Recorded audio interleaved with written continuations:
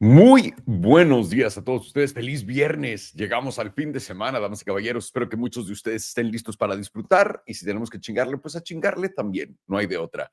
Les mando un fuerte abrazo a todos ustedes. Me llamo Alejandro Salomón y bienvenidos al Casino del Tío Salo. Ahorita vamos a estar viendo, por supuesto, con Alex y con Farhan los precios de Bitcoin y todo lo demás que nos estén pidiendo ahorita en nuestro chat, por supuesto, como siempre. Pero antes, les tengo que contar un rollo. Güey, ¿por qué? Porque quiero. ¿No? Me desperté hoy tristemente. Me meto a X a ver qué es lo que la gente está hablando. Es parte de, ¿no? Si te quieres enterar, porque yo creo que ver noticias es completamente negativo para todos nosotros y también todo lo que es redes sociales. Pero necesito mínimo 10 minutos para saber de qué es lo que la gente está hablando. Y la razón por la que hago esto, sobre todo, es para entender más allá de por qué es lo que la gente está hablando. Me gusta ver al mercado, me gusta ver las noticias a través de lo que hace en efecto en la gente. ¿Por qué? Porque en vez de analizar el mercado como un economista o como alguien que tiene un PhD en finanzas y la verga, lo que hago es, estoy viendo como si fuera yo el jefe de marketing de la bolsa. Y eso me hace entender las narrativas que me ponen en posiciones de ventaja. Y esto me funciona muy bien a mí. Ahora, no estoy diciendo que a todo el mundo le vaya a funcionar, simplemente a mí por entender lo que le están intentando vender a la gente. Hoy hay dos cosas que van juntas de la mano, en realidad son tres que van juntas de la mano y esto es la siguiente narrativa que le están vendiendo a todo el mundo. Uno, el mercado, la bolsa de Japón se desplomó 3%. Han usado la bolsa de Japón porque ha pasado que cuando Japón revienta, Estados Unidos también cae como loco. Ahora, eso, ahorita se los voy a enseñar en una tabla, no está pasando todavía. Eso de que nos están diciendo que Japón, el terror, vende todo, no está pasando todavía. La otra cosa que están haciendo es haciéndole pensar a todo el mundo que las hipotecas subieron esta vez. Ahora, esto es donde se pone todo divino, porque la última vez que platicamos de esto, cuando les dije, cuando Biden estaba de presidente y cortaron tres veces tipos, primero fue 0.5, la segunda fue 0.25 y la segunda 0.25, intereses subieron. En ese entonces nadie habló de eso. Lo dejaron callado y todos los pacos se quedaron súper callados como siempre. Y ahora los pacos, tenemos mucha suerte de tener pacos, porque los pacos nos dicen exactamente qué es lo que le están haciendo pensar a las mentes más débiles de todas, ¿no? A la gente que no tiene criterio. Entonces tenemos que agradecer que los pacos existen. Les voy a enseñar por qué. Vean esto. Si nos ponemos a ver acá, mi queridísimo Lance Lambert, un gran Paco, pone de back-to-back big one-day jumps. Eso quiere decir que de un día tras día hemos tenido grandes brincos. El promedio del 30 de una hipoteca de 30 años hoy está en 6.37%. Hace un día estaba en 6.15%. El bono del tesoro está en 4.11 y el spread son 226 puntos básicos. Aquí está otro megapaco que es Unusual Whales. El dólar sigue siendo un poco mal valuado, está sobrevaluado después de todo, de estas bajadas de interés. Se va a devaluar aún más el próximo año. Entonces, Bank of America te está diciendo instantáneamente que el dólar se va a devaluar, algo que al banco de Bank of America no le conviene, pero ellos te están diciendo porque son muy buen pedo, ¿no? Y estás viendo esto, se va a devaluar, vas a tener inflación, los tipos están subiendo, es lo que le están diciendo a toda la gente. Ahora aquí tienes otro. Mortgage rates are climbing even when the Federal Reserve just cut interest rates. Esto es algo que no dijeron la última vez. Están diciéndote, las hipotecas están subiendo, aunque la Reserva Federal acaba de cortar los tipos. ¿Ok? Todo esto que ahora la gente está notando, vean, otra vez, este güey también, mortgage rate spike 50. Ahora, todo esto está poca madre. También este güey es un megapaco. Lo pueden ver acá, 30%, están subiendo, el mercado está rechazando las bajadas de tipos de la Fed.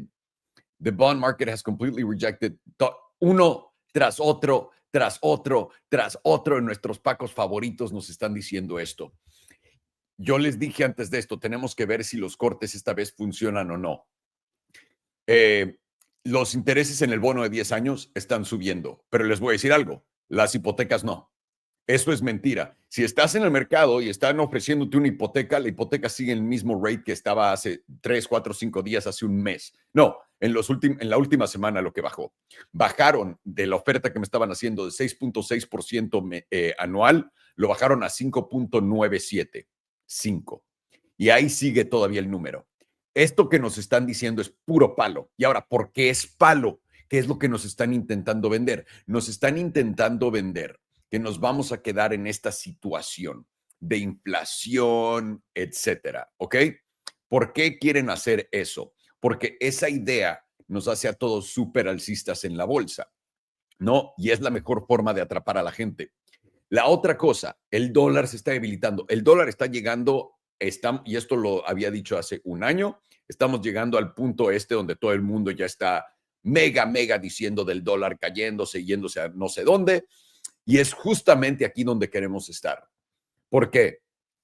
Yo creo, porque están haciendo un esfuerzo, y les voy a enseñar en una tabla en putiza esto, para que lo vean. Denme un segundo. ¿Qué les iba a enseñar en la tabla? Ah, el yen. Esto es para mí todo. Yo creo que la bolsa sí va a caer, pero no ahorita. No ahorita. Primero va a tener una subida que agarre a todo el mundo que está viendo estas narrativas de que los intereses están subiendo y todo esto, para que todo el mundo se trepe y ahí queden atrapados en el tope. ¿Ok? Les voy a enseñar ahora mi tabla del yen. Déjenme quito simplemente esto. Y me voy a ir a la semanal. La de 2 semanas es más fácil de ver. Ok. Vean esto. Esta es mi tabla del yen. Denme un segundo, la voy a trepar. No sé por qué no se ve. Ahí está. Esta es mi tabla del yen para que la puedan ver. El yen, para ponerse en una zona peligrosa, recuerden, cada que el yen toca esto, el mercado tocó fondo. El mercado tocó fondo. El yen está aquí abajo.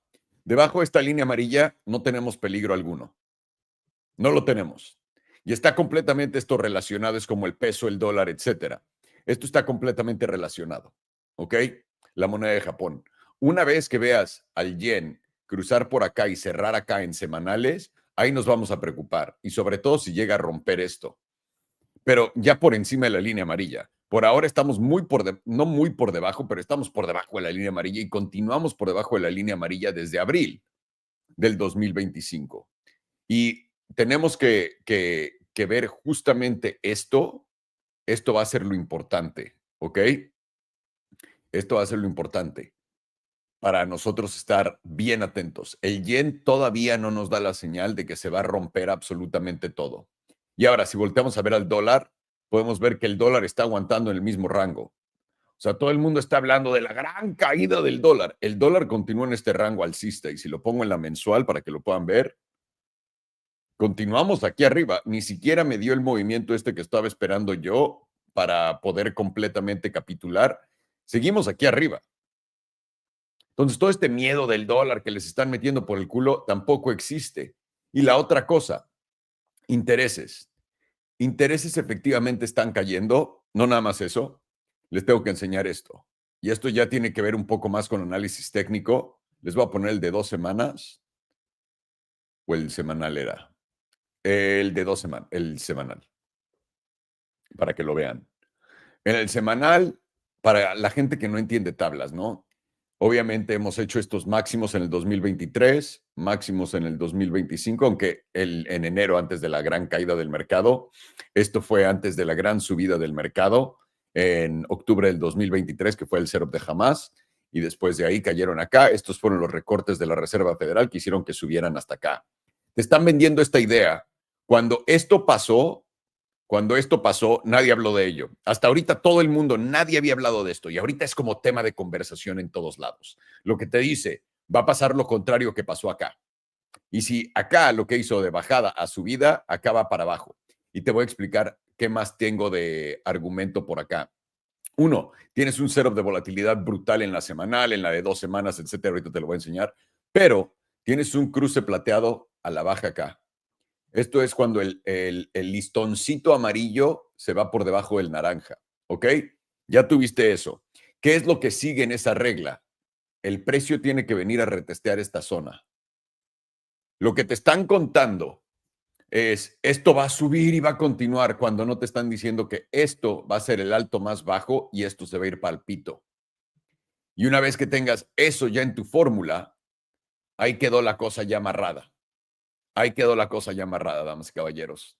Te están vendiendo la noticia que te debieron de haber vendido el año pasado, ahorita, para que creas que no va a bajar. Y ahora, tienen que entender también que esto va de acuerdo a mi bias, ¿no? Que les estoy diciendo que el último cuarto de este año va a ser pésimo y el primer cuarto del próximo año, o el primer cuarto del próximo año, que es donde todo se vaya a la verga. Yo creo que estamos a tiempo. Lo que sí continúo diciendo es, todavía no han atrapado a todo el mundo en la subida. Les falta esta subida predatoria con todo lo que les están diciendo. El dólar se va a la mierda, no ahorres, pon tu dinero en la bolsa. Los intereses van a continuar subiendo, el dólar va a bajar, se va a devaluar más, por lo que salte del dólar, métete en la bolsa. Bitcoin todavía, bueno, ahorita los están agarrando a todos los que entraron en largo, pero continúa dentro de la misma tendencia alcista. Están diciéndole a todo el mundo, güey, ve, el dólar se va a la mierda, entra a la bolsa. Y le están intentando meter un poco de sabor. Recuerda, como en la vida, no habría bien si no habría mal, ¿no? Necesitamos la dualidad. Para que haya una noticia real tiene que haber noticias falsas. Las noticias falsas son justamente estas que les estoy presentando en este momento, porque esta es la narrativa que les están vendiendo. No todo el mundo se entera de las cosas buenas. Recuerden, en realidad nadie se entera de las cosas que están pasando de verdad. Lo que empujan para que todo el mundo vea es una narrativa, y así es como funciona el Internet. Así que ahí lo tienen. Para que no se me queden preocupados, para que no se me distraigan, para que no se me pierdan. Este es el nombre del juego. Lo que yo estoy viendo es, vamos a tener una última subidita. Esa última subida, no, altos históricos, altos históricos. Esa última subida va a hacer que los últimos se suban, que tengamos un buen dip, vuelva a subir ese dip, que la gente diga, güey, cómpralo, vuelva a subir. En cuanto vuelve a subir, todo el mundo se va a meter por pomo y ahí, verga, es donde los va a tirar. Eso es lo que yo estoy esperando en este momento.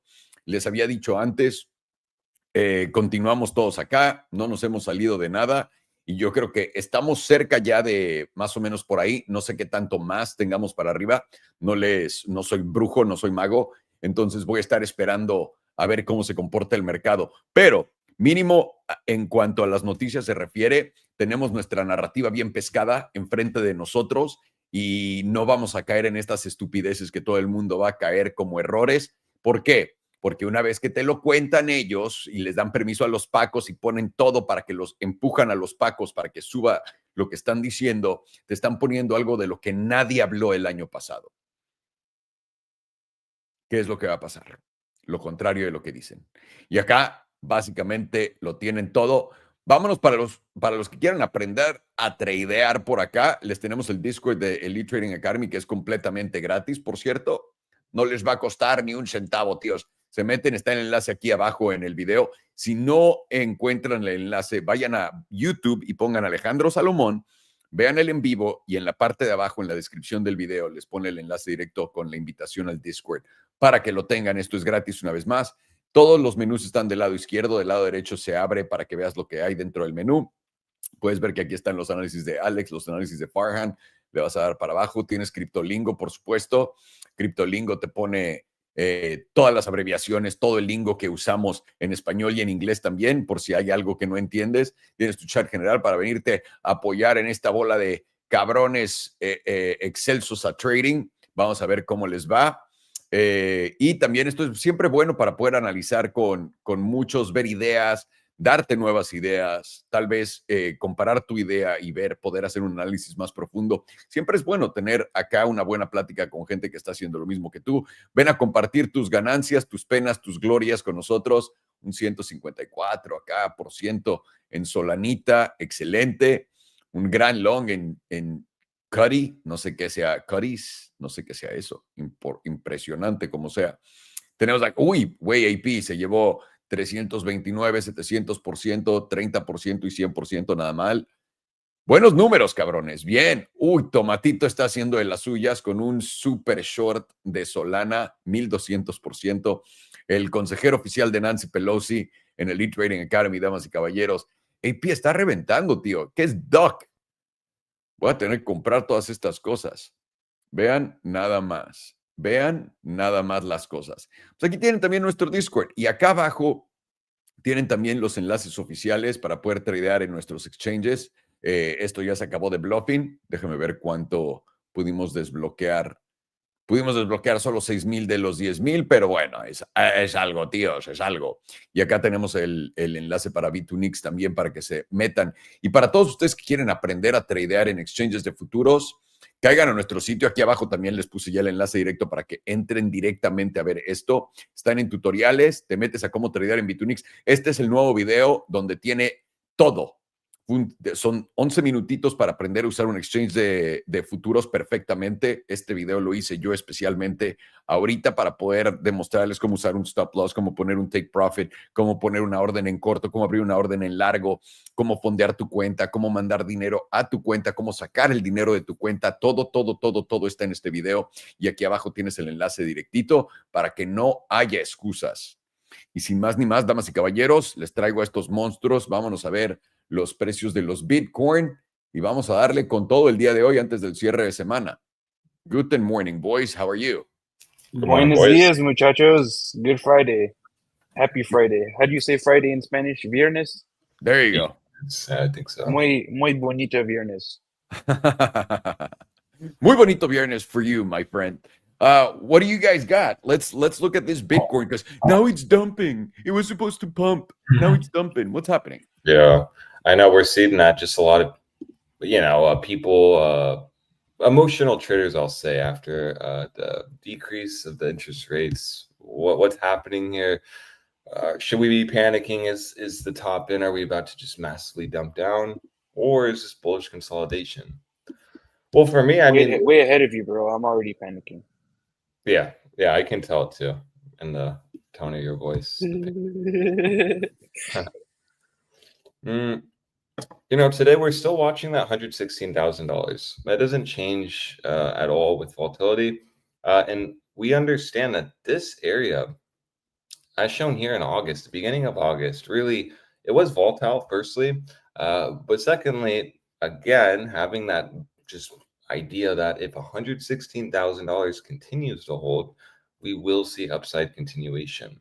And so far, yeah, we've had some downside. We drew that wick high rejection. We understand that 117,500 to like 118,000 is an interesting spot for Bitcoin. An interesting spot, which means we're just within a major range. But we have found resistance somewhat in this region. So for me now, I'm really not concerned at all. I mean, yesterday you had a higher high. Today looks like you're getting a higher low. And that's why we're even seeing that daily EMA9 move up right into that meme line. A scenario we talked about, which occurred here right before that spring, which did take us to a new all-time high. So I'm still just simply watching this $116,000 carefully in confluence with the daily 9. We still have that daily silver cross as well, which really should be guiding your bias. You really shouldn't be, overzealous on shorts, way too bearish, following the masses, but rather just play what you know. We know that Bitcoin's in a very easy daily uptrend, consistently producing higher lows that are producing higher highs. So we can simply just, if you're going to long here, my recommendation is just, the same as before, just play the higher lows as your stop loss. Now, we haven't really tested the daily 9, and it moving up to that $116,000 would make a lot of sense to me. When I say we haven't tested the daily 9, you're noticing here on these moves down, we're coming close to it, but we just haven't hit it. So even in the midst of like the panic, the moves down, we still are seeing bulls pick up here. And again, this is why I'm not concerned really at all. I'm still looking at this as an opportunity zone. As long as we hold above $116,000, this will just be a time to position. Now, things can quickly change for me. We very easily can start coming down, But, when we're now quickly reclaiming back above the ranges, we have a weekly candle closure in 2 days. We still have a weekly volatility set up. We're now popping back within that new range on the weekly freshly. Often, yeah, that will give you some kind of pullback. I mean, if this weekly closed exactly where it's at now, I would be saying this would be the easy trade. Throw back to then the expansion. So we're still just watching that. I mean, reclaim, you came down, tested it, but still, it just is wise to be using that zone, understanding that really from this point, you can move up and test close to the high. For me, looking at the weekly HBDR, we still have that set up to $123,000. So again, anything can happen in the midst of this, but this is why we don't want to be trading in the middle of this range. You want to be playing the extremity. The extremity for me now is 116,000 on the daily, just represented with the daily 9. You start losing the daily 9 though, then yeah, this will give you confluence, a deeper pullback. And that's just simply when we start going to more of a higher time frame view, maybe the 10-day, right? And this 10-day just got reclaimed. We just reclaimed the EMA 9. We got back above the range here. For me now, this is really this would look solid for a retest into this region. Again, while majority get bearish off of the new, new data in quotation marks that we just got yesterday, which was actually quite expected. We'll let the markets adjust, degenerates pre-position, all while the 10-day can just put in structure. Because we also were looking at August 19th wick high on the 10-day. We did take out that. So this is now, in my opinion, shifted into an uptrend. If it produces a move down into that $114,000 region, that still is the spot I'm going to be gauging for a major opportunity to max long Bitcoin. And that's still the same zone as on the weekly as well. We reclaimed back over the weekly 9 into this week. We were watching for a pullback into that weekly 9. You ever so slightly front ran it. That's why also the meme lines and understanding the lower timeframes can help, because we front ran it and we understood here when me and Farn looked at the 5-day that, well, where the 5-day is currently could provide a bounce, de-solidifying our idea on maybe a weekly 9 test and maybe us going a little lower under that $114,000 area. Because whenever the 5-day EMA 9 gets reclaimed, this often does just lead to a very nice long environment for bulls. Right? EMA 9 on the 5-day gets reclaimed. You then expand. Any move into that EMA 9 on the 5-day needs to be looked at as an opportunity. And even here, when you had a massive pullback, we can measure this out. Went down almost 10%, about 9%. You still held above the 9, leading to a new high. Now, I will say, really, I mean, since the start of like June, we have just had the market has been pretty choppy, pretty brutal. It hasn't been really the most fun. And why has that been occurring? Well, really, we've seen since June, July, you have been contracting and giving a 5-day PBWP setup. Now, most will say, well, what about when it expanded here? I'm looking at this as like a failed breakout on volatility. Right, but we can see that even with volatility resetting, contracting, and even, falsely breaking out, meaning once it gets past 15%, you have a setup firing off. The question is, can it just move up into that 50%? This to me only went up to around 26%. And now we have 5 sessions of 0% volatility on the 5-day. Absolutely insane.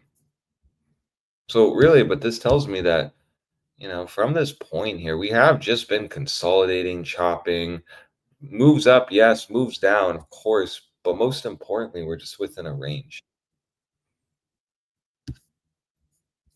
And honestly, this is exactly what bulls would want to see. If I was to just delete all my lines here, and we just focused on 2,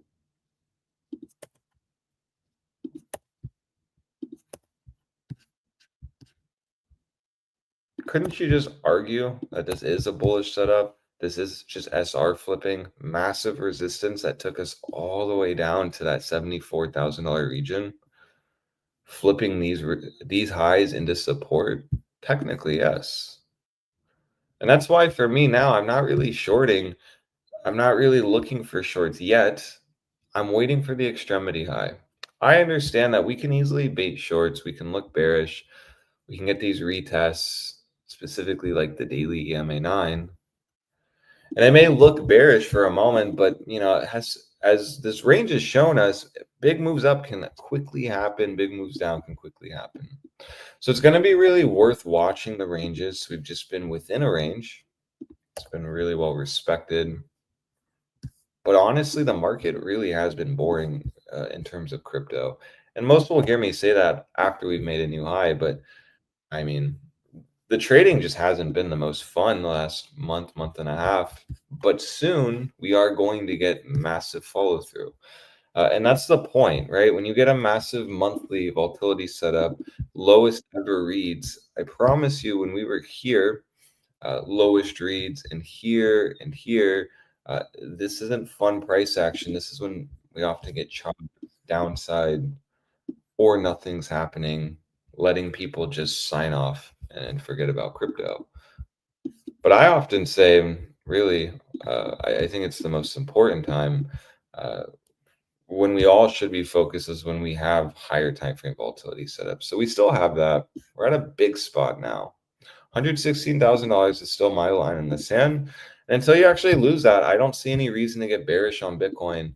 You were allowed to be bearish on Bitcoin in this region. We got stopped out.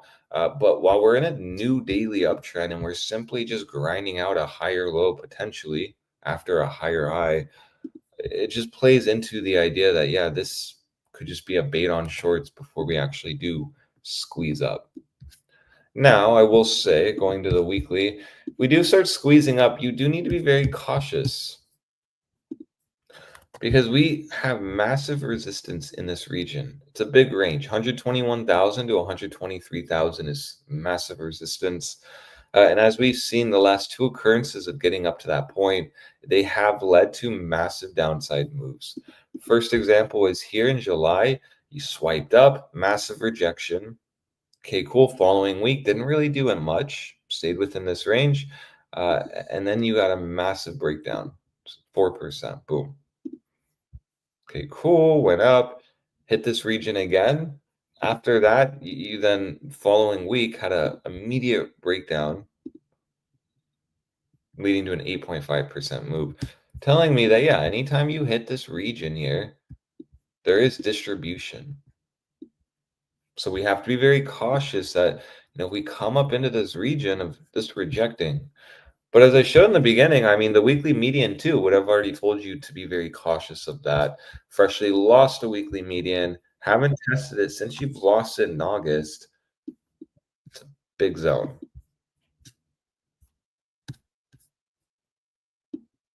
Because let's see here, actually, what occurred last time? We're in this, region. Let's see when we lost the weekly median. So you lost it here this year, actually. Slowly moved up. Okay, reclaimed it. Tried to get the throwback. And you did, actually. Off that throwback, you made a new all-time high. And then you've lost it. So that's interesting, actually. It seems like bulls really do get massively in control once you're back above the weekly median. That would make sense. Here we see a weekly median, reclaim loss, retested. After you retested the weekly median, which granted was a pretty big move from this point, to test the weekly median, I mean, it needed to move up 17%, but it did test it. And it even tested it the following week, and then that led to a major move down. We'll measure it from this rejection of the weekly median. 27%. That's interesting, actually. Because then that can tell you that really, I mean, you can just aggressively shoot up to that median on the weekly. I mean, this was even a 17% move up. But it's all about getting the reclaims, getting back above it. You can get back above it. That's what led to an all-time high. Staying under that led to a major rejection down, minimally 27%. measuring out in this environment. Didn't even take it from this first rejection. So when we see that and we see an area, we see resistance here, and we easily can see an argument to maybe squeeze up. We should be watching this zone very carefully.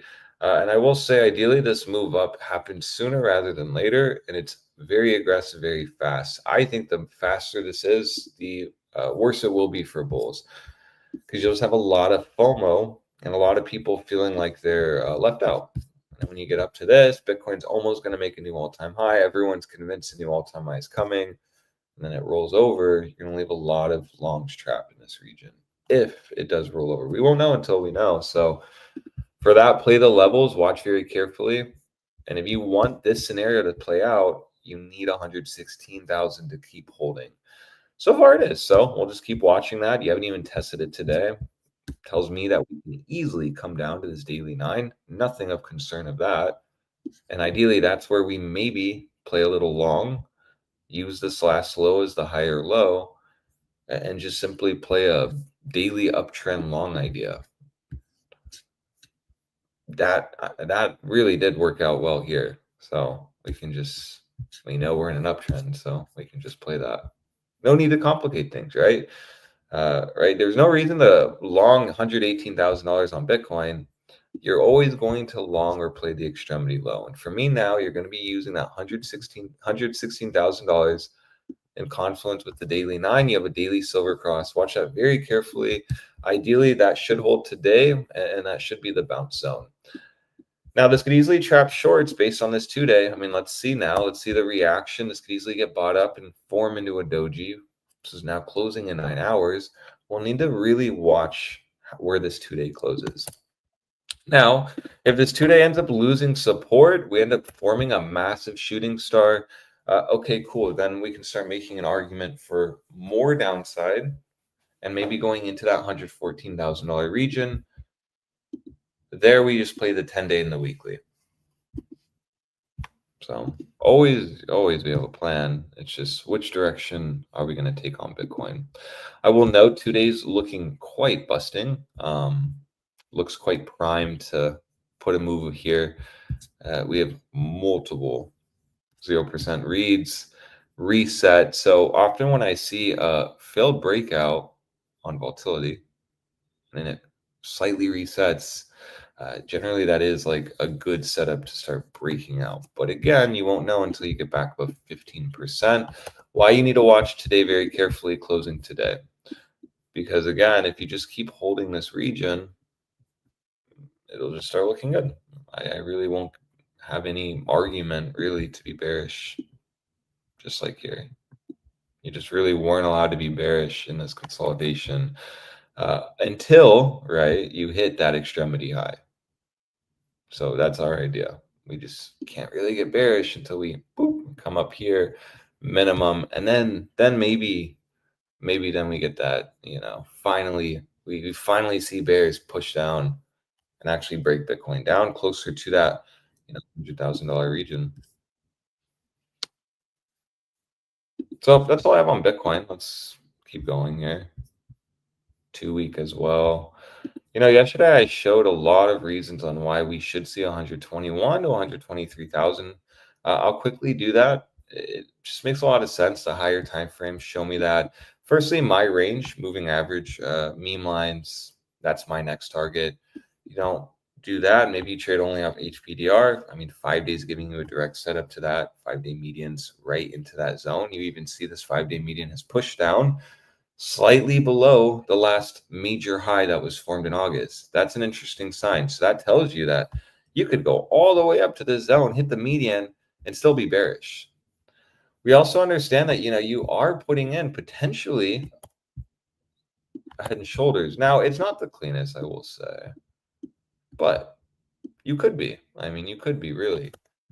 You just need the right shoulder to actually form out, still not confirmed. And then also on the 2 week. 2 week median is right in that zone. And similar to the 5-day.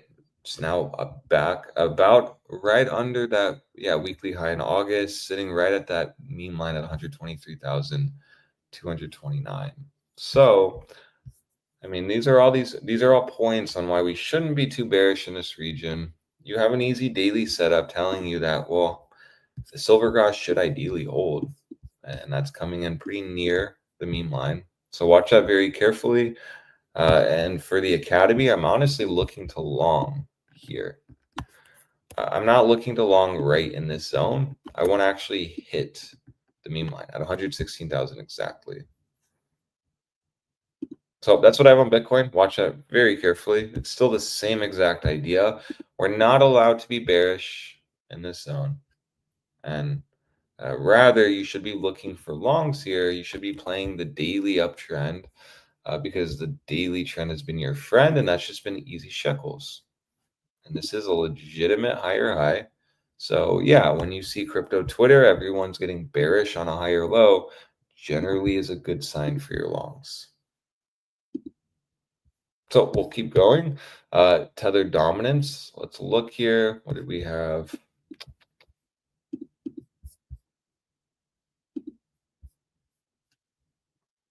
Right. So we were looking for the weekly, right? Lost a 9, lost 4.4%. A move up into the weekly 9 would make sense before rejecting.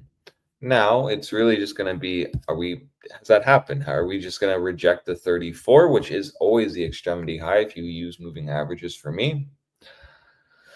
And are we now going to start rolling over? The only way to really confirm that is if we just keep staying under the daily 9. It's very easy. Under the daily 9, yeah, this will start breaking down. Confirmation of a breakdown is still the same area, right? It's still just simply taking out, what was the other area? Right here.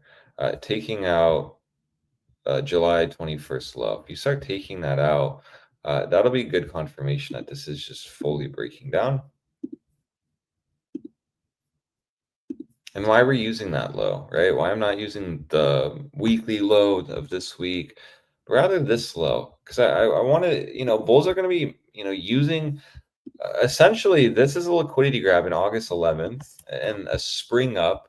But really, we don't have to use August 11th low to understand we're breaking down. Simply use July, right? Price action in July 21st, you had that low before a major move up. We know if we start taking out that low, you're now in a weekly breakdown with volatility reset. Just more implications of, yeah, this will just end up breaking down. And therefore, then you don't need to wait for this low to get taken out. But then also, if it wants to load anytime, we still are under the monthly 9, and we still are in a monthly downtrend.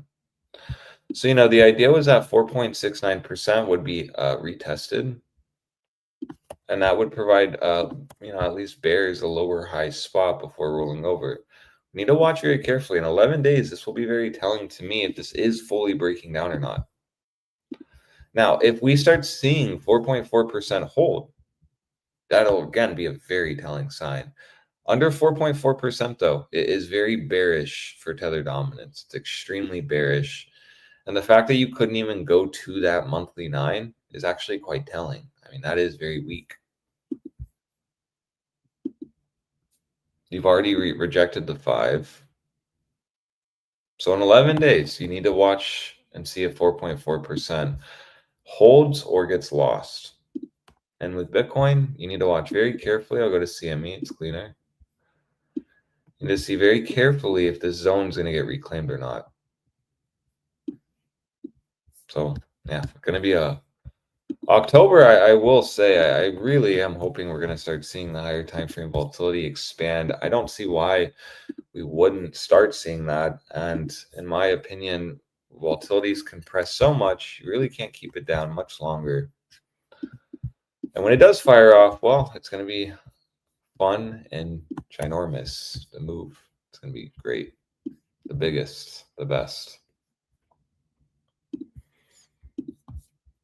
So watch that very carefully. I would be very aware of, like, today, the bait scenario of shorts. I mean, how else are you going to squeeze up from here? Well, the only way is really to act like you're going to break down. make everyone short, make everyone just think that, yeah, it's going to be easy downside markets after the decrease of interest rates, just for a nice squeeze up. That final squeeze up should be it. And if we are truly going to be bearish, this is where you see a multi-$1,000 rejection, something we haven't seen this entire bull market. And this should be the entry or the start of maybe a bear market. So just be very aware of that. We're in a very big spot, and you should always be aware of that whenever you get really close to an all-time high. A lot of people look at this and just whenever you get to an all-time high or close to it, they get excited, they get horny. But this is when it's the most important time to pay attention, because this is when like the macro could shift. That's like the little details is important. Are you going to start ever so slightly putting in lower highs? Are you going to start ever so slightly breaking down?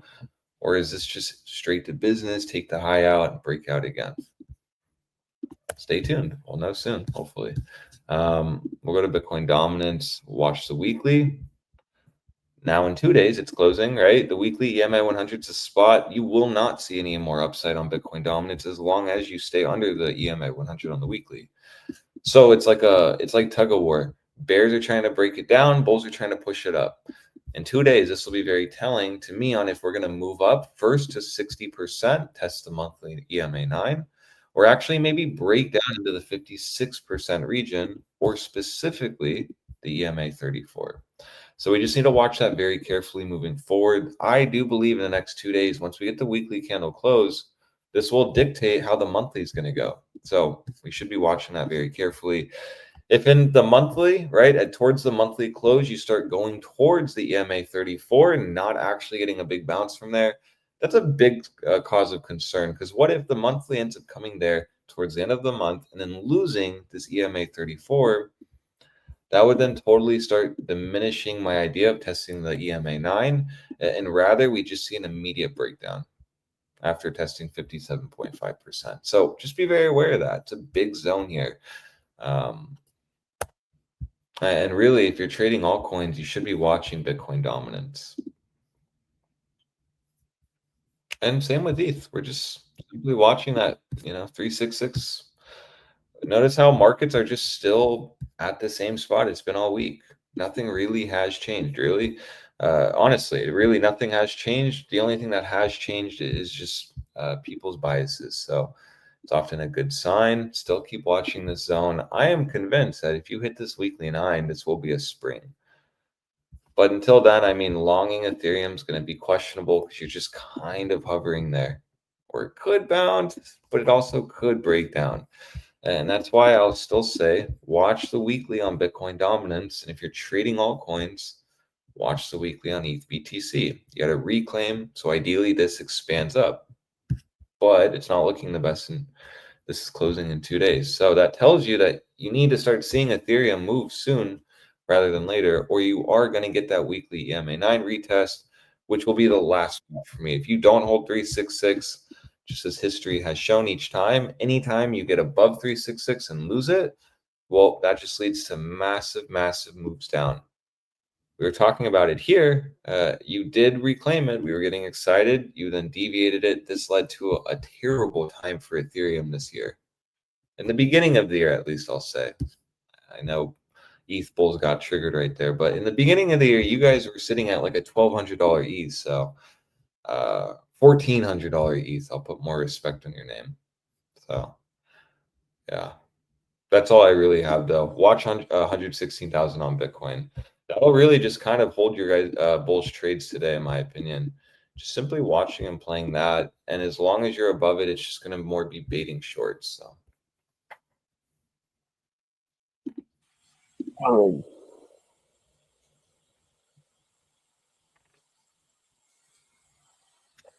Let's go to the daily on Bitcoin. Where's my HPDR? There we go. Sometimes the HPDR is racist against brown people, and it takes a while to show up. But whenever that dude Crown loads it up, it's always loading up immediately.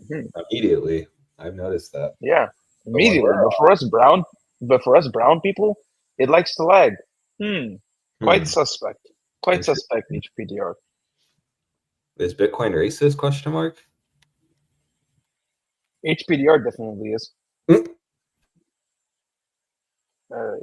So on the daily, we are starting to lose the median. We're getting below that median and approaching the 9 EMA, starting to play out the original idea that we've had for about a couple of live streams now to get a rejection of somewhere around this upper 116 to 118 zone, and then eventually get a move down to tap somewhere around the 113s to the high 113s to the low 114s. And right now, we would have a mathematical probability of going down to the 38.2%, assuming we do close below this median, which will close in about 9 hours and 43 minutes, and the number we have to lose is about $116,600. Assuming we close below that level, that'll bring us down to a 61.8% chance of coming down to this 38.2%, right around $114,200. But I do think you are going to go a little bit lower than there to tap somewhere around this 55 EMA, which is right now at around $113,600, $113,700. Anywhere between 113.7 to 113.3, right around this 113, even right around this 50% is where I do think we are going to find our next higher low, and this is going to be the area where I plan to be max bidding for a move up to tap somewhere around this 38.2%, around $119,000 to $120,000. So now we go to momentum. Momentum is currently pointing to the downside, getting below the reset zone. Momentum is currently putting in possible hidden bullish divergence by taking out this previous low at about 115,291, while price is still making a higher low. And we were very close to taking out this previous low on momentum too. Like, oh, I think we have taken out this previous low momentum. So now there's possibility for 1, 2, 3 drives of hidden bullish divergence, which will be confirmed with a close over about $117,885.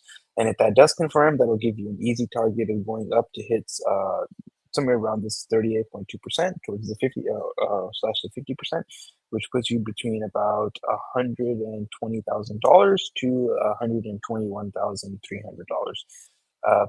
Personally, the long that I was in before was stopped out, and the target for that one was about $122,000. For this next one that I plan to scale in around 114 to 113. Oh, who the fuck is calling me? I really hate how it'll interrupt my computer screen if somebody calls me on my phone. So what I was saying, my original target for that long was around 122,000, but the one that I start scaling into around 114 to 113, I'm going to be targeting about 119 to 119.5 to get out of that one, because I don't want I will be front running this daily 38.2%. Right now, the daily jewel is starting. Oh fuck, my computer's about to die. Yo, Alex, do you mind grabbing my computer charger? So I'll get back. Sure. Daily jewel is starting to lose the buy signal, flipping over into a neutral signal, while the pink is still crossing over the yellow. And it's happening slightly above the bearish control zone, but it's happening in that middle zone between the bullish control zone and the bearish control zone. So it's going to give you better results than if it happened up here in the bullish control zone, but it's still going to be respectable results regardless. Behind my TV. Let's go to the 2-day. 2-day is currently giving you a rejection of the top 38.2%, and you're currently getting multiple rejections of this 38.2%. You got a rejection right over here. This one rejected ever so slightly, and now you're getting a nice shooting star rejection. And the 2-day closes in about 9 hours, 40 minutes. If we do close like this, I would expect at a minimum a move down to this 21 EMA, which is right now at that $114,000 area.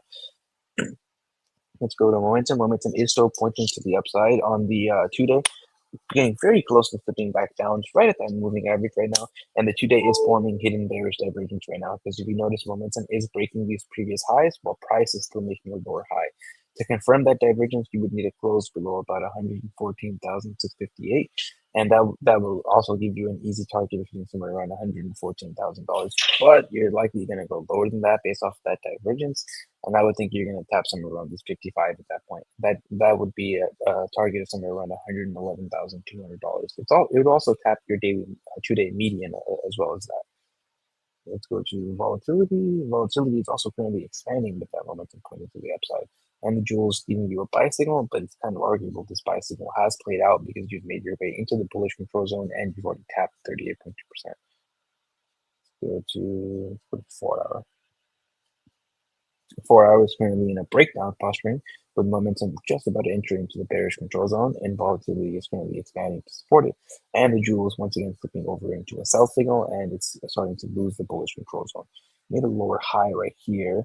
So, you made higher highs in price even before a bearish divergence in the 4-hour jewel. Right now, we are looking to lose this 38.2% on a closing basis, which is about $116,200. And that should give you a move down to tap at least somewhere around this 100, which is about $114,500.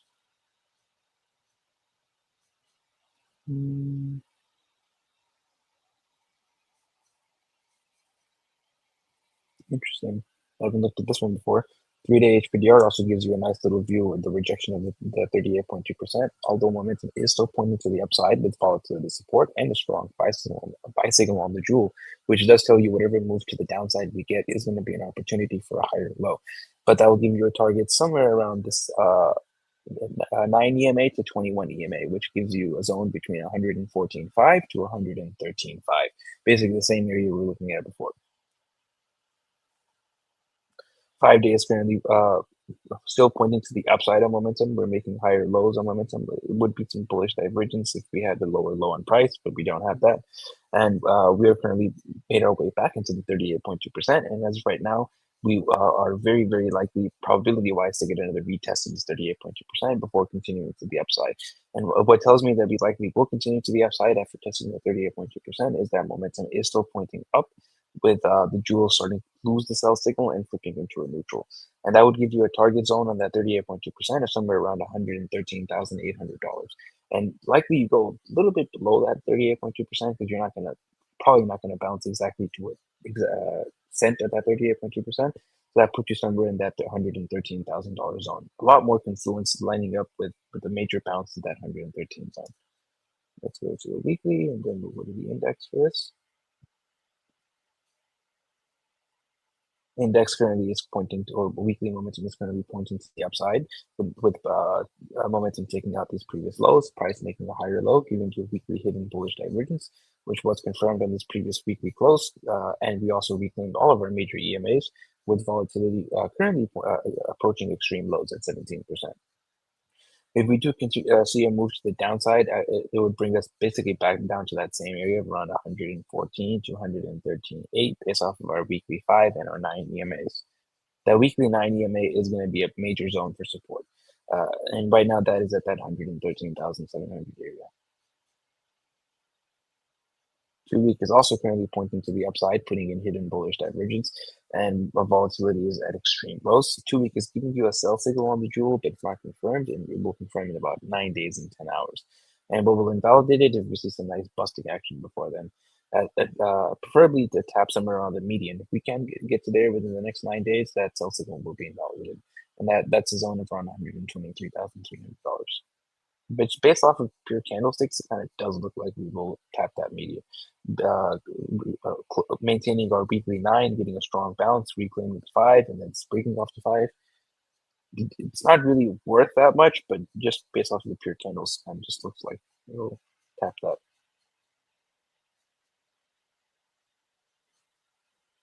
But that's the reason why you don't want to trade based off of just how the candles look. Weekly is currently pointing to the upside on momentum, putting in multiple drives of hidden bullish divergence, and volatility is pretty close to approaching extreme lows, currently at 19%, 4% away from extreme lows, and the jewel's giving you 2 periods of a buy signal on the monthly. Right now, as long as you are currently holding over that monthly, the monthly 5, you would have probabilities of going up to tap the median. It doesn't tell you if you're close over the median, you'll likely get a rejection of the median like you have every single time before. But right now, that gives you a target of somewhere around exactly at my mean line at $130,666. Oh, interesting, 666. Now we'll go to RSI. The relative stupidity index. The relative simpleton index. Monthly currently has active hidden bearish divergence with another drive possible, and it's going to be confirmed with a close below 3.96%, And that gives you a target of somewhere between the simple moving average and the bearish control zone. That's between 4.19% and 3.26%. The 100 is sitting at 3.5%. Pretty cool. 2 week also has hidden bearish divergence. It will be active as long as you're closing below 4.61%. And your next target is the critical zone, which will update in 9 days, but right now it's at 1.67%. Unlikely we go to 1.67%. Weekly is currently also has hidden bearish divergence. Got it across the board, hidden bearish divergences. And this will be confirmed as long as you're closing below same number, 4.61%. Next target is the simple moving average of 4.1%. Nothing there. Nothing. 2 days got another drive, possible of hitting bearish divergence along the 3 already confirmed. And that will confirm with any close below about 4.22%. And you will invalidate the divergence with a close above 4.36%. Daily is now putting in a fresh third drive of hidden bullish divergence. This will confirm with any close above 4.28%. And that will give you a target of hitting the edge of the bearish control zone, which right now is at 4.34%. The neutral zone is the next target, and that is sitting at 4.48%. It is unlikely, though, that it'll get out of the bearish control zone based off of the simple moving average lining up right up to the bearish control zone. So that puts a lot of resistance in this zone. That'll give you a little bit of a spike up on Tether with a short-term move down on Bitcoin. It'd be nice. Lines up perfectly with the idea of tapping somewhere around that high 113 zone. Now we'll go into 4. Look at volatility. Actually, volatility is approaching extreme lows with that third drive of hitting bullish divergence approaching. Interesting. And you've got a buy signal on the jewel in the bearish control zone. I'm interested about that. Let's see what this does.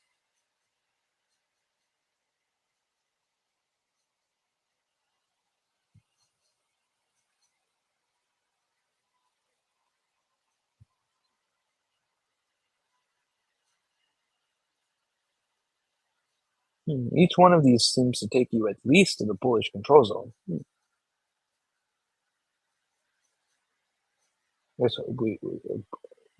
Crypto Bulls Hopium is that the one we have is what like this one here, where it just rejects the bearish control zone. Well, that should be enough. I'll take one more and that'll be enough.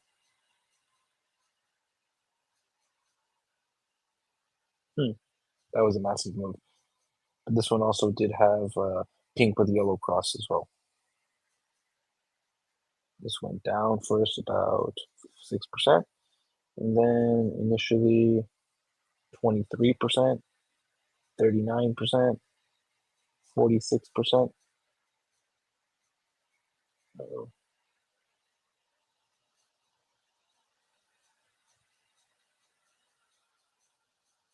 And 56%. Now let's check the next one. This one is not going to be as similar to the one we have now because of that pink and yellow cross.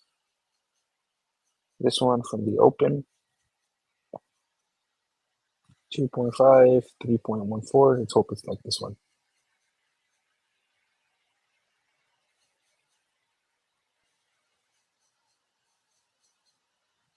Now from the open was there. 1.1, 8.4, 14.6.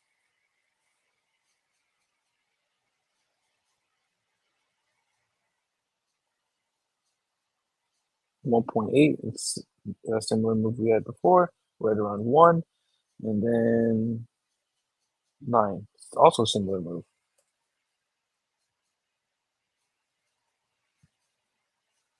This 6.7, 9, interesting. How much are we up now? Let's take it from the open. Moved up around 0.9%. If we were to take it around 1.6 to 1.8, puts us around, interesting, 4.39, right around 4.3s. The RSI divergence target was about 4.34 to 4.35. Now let's take around 9%.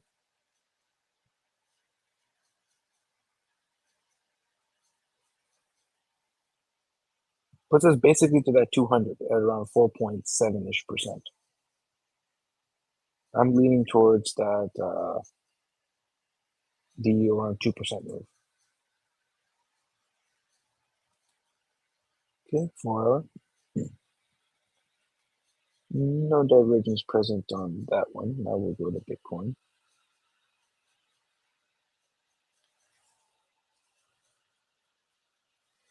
Monthly still has that hidden bullish divergence by taking out this previous low.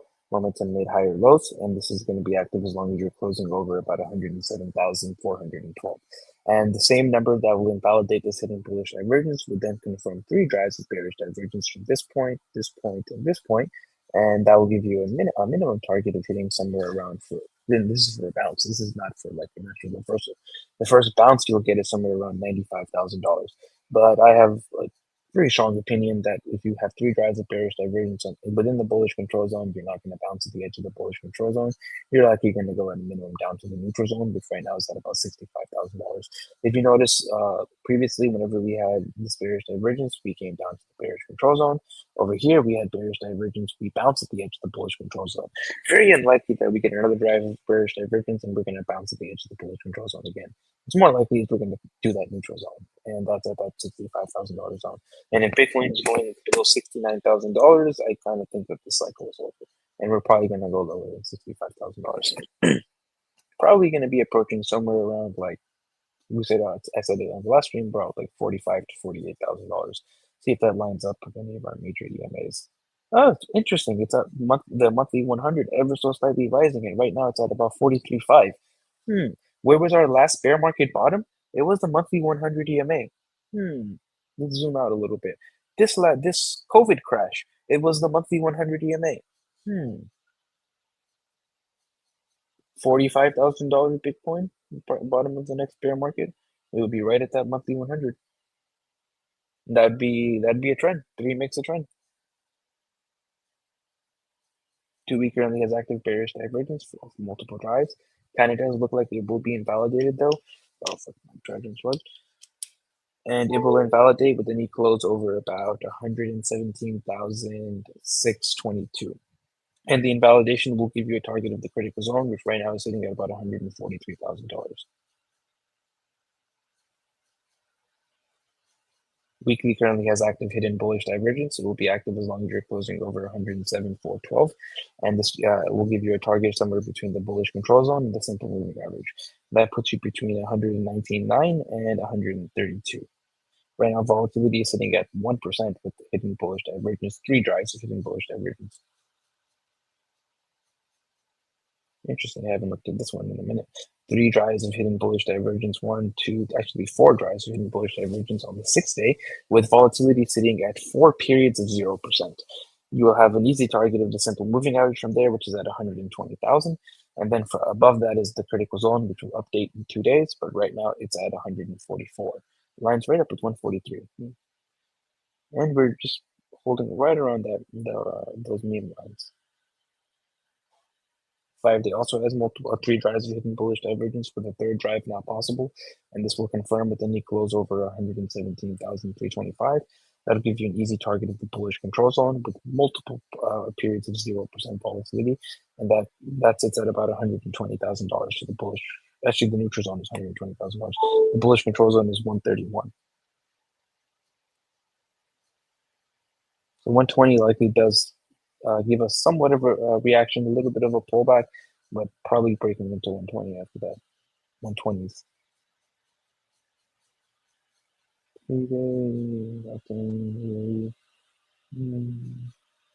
No.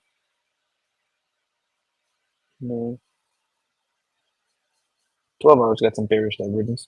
We are approaching the easy target of the neutral zone, which right now is at about 116. And then the bearish control zone sits at 114.4. Interesting. With the volatility now, I think it's expanding. Yeah, it's just now starting to expand from 0%. Bearish divergence lines up with hitting that 114, 113 zone, tapping the bearish control zone, putting in some hidden bullish divergence, taking out this previous low on momentum, and then send it up to 120s. First, fill me before sending it up to 120s, though. If you don't feel me, don't send it up. Come on. Oh my God, he's doing the same shit again. There we go.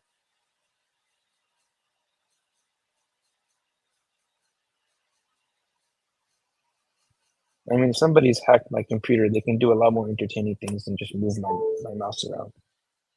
Be a little more creative. On the 4-hour, we've got multiple drives of bearish divergence. This will be active as long as you're closing below about 117,128. Next target on that divergence is going to be the bearish control zone, which sits at about 115.7. Critical zone is at about 110. This level will update in an hour and a half.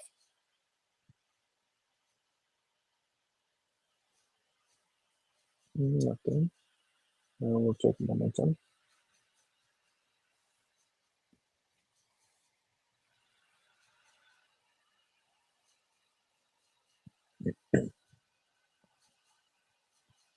Monthly momentum is freshly pointed to the upside, with volatility sitting at extreme lows at 8.9%, putting in fresh hidden bullish divergence, and you're going to be pointed up as long as you're holding over, closing over 102,450.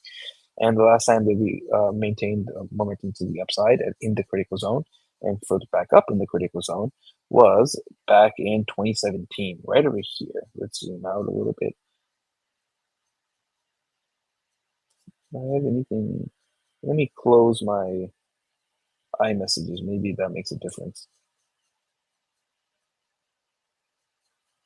All right. So the last time we freshly flipped back up on momentum was right over here in 2017 within the critical zone, and that's when we got our final, if you want to call, blow off top on that 2017 run. Right here, we flipped momentum back up, maintaining the critical zone, and then we went up another like 2,500% within the next few months. From here, this was January of 2017 until December. So about 11 months, we did 2,500%. That is like what, 200% every single month for 11 months? That's pretty crazy. I don't think we've seen anything like that or ever will see anything like that 2017 rally ever again. People think 2020 was the crazy one, but actually it was 2017. Okay, we have a 2-week. 2017 was the real altcoin cycle. 2-week currently pointing to the downside, volatility sitting at extreme lows, and you have 2-week currently has bearish divergence between these 2 points, and you're going to be pointed down as long as you're closing below 119,100. But that bearish divergence is looking a little weak and does look like it will be invalidated. It invalidates with a close over 117,622. Weekly is currently also flipped to the downside with volatility at 1%, and you're going to be pointed down as long as you're closing below 118,850. This is what helps to also look at the RSI to see that you have hidden bullish divergence currently active. Because on the stochastic, it's only possible, it's not confirmed. On the RSI, it is confirmed. 5 days currently pointing to the downside as well, with volatility at many periods of 0%. On this next projection, you're projected to be not quite at the edge of the bearish control zone yet. Maybe in the one after this one, you will be at the edge of the bearish control zone, and that's where you want to see the pivot go down if we're going to be bullish. So it does line up with a little bit of a continuation to the downside before the momentum flips back up. It lines up perfectly with our short-term move down. Let's see if any of our 5-day EMAs. 5-day is also putting in a little bit of a top candle in this previous close. Lines up a little bit with our 5-day 21 to tap that 113 zone. 2 days currently flipped to the upside with volatility freshly expanding, getting above that moving average, getting very close to getting above 15%. This closes today. So if we can get that close over that 15% today and close over about $110,000 or 109,900, that would confirm that 2-day setup to the upside, and we should see a 10% average 10% move from there. And if you were to take just from quick math, 10% from here, about $16,000, that put us in the $130,000 zone. That prophesized number we've been talking about for months now.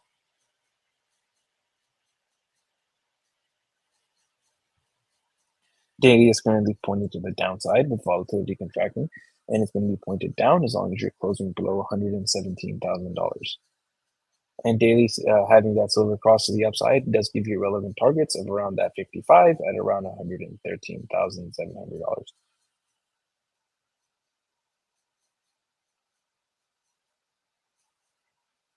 4 hour currently pointing to the downside as well with a double derp of death and volatility expansion. And it's going to be pointed down as long as you're closing below 117,550. And you're right at the edge of the bullish control zone. So it does look like you're going to lose the bullish control zone and come somewhere around the bearish control zone, put in some hidden bullish divergence, and then send it up. Right. So the high time frames, Bitcoin is still looking quite bullish, especially since it's continuing to hold the 5 EMA and getting bounces off of that, and quite significant multi-$1,000 bounces, with volatility once again at extreme lows, sitting at 8%, approaching 0%. Monthly is putting in hidden bullish divergence on the stochastic and the RSI and the Joule. Basically, every single momentum oscillator has it on the monthly, and combined with that volatility setup, and the 2 week is now also giving you a volatility setup below that 15%. 2 week does have a bearish divergence currently active, but it does look like it will invalidate. You don't want to front run that invalidation. You want to wait until it actually is invalidated. But what gives you bias that it will is going to be the 5-day and the weekly, which are both giving you volatility setups with confirmed hidden bullish divergences on the RSI. Stochastic hasn't confirmed it, but the RSI has. And along with reclaiming all of our major EMAs, confirming those divergences. On the lower time frames, however, momentum is starting to flip down, like the daily and the 4 hour. They're both flipping to the downside. Hopium on the daily is that volatility is contracting. On the 4 hour, it is expanding, which gives you supports the bias of that move to the downside to tap that daily 55 EMA. That would put you somewhere around 113s to 114s. But based off of that 2 day, which does look like it's going to confirm a volatility setup to the upside, you should see a strong bounce from that zone. And from that volatility expansion, you see on average a 10% move, which puts us somewhere in the high 120s to the low 130s on confirmation once it does play out. The invalidation right now is going to be either getting a tick below about $98,330 or a weekly close below 105. That wouldn't tell me we're in a bear market. I would just be in caution for the confirmation, which would be a monthly close below the 9 EMA. If you were to get that, then I'll say we're in a bear market, and I'll probably be shorting every single pump we get, which kind of does play out in a bear market. Whereas in the beginning of a bull market, you can just blindly long every single dump, and you'll most likely end up winning as long as you're not using too crazy leverage. So to wrap it up, in the short term, I think we're going to continue to see a move to the downside based off of that 4 hour volatility volatility expanding with momentum to the downside and putting in bearish divergence. And the daily momentum to the downside gives me a target of somewhere around that 113.7 zone to tap that daily 55 EMA. And then that 2 day setup should take us to new all-time highs, assuming we do close over $109,900 and volatility stays expanding. Yes, so that piece is it. Very nice and very simple. Thank you very much, boys. Very clear. Just appreciate it. We got, believe it or not, Tesla and SoFi later. Oh. I will do SoFi. I'll do some Tessie girl. Nice. Done. Very nice. Thank you, boys. Ok. Estamos viendo los Bitcoins, damas y caballeros, por acá en la tabla diaria. Y lo que podemos notar es, básicamente, habíamos hecho este tope casi en los 118 el día de ayer, que estábamos buscando, y ahora estamos en el movimiento para abajo de vuelta. La pregunta va a ser, ¿nos va a aguantar el promedio del 9 y esta línea meme o vamos a continuar a la baja a buscar muy probablemente el 21 o hasta el 55? Que estas son las tesis grandes, ¿no? Y esto para mí, este tipo de acción sería extraordinaria, pero no estoy seguro si la va a dar. Es bastante obvia porque el 21 está acá en los 114,400. Ahora, si vamos al fin de semana, continuamos en caída, yo creo que esta sería una línea bastante importante y es justamente un poco donde yo estaba buscando antes entrar en un long, si es que el mercado bajaba para acá. Y acá arriba todavía me falta para mis objetivos. Mis objetivos están hasta acá arriba. Entonces, estamos jugando en medio del rango en este momento para que nos quede claro a todos. Ok, vamos a empezar el buen análisis de los Bitcoin en la trimestral, por supuesto. Podemos ver que cada vez se ve menos topera la vela de hasta arriba por acá. continúa creciendo el cuerpo a la alza, básicamente, y eso es bastante bueno para nosotros hasta ahora, pero todavía faltan 11 días y 10 semanas, 11 días y 10 horas para cerrar esta vela. También habíamos visto nuestra volatilidad, había estado expandiendo el punto más bajo en toda la historia en la tabla de 3 meses, y esto viene del setup de jamás, por supuesto, que nadie lo hubiera imaginado, pero justamente acá, una vez que decidimos ayudar con todo nuestro cariño, amor y sobre todo mucho dinero, demasiado dinero a todos nuestros políticos, porque no tiene nada que ver con Israel, vamos para acá arriba, damas y caballeros. Y esto nos ha llevado de literalmente los $25,000 acá en octubre del 2023 hasta acá los $125,000. Nada mal, un 10X, simplemente de acá a acá. Y ahora lo que queremos ver es cómo va a cerrar el pico de esta vela. Esta vela nos va a decir, porque es cada periodo, pueden ver cómo se mueve el mouse. Este es el último periodo, este es el que sigue abierto. Entonces necesitamos ver cómo cierra esto. Si cerramos tal cual como estamos, continuamos expandiendo. Simplemente di una pausa y debería de continuar así. Pero si esto empieza a voltearse más para abajo y contrae por acá, normalmente los altos de mercado ocurren más o menos por acá. Esto fue lo que pasó también acá. Esto es octubre del 2021. Este fue el tope. Y bueno, acá no se ve, pero el 2018 ya cuando la volatilidad llegó acá y empezó a caer, ese fue el fondo del mercado. Eso básicamente fue la caída del mercado, tope de ciclo, caída del mercado, tope de ciclo, caída del mercado. Entonces vamos a estar pendientes de esto porque esto es un buen tip para todos ustedes, aunque por supuesto por ser una temporalidad tan alta, toma muchísimo tiempo en jugar. Entonces es riesgoso basar tu análisis en solamente esto. Voy a poner el HPDR por mamón y podemos apreciar claramente cómo no hemos hecho todavía, no hemos llegado a la media que se encuentra en los $140,000. Le hicimos un front run, pero todavía no llegamos. Y ahora tienen que quedar claro que no todo el tiempo tiene que tocar la media o no. Estas velas, por ejemplo, iban a tocar la parte alta y no lo hicieron nunca. Entonces solamente quiero poner eso para que no crean que es un hecho y que está vendido y que ahí está. $141,000 a la alza, a la baja $92,000 el promedio de los cinco sesiones, y el de 9 está casi en la parte baja de la zona azul, por ahí de los $74,000 en promedio esta zona. Entonces, por ahora la trimestral nos dice o 140 o 92, cualquiera de las dos, ¿no? Sencillo el análisis. Vamos a la mensual, donde tenemos la volatilidad en el punto más bajo en toda la tabla de toda la historia, lo que nos dice que viene un movimiento demasiado fuerte y agresivo para Bitcoin. Cathy Wood está asegurando que esto es porque Bitcoin va a ir a 30,000 trillones de dólares, por supuesto, de aquí a fin de este día, por cierto. Es muy a la Cathy Wood, ¿no? Y por ahora estamos rebotando el promedio del 5 que se encuentra en los 110,350 y nos está levantando para ir a tocar la media. Ahora, ya hicimos un front run a esta media. Esta media está en los 118,800. El front run que le hicimos fue en 118, $800 más abajo. Y ahora estamos justamente aquí abajo en esta zona, igualito que estas velas, básicamente. Por arriba de esta zona de los 115,700, tienes más chance de venir a tocar estos 119. Por abajo de esta zona vas a tener más chance de venir a los 113,500 de los que habla Farhan en la tabla diaria. Por ahora, esto continúa siendo alcista. No tenemos razón todavía para friquearnos, sobre todo cuando ha estado aguantando todas las líneas memes, creando bajos más altos en toda la tabla y altos más altos. Entonces, mensualmente Bitcoin se ve muy bien. Todavía faltan 11 días y 10 horas para cerrar esto con el setup de volatilidad más potente en toda la historia. 2 semanas también nos da un cero potente de volatilidad. Lo pueden ver aquí abajo. Volatilidad está por debajo del 15% y esperando expandir. No ha hecho ningún movimiento después de todo esto. Lo que sí vimos es que en esta tabla de 2 semanas, la media bajó y estamos abriendo por encima de ella. Esto debería ser alcista. La media está en los 113,900, que son 114 básicamente. Y esto debería de aguantarnos para poder llegar a los 139,200 si es que nos podemos llevar los máximos históricos. Entonces, aquí vamos a simplemente tener que aguantar los 114. Si no, vamos a tener una buena probabilidad de ir a los 111,600. Y eso sería bastante interesante porque no lo tenemos contemplado todavía, pero sería el de 2 semanas. Ahora, ya veniste aquí en la de 2 semanas a tocar el promedio del 9 y no lo habías tocado desde la caída en abril.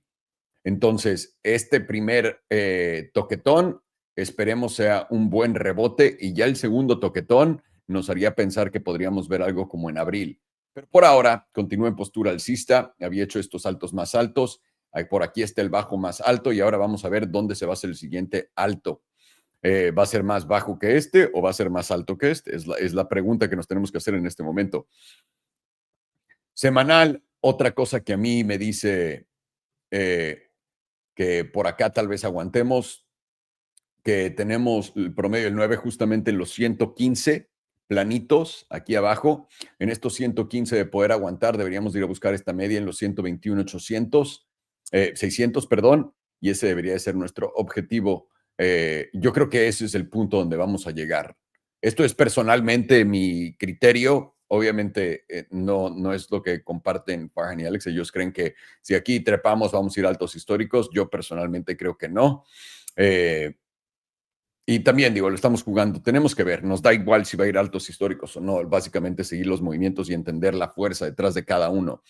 Por ahora, Bitcoin está bajando a los 115,941, aguantando nuestro promedio del 9 en los 114,900. Siempre y cuando aguantemos por acá, vemos que tenemos un cero de volatilidad nula, preparando otro cero estilo jamás. Y esto nos da movimientos bastante agresivos. O a los 121 o de perder los 115. Nuestro siguiente objetivo debería de ser la parte baja de la zona azul, donde está el promedio del 21, por ahí de los 109, 108 mil dólares. 5 días. ¿Dónde estás, papi? 5 días, nuestro promedio del 9 está en los 115, 391 y nuestro promedio del 5 en los 114, 199. Esto agrega un poco más de confluencia a lo que dice Farhan de que podríamos venir a buscar esta zona el día de hoy y eso podría ser donde encontremos ese rebote que también viene acompañado de mi línea meme. Tienes varios periodos de nula volatilidad, 5 días, 10, 20, 25, 30 días, básicamente un mes entero de nula volatilidad en esta tabla y esto nos está dando el setup más potente, creo que es más potente que el de jamás. Sí. Este fue el setup de jamás, nada más con una. Imagínate, con 5. Espérame. Es la más fuerte de todas. Esta es la única que es más fuerte. Y esta fue COVID. Y solamente por un periodo más.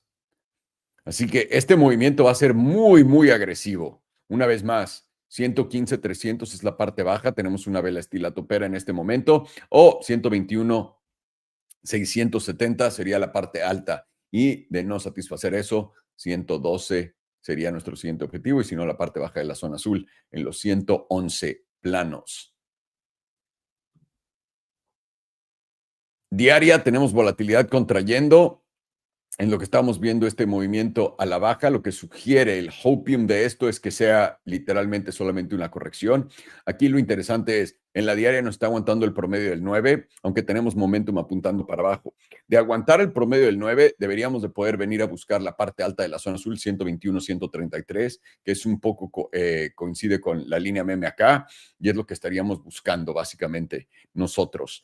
De perder los 116, en este cierre diario, faltan 9 horas, deberíamos de venir a los 114,400 hasta la parte baja de la zona azul en los 113,700 y aquí poder encontrar una oportunidad para hacer un gran, fenomenal long, si es que está por acá y se da esa oportunidad. Si no, básicamente esta fue la entrada acá donde estamos ahorita. 12 horas, un segundo, tenemos periodos de nula volatilidad con volatilidad también por debajo del 15%. Acá en la de 12 horas, lo interesante es, estamos justamente en la media de poder aguantar la media que está en los 115,891. Deberíamos de ir a buscar otra vez nuestro promedio del 5 en los 116,600. Ahora, esta va a ser la zona clave a romper para mí, a la alza, 116,600. Si podemos romper 116,600 a la alza, deberíamos ir a buscar estos 118,500, 600 y eso nos debería catapultar entre el 50 y el 61,8%. Y ahí es donde podría acabarse el rally. Vamos a ver la de 4 horas. 4 horas tiene volatilidad a punto de expandir. Falta 1 hora y 4 minutos para ver eso. Y solamente para la gente que no lo vea todavía, ves esta volatilidad. esta fue la última sesión. Recuerden, el mouse te dice cuál fue. Y esta sesión que se está dando con volatilidad expandiendo al alza, todavía falta 1 hora y 4 minutos para cerrar. Si esto no llega a expandir con esto y se da la vuelta en cualquier momento, recuperas la línea meme en los 116,200, esto se resetea y nos daría el movimiento probablemente, bueno, tendríamos que esperar a ver a dónde nos da el movimiento. Pero de poder hacerlo, de poder aguantar los 115,500, que es donde está el promedio del 55 en la de 4 horas, 50%, o el 61.8% con el promedio del 100, interesante, justamente acá en los 114,780, esto debería catapultarnos a la parte alta de la zona azul, 120, y a buscar para arriba. Puesto sencillamente, es así de fácil. Pueden ver a los Bitcoin justamente acá. Venimos en esta línea de tendencia alcista desde el 29 de agosto, básicamente 20 días hemos estado en esta constante línea alcista. La dejamos de tocar acá el 10 de septiembre, hace básicamente 10 días. Desde entonces no la hemos revisitado. Podría que el día de hoy o este fin de semana te dé esta oportunidad, venir para acá y nosotros ahí estaríamos buscando un long. Esa sería la idea. Ahora, puede que lo haga acá o simplemente si te llevas esta zona y continúas cayendo y pasas de los 113,400, que esta sería tu segunda zona de oportunidad grande, si llegas a romper esto donde está el SMA 200 en los 113, vas hasta los 107. Es así de fácil. Entonces, 113 debería ser la última llamada, 114,500 debería ser una muy buena oportunidad y estaríamos buscando longs. Cualquier cosa por debajo de 113, estamos equivocados y esto va para abajo. ¿Ok? Ahora, vamos a la dominancia de Tether, rapidísimo, para darnos una idea cómo estamos. Recuerden que si esto sube, Bitcoin baja. Y en este momento está en postura alcista para ir al 4.33 o el 4.37% en la de 4 horas. Aunque vamos a ver si nos podemos llevar este máximo. De no llevarlo y tener un rechazo, eso pondría la cosa bastante interesante. Porque esto sería un hombro, cabeza, hombro. ¿Y dónde se rompe este hombro? Acá, en la de 4 horas. Cualquier movimiento por debajo de esto te debería de llevar en Tether. Digamos que se rompe hoy mismo al 4.7% y eso debería darle a Bitcoin un excelente pompazo. Ahora, de romper este máximo y llevártelo, vamos a ir a buscar los 4.37% y de ahí para arriba, y eso sería muy bajista para Bitcoin. 12 horas que nos cuenta, estamos justamente ante el promedio del 21 y este podría ser una zona de rechazo con volatilidad nula en lo que está subiendo todo, volatilidad está cayendo, lo que sugiere que esto podría ser una corrección. De ser así, estaríamos viendo exactamente el escenario que les estoy diciendo. Para arriba, un alto más bajo y vámonos para abajo. Eso sería la zona importante para la dominancia de Tether. En la diaria que nos cuenta, diaria tenemos también, estamos por encima del 9, el 5 por encima del 9 y ahora el 21 está por acá en los 4.31. Déjenme ver la semanal rápido. También con volatilidad. Ok, esto sugiere que es una corrección. El rechazo del promedio del 9, el 5, arriba de 4.33 es donde está la fiesta para Tether. De poder cerrar por encima de 4.30%, 4.33% en 2 días y 10 horas, Tether tiene probabilidad de expandir a la alza y eso querría decir que sería bajista para Bitcoin. Ahora, la dominancia de Bitcoin continúa hangueando en el promedio del 100, literalmente tuvo un cierre por debajo y ahorita está por arriba. Esto podría ser alcista, debería de mínimos llevarnos al 59.26% con Bitcoin, lo que le daría el pompazo a Bitcoin, no a las alts en este momento, para empezar. Y de ahí, segundo objetivo sería el 60.93%. Aquí lo que quiero ver es qué va a pasar. Porque normalmente cuando tienes una ruptura de una zona, vienes a retestearla y de ahí vales verga. Si no retomamos el canal acá y aquí hay un completo rechazo de esta zona, esto se va más para abajo y este fue el tope de la dominancia de Bitcoin. Después de regresar acá, todo esto fue un SFP y te debería de llevar a la parte más alta del canal. porque estos normalmente cuando vienes y tocas esto, vas a la parte alta del canal. Entonces es lo que estaría esperando. Ahí lo tienen, con Bitcoin es bastante fácil. Se los puse ya en la tablilla, los dejo acá con un segundo, donde estamos aguantando el promedio semanal. El promedio semanal está en los 115 básicamente del 9. Sería bastante bueno, pero más fácil todavía en la diaria. En la diaria tenemos que aguantar esta línea meme que viene en subida, más o menos por ahí de los 114,500 hasta los 113 aquí abajo. Estas serían tus dos oportunidades. Y aquí, básicamente para abajo, olvídalo, abajo de los 113 estaríamos fuera de la idea de este long. Y ya, así de facilito. Así de facilito, damas y caballeros. Vámonos a ver Tesla. Nice. Some Tesla grow action. Let's see. You know, we're just still at the spot. Honestly, Tesla's looking kind of like Bitcoin, similar, where we're just at a major zone, which is specifically that $415 region. That's the spot where we ideally need to hold on daily closes to actually get that move to that $450 region. Why this looks like Bitcoin is because, you know, again, 116,000 needs to be the spot before we go up maybe to a new high, or at least test near the highs. So really Tesla and Bitcoin look similar. Here, you're just kind of watching for just that. You just need consolidation. $415 should continue to hold. Consolidation above $415 logically will move the EMA9 back to around that region, just giving bulls more of a bias that, yeah, that should be more of a spring zone. You're also seeing we're at the daily extremes. Whenever you get to the 95% range on the daily, this often leads to consolidation in super extreme bullish market environments, right? This kind of price action leads to these ranges stepping up, which is exactly what you'd want. You can't really expect to move all the way up when you're pressing the 95% range. Statistically, this is more of a spot to be looking for a little bit of downside and consolidation. But for me, really, I'm still just watching $415. It doesn't mean you can't come all the way down there right now. That's actually looking quite likely.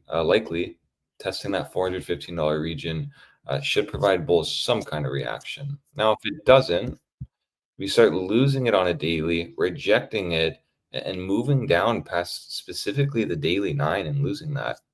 Yeah, that'll be our first sign that, okay, maybe Tesla's actually going to start rolling over. And then we actually have to start looking back to around that $372 region, or specifically the daily 21. Makes a lot of sense. You lose the 9, you'll go to the 21.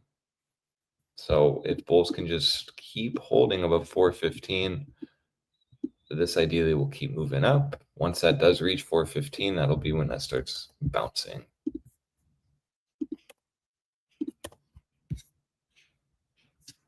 Because again, really, the start of this was losing 415, losing the daily 9. That just led to really the start of a major move down.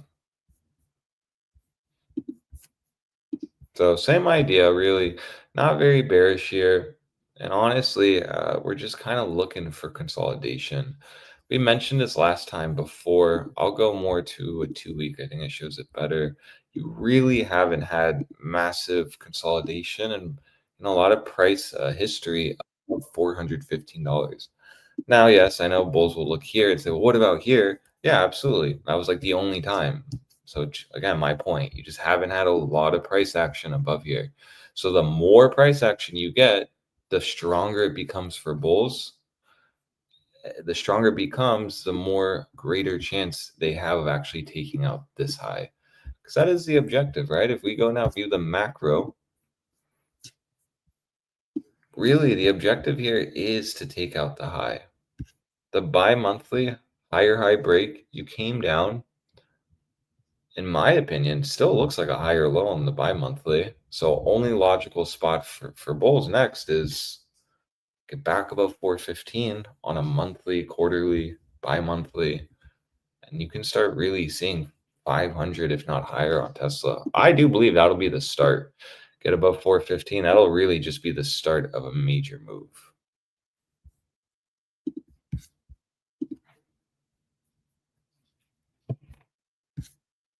And see, we could even see the monthlies in a breakout holding above the zone would be looked at as very bullish, and possibly you even see the ranges step up. 38.2% matches more closer to November 2021's wick high, or all-time high for that cycle. That'd be very bullish. This is like the equivalent of Bitcoin being at $69,000. Right? And we now know that was very bullish at getting back above its 2021 cycle high. That's kind of the idea with Tesla. Can it get back above its cycle high? Can the monthly solidify that leading into the quarterly and so forth? It's really a big spot here for Tesla.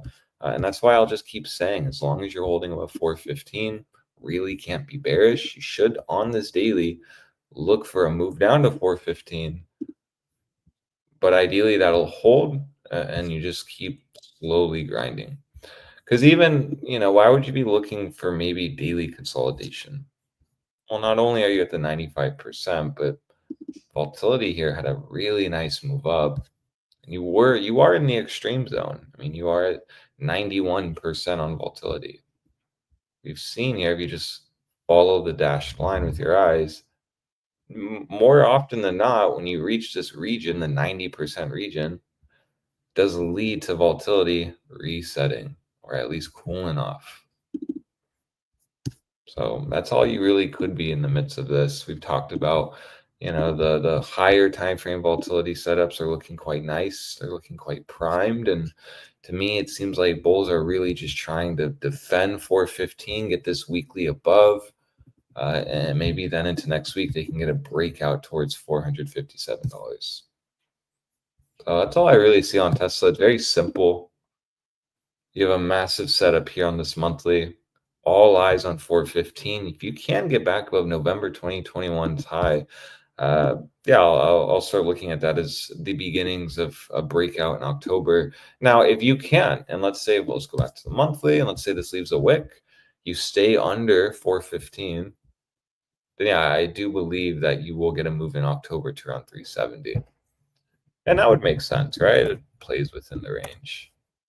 No breakout if the monthly gets sour. So watch that very carefully, determine it based on the weekly, and use the daily to really understand where the weekly will go. Nothing is bearish on this chart. There's really no need to be concerned. As long as you're holding 415, you're going to have more of a shot of testing the daily 9, assuming it just keeps moving up.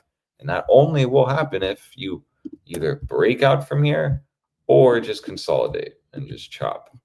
Then the daily 9 will logically move up.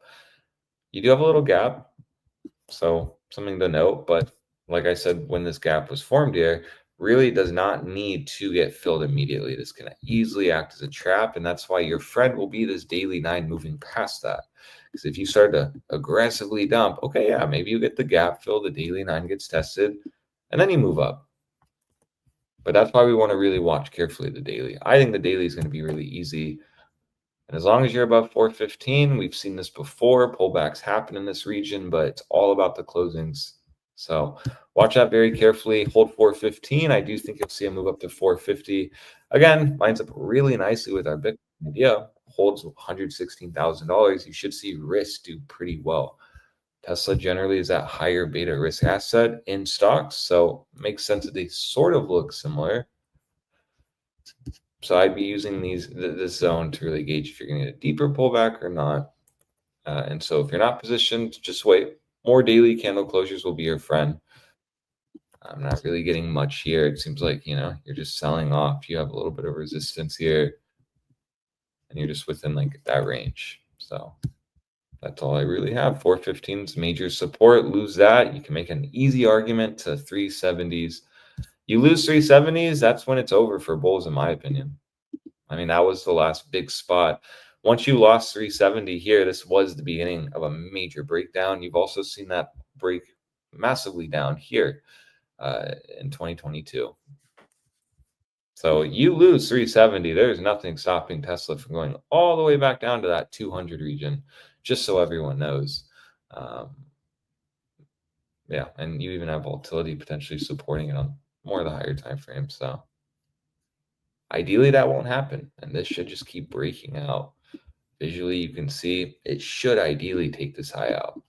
Now, if it doesn't, and volatility is just primed up, and they're expanding, and bulls are getting the reclaims, and they still can't break out, then yeah, that would be a really major sign, specifically if, let's say, Bitcoin turns bearish. So watch the zone carefully. The daily will be your friend. 415 is the spot. You can't really get bearish below 415. If you get under 415, you're just back within the range. 370 becomes very likely. You can play your daily moving averages. You lose the daily 9, you'll most likely go to the 21. There, that's, right in that 370 region. If you lose that, I'm going to start calling a top on Tesla. Very nice, senor. Very clear and very simple. No, we're in Tesla. So next one for you is NVIDIA. Oh, nice. Here we go. Tesla. Vamos a ver. Honestamente está bastante sencillo el gráfico de Tesla. Solamente para darles un poco de contexto. Estamos aquí arriba después de este gran rally, ¿no? Básicamente venimos de este gran rally acá. Estos fueron los mínimos que llegamos a tocar en abril, que fue una caída de máximo histórico hasta donde llegamos de 55%. Y por ende nos reventamos a comprar esta zona porque ya era demasiado para Tesla. 70%, entre 70 y 80% era la corrección más grande que habíamos visto y por ende mínimo daba la idea de comprar mínimo para empezar, ¿no? Que fue justamente como fue mi raciocinio. Desde acá, desde los 214 hemos trepado hasta los 422, que es donde estamos ahorita, en realidad a los 432, y estamos en este rango. Este rango es muy importante para Tesla, les voy a enseñar rápido el por qué.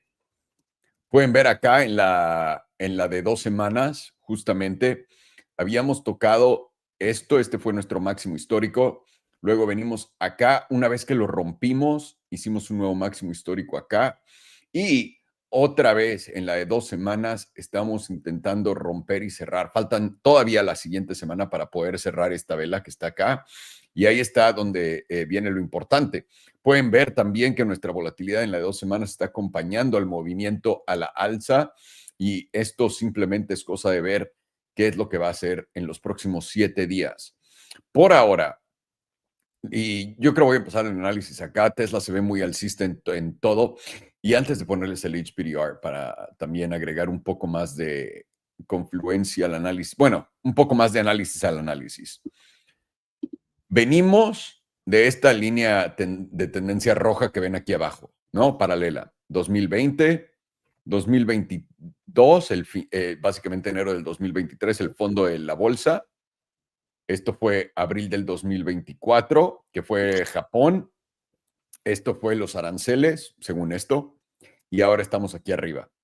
Lo importante para ustedes, déjenme solamente borro estas líneas y ahora para dibujar las mismas líneas, pero...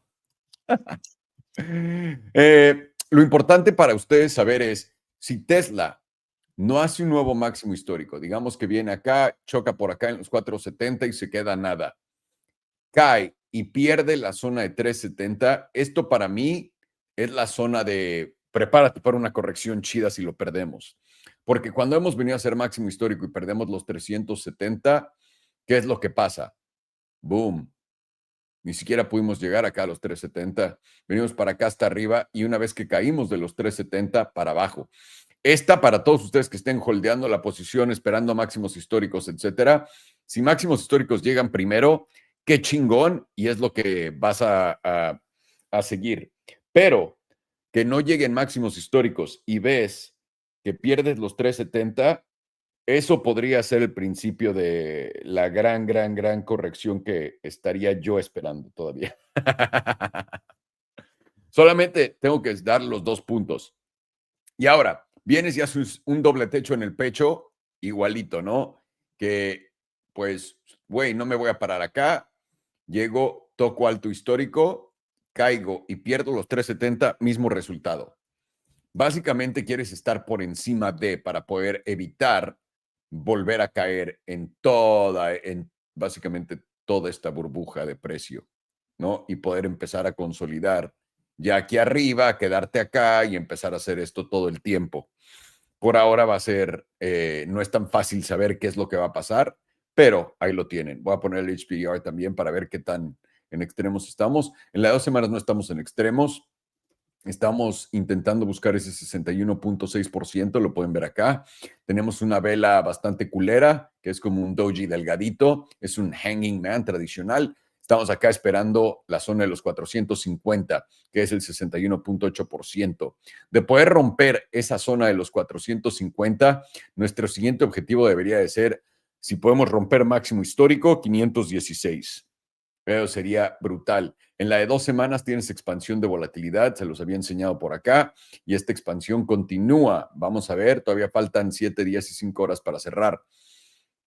Semanal, vienes de periodos de nula volatilidad, con esto expandiendo a la alza, deberías de mínimo ir al 88.2%, que es una vez más 458, pero $450, y una vez más rompes los 489 y deberías de poder llegar a los 520.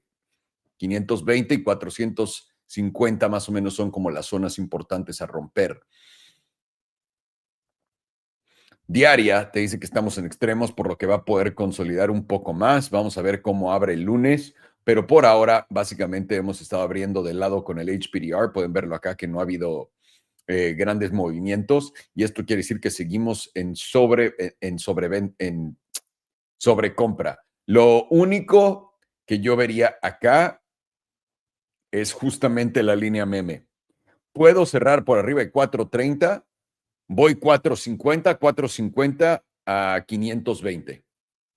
No puedo cerrar por encima y caigo de los 414, voy a ir a buscar cerrar el gap en los 400, en los 395.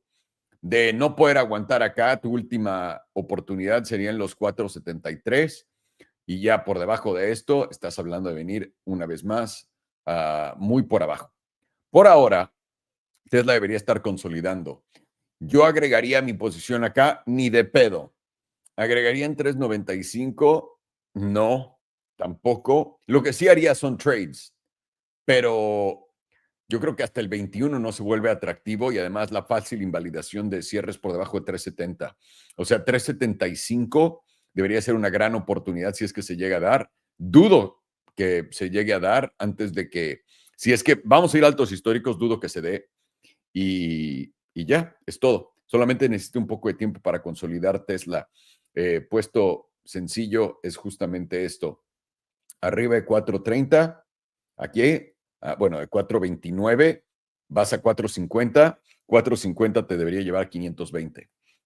Y eso es máximo histórico. De no poder aguantar la zona de los 414, vas a venir a los 395 o a los 370 otra vez. Y si pierdes los 370, nos vamos a la verga. ¡Listo! Vámonos con SoFi, damas y caballeros.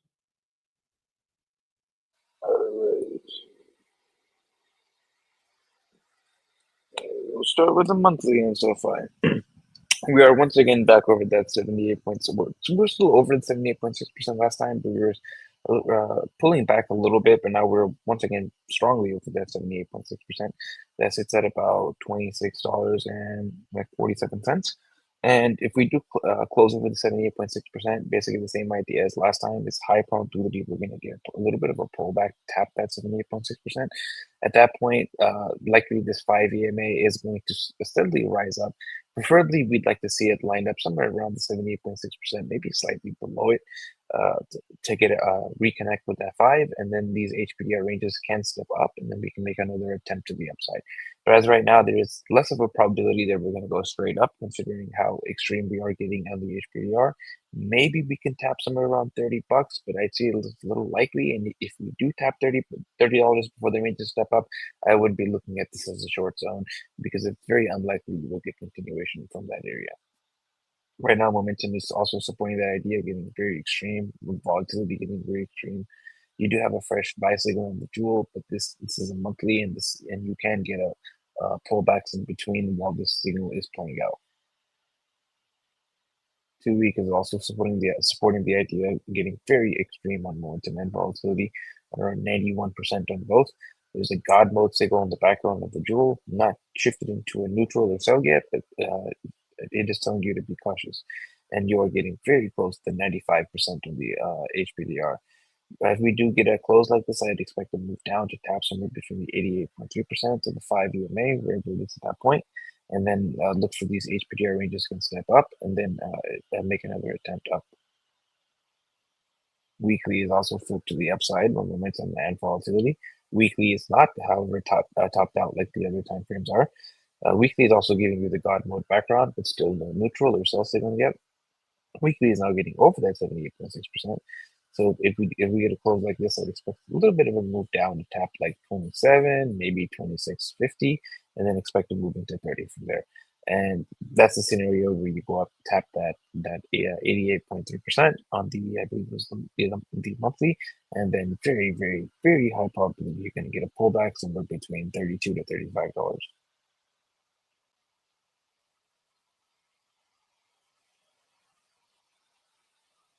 5-day currently flipped to the upside as well, basically the same exact look as the weekly. 2-day flipped up also. Oh, is that with volatility expansion? Let's zoom in on the jewel. 2-day jewel is giving you a fresh buy signal with the pink crossing above the yellow. Light blue very close to making it into the critical zone. And you have the God mode background, but it has not switched over just yet. To the daily. Daily is going to be also flipped to the upside. Volatility is going to be contracting. Let me put my phone on do not disturb. This is very annoying. But bing, bing, bing. I really dislike it when people can't just send one long message instead of sending 100 little short ones. That's how I text. That's how I text too. Called out. Yeah, I do the same thing. Because then my phone just goes bing, bing, bing, bing, bing, bing, bing, bing, bing, bing. Well, I don't do it when you're streaming now. I know not to do it when you're streaming. Yeah, me either. I have some class. Come on, fine. Some class. Some class. I don't have any. So on the unfortunately, a lot of people who have class, you can't swap that class for anything meaningful. So, what is the class worth? It's just like taste. I don't have any of that either. You can't wait. You cannot go to the bank and pay off your debts with taste, because everyone on the internet seems like it. He might be rich, but he doesn't have any taste. So I always wonder if those people take their taste to the bank and then they just buy a new Lamborghini or anything like that. They must be doing that. Yeah, it's the only thing that makes sense, because otherwise, why would they say it? Unless it's the one thing to pull a gotcha on when you got nothing else. Yeah. At least I have good taste. That's what it is. I'll keep my terrible taste. Thank you very much.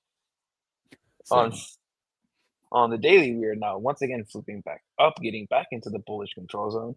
You are no possibility for bearish divergence because you are making higher highs on momentum with volatility expansion and that dual buy signal. Looks like you're kind of going to tap that $30 zone before really getting that pullback. 4 hour also once again flipping back up on momentum, getting close to making it into the bullish control zone with volatility now starting to expand from just above extreme lows. And Jewel is now losing the sell signal, flipping into a neutral with the pink above the yellow. Interesting. You're even getting a strong buy signal on the 4 hour, and the 4 hours now in a breakout posture and getting above that 38.2%. If you do close above it, I'd look for a back test of that and then a move from there into the 30. Let's check the RSI.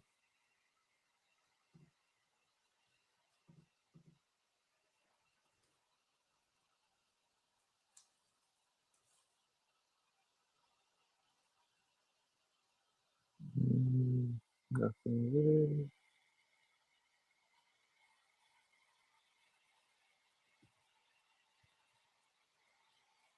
Come on.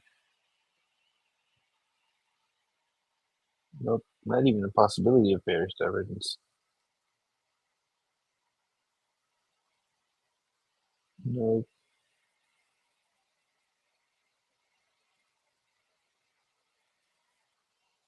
This was when that Indian dude Chamath was involved, I think, or whenever he got out. Oh, he got out bad? I think so. I'm like 80 or 90% sure almost all of his investments were failures. I don't know. He's got a lot Basically, of money. Well, from Facebook, but basically a lot of those dudes from the All In podcast are all kind of retarded. good thing they're rich That as dude, fuck and are friends with the president. that dude Jason tweeted saying, "If you're in crypto, pivot to AI at the bottom of the crypto market." Wow. Well, I So, also think their job is to confuse people too, right? Because they're on top. that's true. Like, you know what I mean? Because at that point, even I knew at the bottom of the crypto market, literally, I was having meetings because I was trying to open a bank. I told you guys, and huge banks were telling me, dude, we're buying all of the crypto we can, like all of the Bitcoin. We're buying all of it and Ethereum. And I was like, there's no way that they're telling me this, and they were. They really were. And I even said it out loud to everyone. I was like, yeah, the banks are telling me this, but I don't believe them. They were right. So I think they're playing a part of this because anyone that's in the, let's call it the presidential circle, is supposed to, like, their job is to give you bad information. And just like think Actually, that about how makes rich sense. they are. You don't want anyone buying sub $20,000 Bitcoin. That's right. And people try to, people use it to own him online. Like, remember when you said pivot to AI? Yeah. Well, he's like, I'm still a fucking billionaire. That's Right. true. Wipe steers with $100 bills. Yeah, exactly. So you get, oh, I was wrong. Wow. My God. Look at your perfect track score. I guess that's a good response. Yeah, get the fuck out of here. Why? Like, it's all the people. Ha! How is this going? When they're making fun of someone, it's good. I'm still rich. How are you? And people are just in shambles. Well, I'm having money's everything to you. Then why are you coming here to fucking cry? Why? But they do because they're fucking mentally retarded. That's their job. That's a good point. So I finally found some bearish divergences present. Looked very, very hard to find them, and I finally found them. Finally found the bearish opium. You got multiple drives of bearish divergence here present on the 3-day. You got 1, 2, 3 points here, and continuing to make lower highs on the RSI. A little bit difficult as of this moment to confirm that divergence, however. You will have to close below about $26.13. But if you do confirm that, that'll give you an easy target of hitting this 21 EMA at right around 23 bucks. It lines up sort of with the edge of the bullish control zone, which is right around $24. Let's see if there's any more. Oh, 2-day has also got some bearish divergences present. 1, 2, 3 drives currently possible, and this confirms with a close below about 20, also same number, $26.13. And that will also give you, same number, around 23 bucks. Daily, nothing. 4-hour, nothing. That will go to the momentum.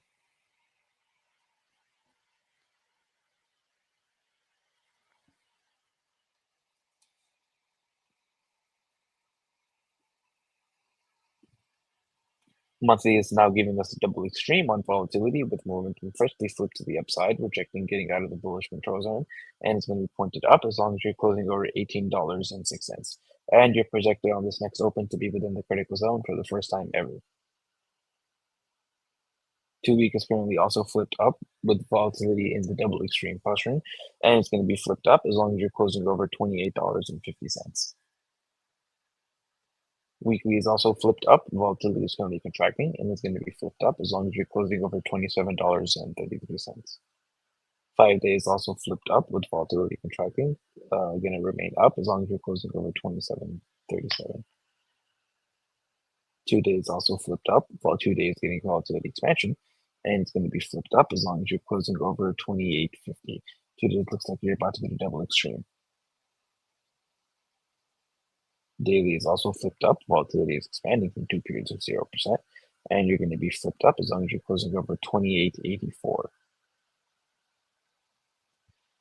And 4 hours when we flip to the downside with volatility expansion, although it does look like this is about to flip back up. And it will flip up as long as you're closing over 28.88. And so for 2, that should confirm it. And 2 hour does confirm it. It is going to be flipped back up, rejecting getting out of the bearish control, bullish control zone with volatility expanding, and it's going to be flipped up as long as you're closing over about 28.81, which will likely flip the 4 hour back up, and that maintains daily flipping up and all across the board, which are currently flipped up. So the high time frames. All right, so the high time frames on SoFi are looking quite bullish. If you were to draw if this for this 55, if we were to have enough data, this is giving you a silver cross to the upside right now on the monthly. You are getting a monthly momentum freshly flipping back up with a double extreme present now on volatility. However, you are tapping very extreme areas on the HPDR, getting momentum and volatility nearing very extreme areas. Based off of the medium-term time frames, however, which have had the HPDR make a step up and are giving you fresh divergences with volatility not near extremes just yet, and you're getting the fresh buy signals in the jewel telling you probably have one more spike up to tap somewhere around that monthly 88.3%, around like $32. Maybe you can go to $35, although I don't see you getting really beyond $35. And based off of the low time frames, which are flipping up, it does confirm that low time frame move up to tap that $32 to $35 zone. But based off of the high time frame momentum and HPDR levels, I don't see it price getting above there, and you likely will get a pullback from there to somewhere around $26 to $27. And assuming that area holds, you should grind out a higher low somewhere over there while the HPDR ranges will step up, and then you can attempt somewhere around the $40 plus zone. I don't really see you going to $40 until those HPDR ranges do step up. And right now, the invalidation is going to be either getting, let's see,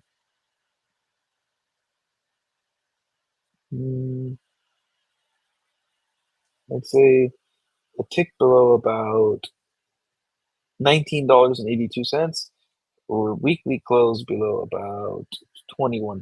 That wouldn't necessarily tell me like it's all over. I just think we're probably going to get some more long form consolidation and maybe a test of somewhere around like $14 at that point.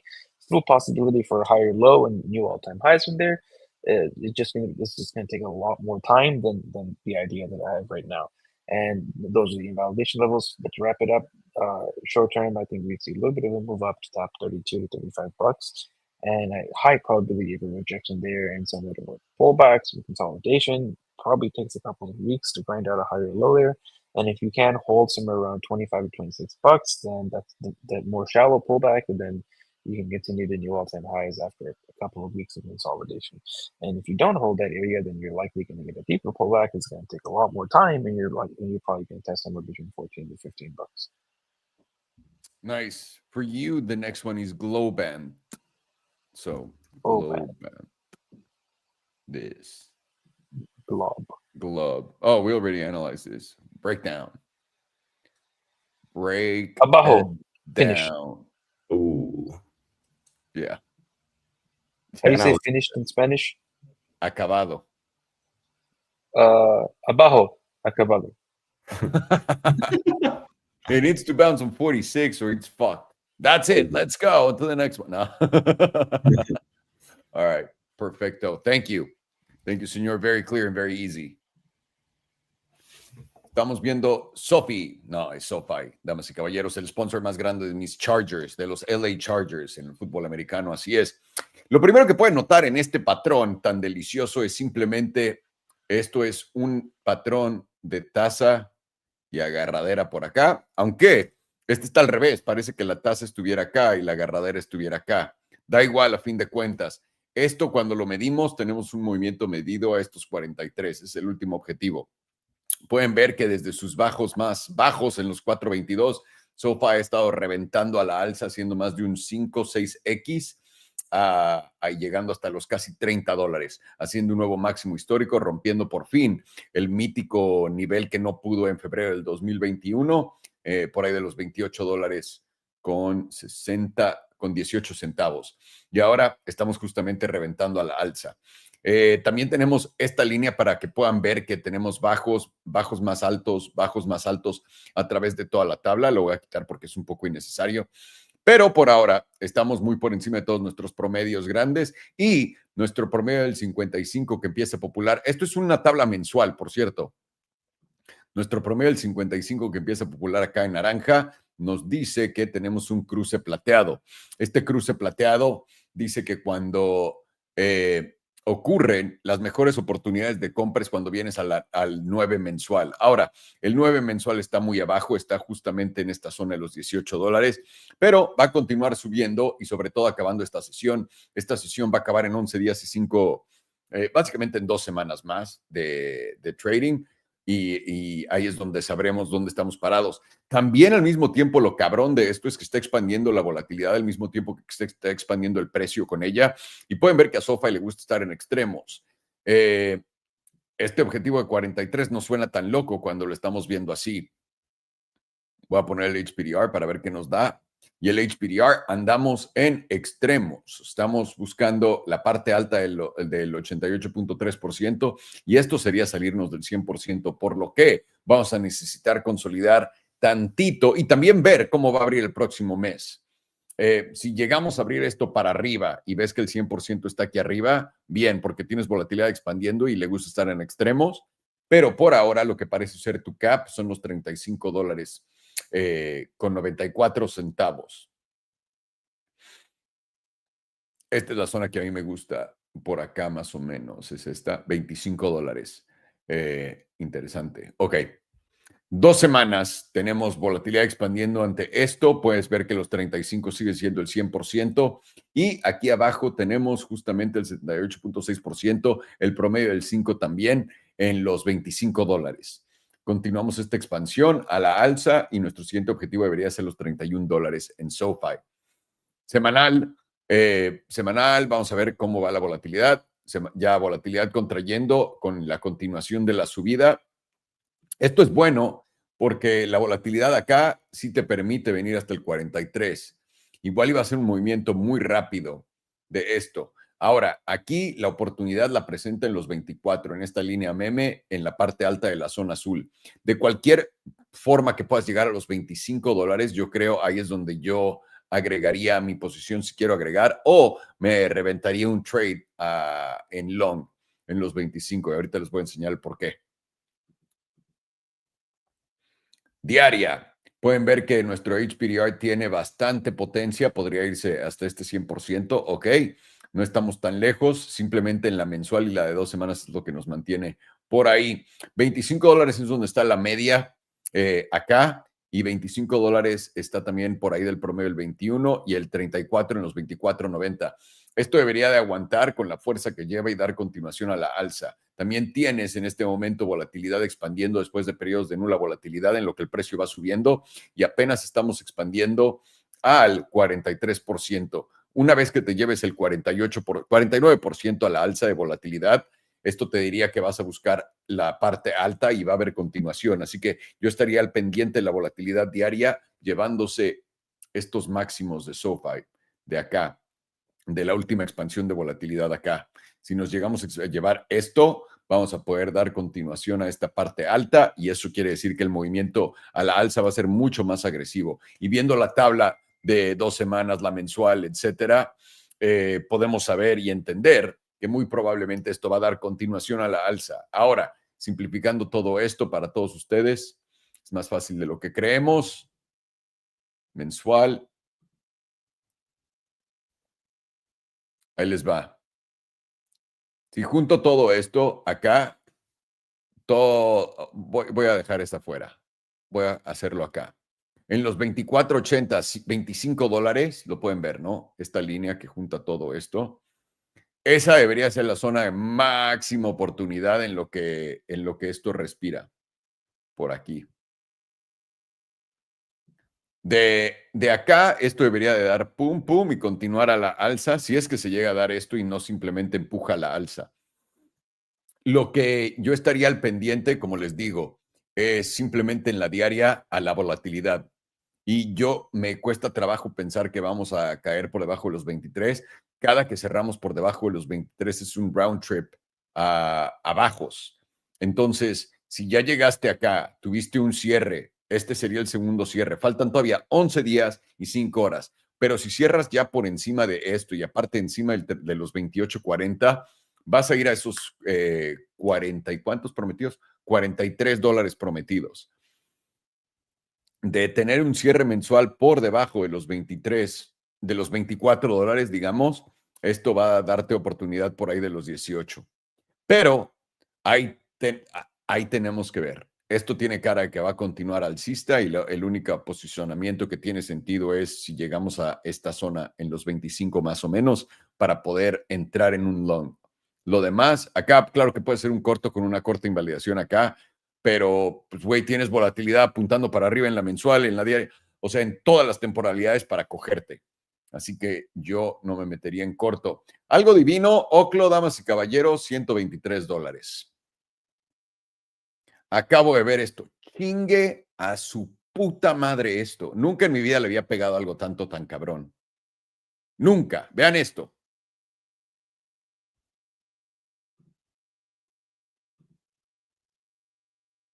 Un ligero 1400% a la alza el tío Salo.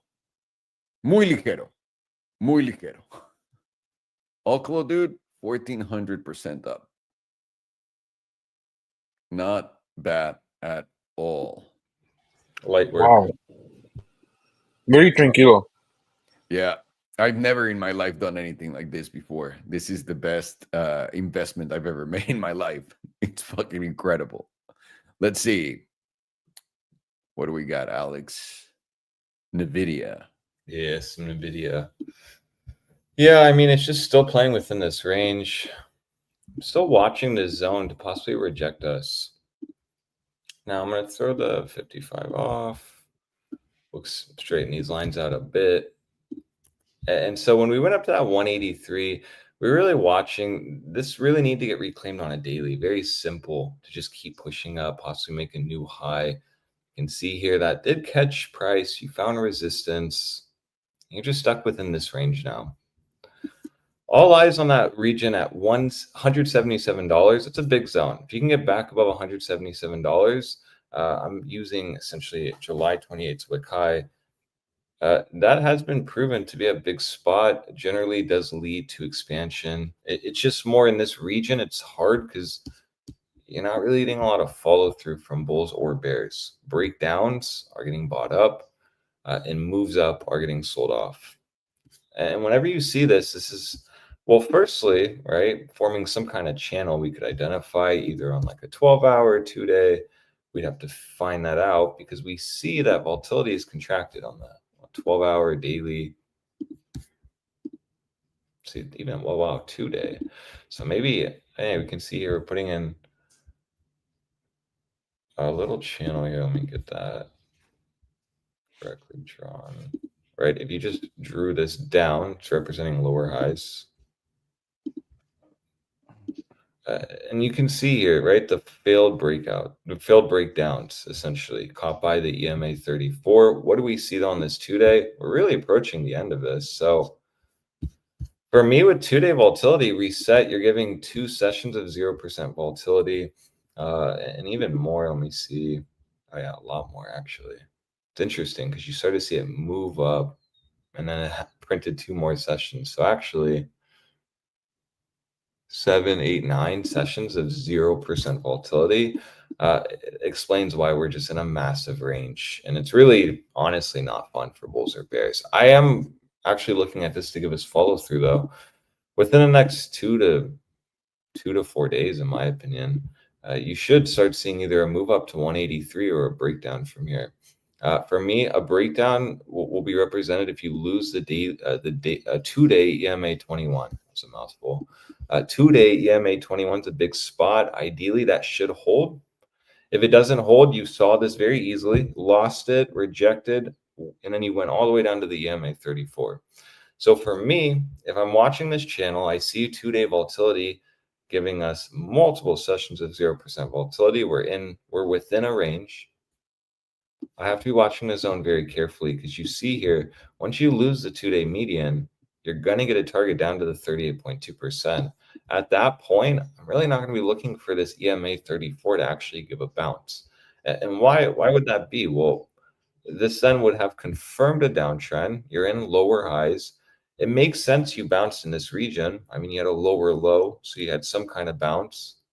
But all this bounce has produced was just another lower high, questionable higher low, but that's why it's more, it's a race against time for bulls to break us out of here. If they can, I do think you're going to lose the 2-day EMA 21, which will be your sign that this is going to start breaking down towards that $150.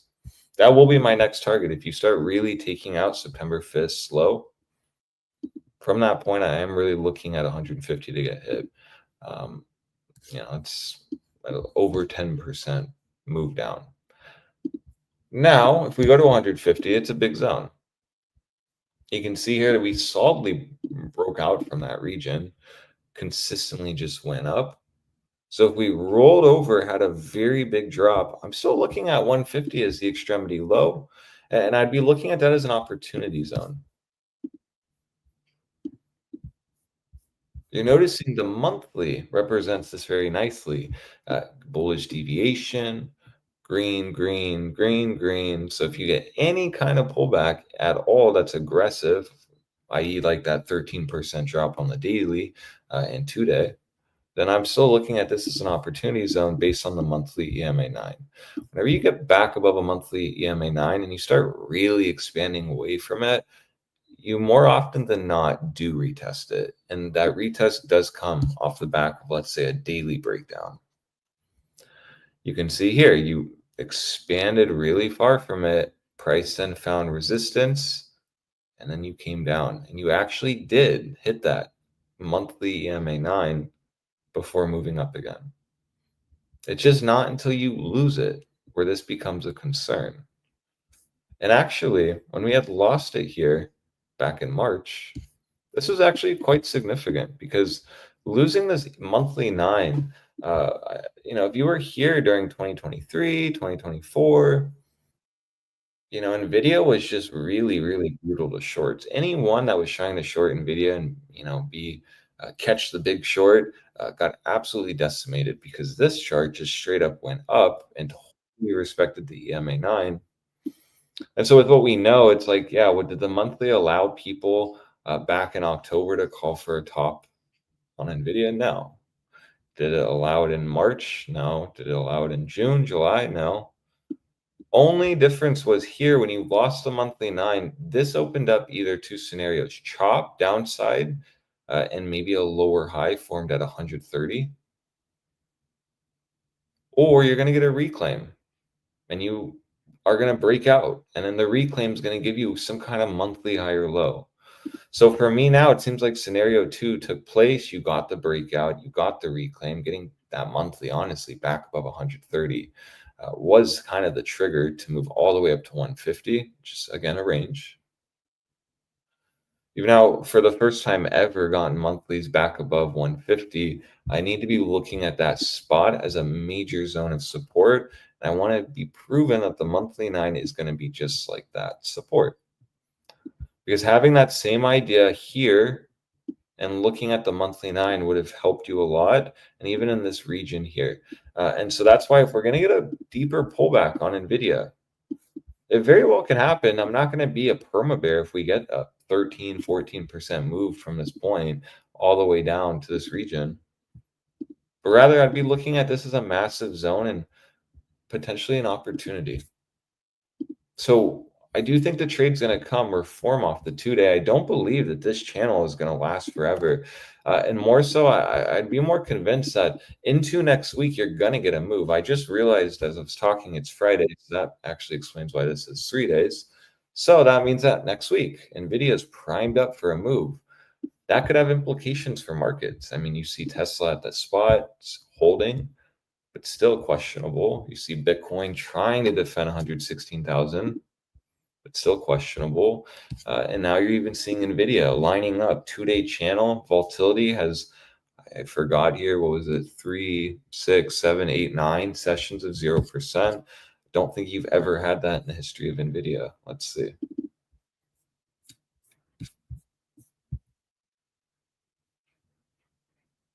No, you actually did right here. Let's see what the reaction was on that. That's kind of nice. That's when it went from like nothing to what it is. No. Not on the first one. Consolidated, popped. It was interesting because on this pop, it went all the way up to almost 50%, over 50%. Let's see the move here because I know it doesn't look big, but let's just see. Yeah, it wasn't even that big, 15%. And I see what you mean.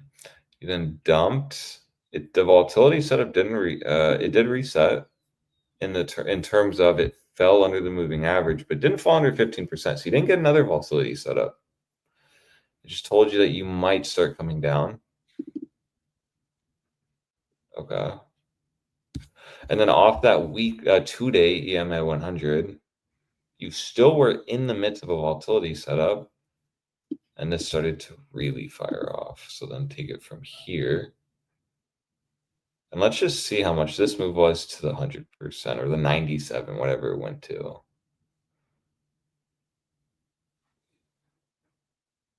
Here. Okay, so that's 41%. And then volatility, that was tapped out at like 88. Then 41%, 88% on volatility. Fell back under the moving average. Didn't get a volatility set up at all. But still led to a bullish continuation move of 54%. So, you know, like 110% right there. But kind of disappointing, actually, that you didn't see the expansion here on the 2-day fire to the upside. So technically, it did fire to the downside, giving you a 14% move. So technically speaking, right, reset, boom, came. And this is important because, I mean, if we're going to go down 14%, I measured that wrong. It's going to bother me. So I'll just do it again. Right here, it was an upside move, I mean. So here to up, yeah, like 15, 14%. It's very important because, you know, how far are we right now from 150?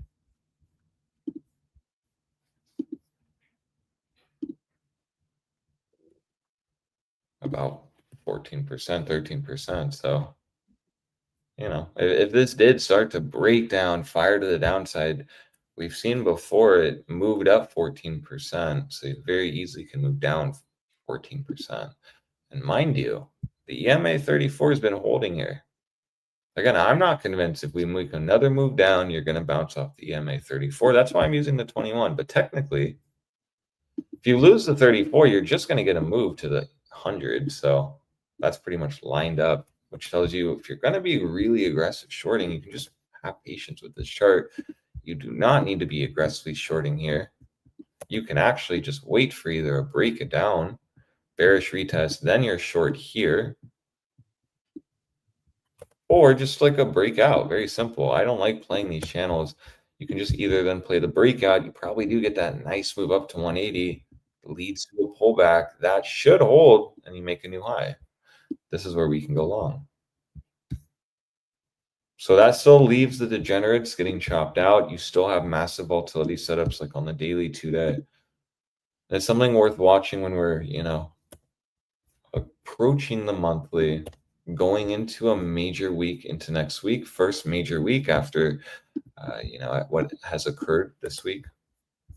The decrease of interest rates, how markets are going to digest that moving forward, the outlooks, what the Fed representatives are going to say, and so forth. And the fact that we've been in this consolidation, it seems like it's about to actually finalize next week. It's something worth watching. So you even have a weekly volatility set up on NVIDIA. And this is my point in the beginning. Really has been very choppy. Only move up from here has to be a high. You put in what appears to be an evening star top on NVIDIA. So from here, you do need to just take out last month's high. And if you don't, you're going to run the risk of moving all the way down to 150, lose 150. And I do believe it's going to be my first major sign that NVIDIA has topped. Got to lose 150 though, because this still could be looked at as like a bull flag on the monthly, right? Flagpole. You're just consolidating before continuation.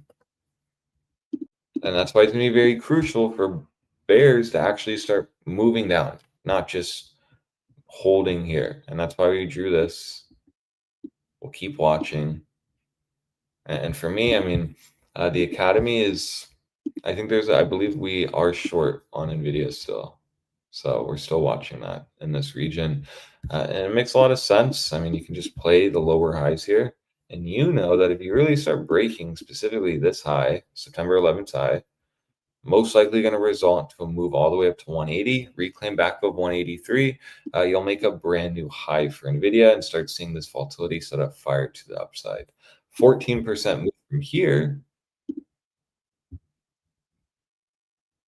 be closer to $200, 203. So let's check the HPDR now and see if we get anything telling us that on like a weekly. Okay, so you see here, median at 183, get back above 183 on a weekly. So I was saying daily. You can even more confirmation, more confluence, be more confident in this trade if you use a weekly. Get back above 183 on a weekly. Yeah, you'll start aggressively moving up to 200. And that would be the next zone. 200 to 205 would make sense to be watching. It's just close to that psychological number of 200. And depending on the reaction there, you should just be either gauging a higher low or keep watching to see if we keep breaking out. But again, this really does solidify exactly what we're saying. We are at the cliffside edge. We are going to get a move very soon. Weekly volatility is already reset. The median has shifted all the way to 183. So you're either then going to just take out these highs, obviously make a new high at that point, break out to 200. It's just more, okay, how big of a move can we get? Well, this shows a 9% move pretty easily, 8.91% to 9%. Or if this channel's going to break down next week, you're going to start moving down hard all the way to 150. We'll see. I will say I am very convinced next week you're going to get a move on NVIDIA. I wonder why. I don't know if there's anything specific happening. No, I don't know. I really don't know. I just click buttons. But next week really does seem like this will be the spot. So we could see it as early as next week, maybe into Tuesday, Monday, Tuesday, which does make me wonder, what's crypto going to do over the weekend then? That's interesting. Still are seeing Bitcoin, it is still at, 116. Nothing really is bearish. And even so, now you actually got that daily EMA 9 retest. You have a super easy risk to reward long right now. Playing today, you have a huge amount of expirations happening in options. Oh, do you? Oh, yeah. Interesting. So, is it the quad witching farm? Is that happening, or was that next month? I'm not sure. Let me check. I can't remember if quad witching was last month or if it is this month. Like currently, we're in it. I think it's now. Yeah, then it probably is now, which is very important. It's very important. A lot of volatility, and so it makes sense. NVIDIA is primed for a move. September 19th. September 19th. So we have to wait until today? Yeah. I didn't know if you guys knew it was September 19th. So it is today. So yeah, markets are, that actually is very interesting to see. But right, for NVIDIA, no FOMO here for anyone. Play the lower highs if you're shorting. If you're trying to long, just simply wait for a breakout, wait for 180 to get reclaimed. And then you can either lower time frame, trade it to 183. I wouldn't recommend that. I would rather just wait for a daily close above 183. And ideally that bleeds into a weekly. You get back above that median, boom, you can start breaking up to 200. You get the easy trade. Like it's a lot easier taking a trade that goes straight up than, like playing within the range, longing your green. Now we're going down for a higher low, bullish back test. Now you're red. Now you're breaking out. And you could have just like waited for this and then longed here. Well, NVIDIA doesn't do that. What do you mean? We don't just go up. Well, what if you just waited here, had longed on the lower time frame? You literally had just easy moves up. So it does do that. And you could have just avoided all of this. Let's see. Another example.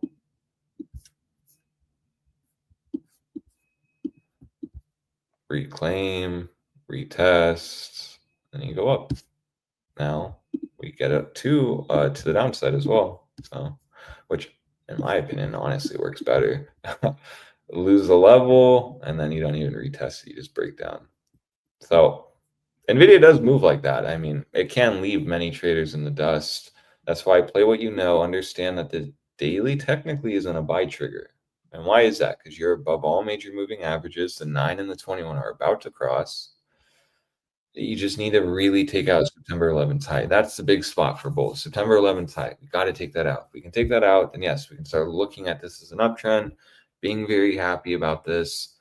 But until then, it's going to be very questionable. Very questionable. So if it's very questionable, So, just so to rephrase, you got to take out the 9/11 high. basically, yeah. Literally. Got to take out 9/11's high. So that's all I have here. And I will say it is nice to see the weekly 9 move right into that 174 region. So it should just be pretty easy on NVIDIA to gauge if we're going to massively break down or massively break out. Mind you, look what happened in this range.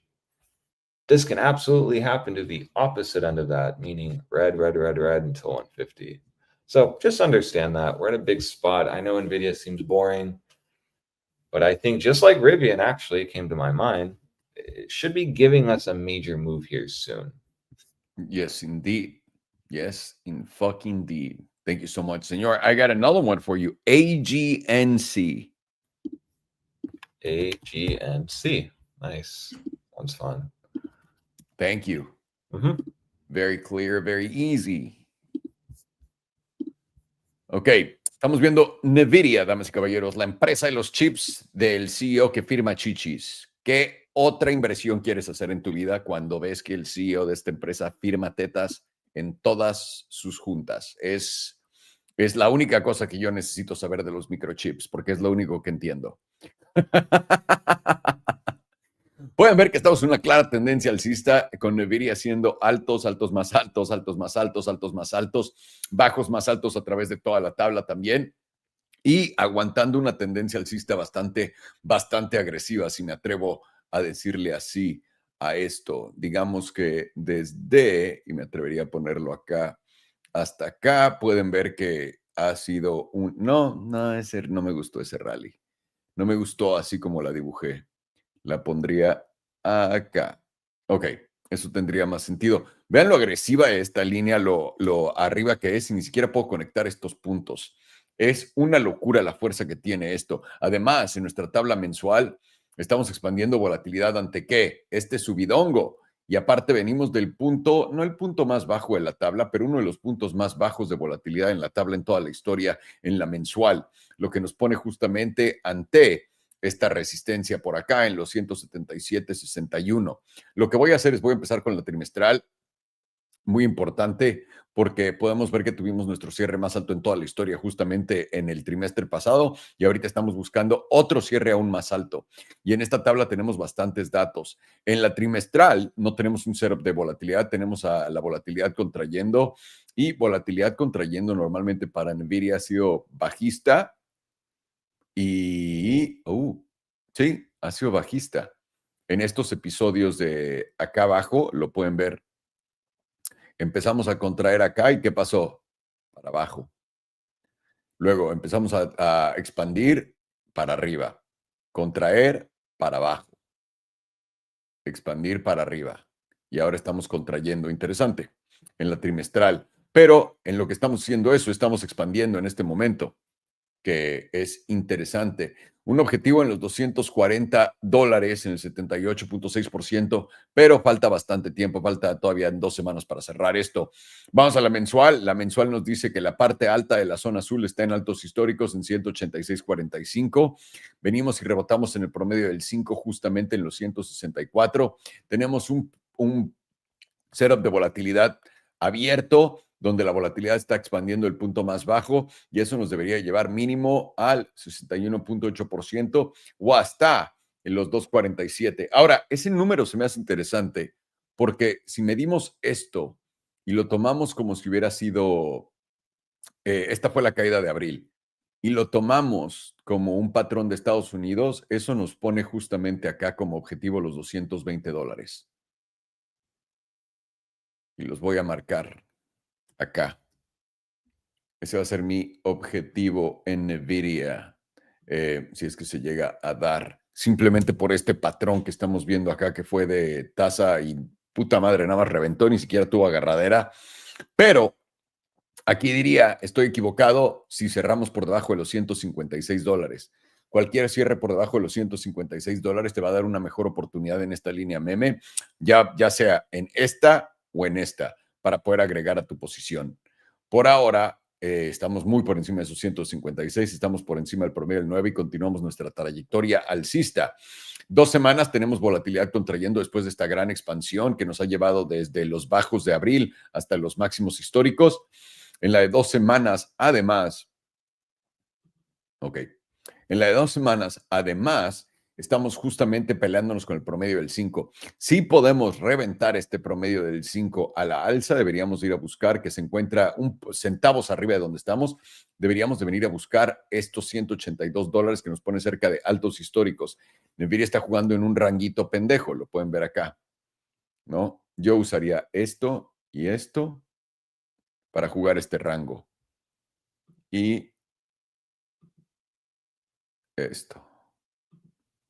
Y ahorita que me acerque más en la diaria van a ver cómo se ve eso. Esto es como el rango pendejo que está jugando. Aquí abajo abres un long, aquí arriba abres un corto. Y lo haces, no es mucho dinero según ustedes, pero vean. De aquí al tope es un 6%, con un 10X 60%, con un 20X 120%. Y esto está en BTCC, que tienen el enlace abajo para poder tradearlo, si se les antoja. Pero justamente estamos en medio del canal, estamos en un no trade zone en este momento. Semanal. Semanal queremos también, yo diría, aguantar el promedio del 9, $175. El peor escenario sería perder el 174, que es el promedio del 5, y eso nos debería llevar a la parte baja del canal, en los 168, pero parece que ya lo hicimos. Nuestro siguiente objetivo debería ser los 183, una vez más, 183, 183, 183, y ahí es donde vamos a ver si vamos a hacer un máximo histórico o no. Aquí ya en los 183 te pone bastante sencillo hacer el short, porque la invalidación es 184. Yo me imagino que NVIDIA, siendo la gatada que es, te haría esto, si es que fuera a bajar, eliminaría a todo el mundo y después caería. Es lo que esperaría yo de esta zorra. Con eso dicho, en la semanal tenemos también volatilidad cayendo al punto más bajo de toda la historia. Bueno, no del punto más bajo de toda la historia, estoy mamando. Cayendo bruscamente para buscar un cero potente. Y en la diaria podemos ver que también venimos de periodos de nula volatilidad, tuvimos expansión, luego volvimos a caer y estamos justamente a punto de expandir por encima del 15%.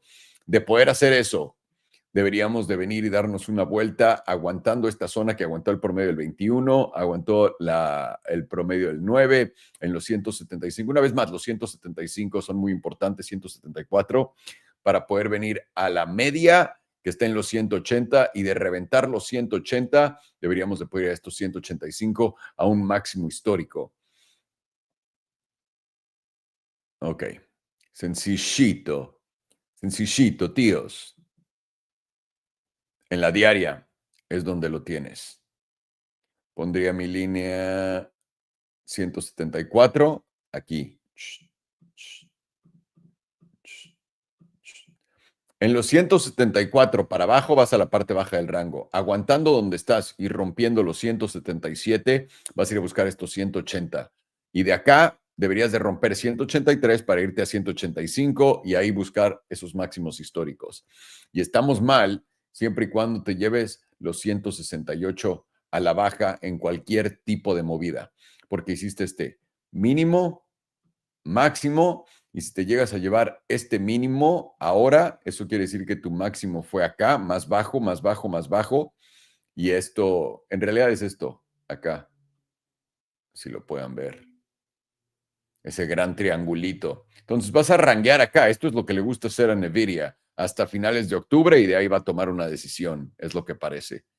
Falta un mes y medio para eso, así que prepárense y agárrense los huevos, damas y caballeros.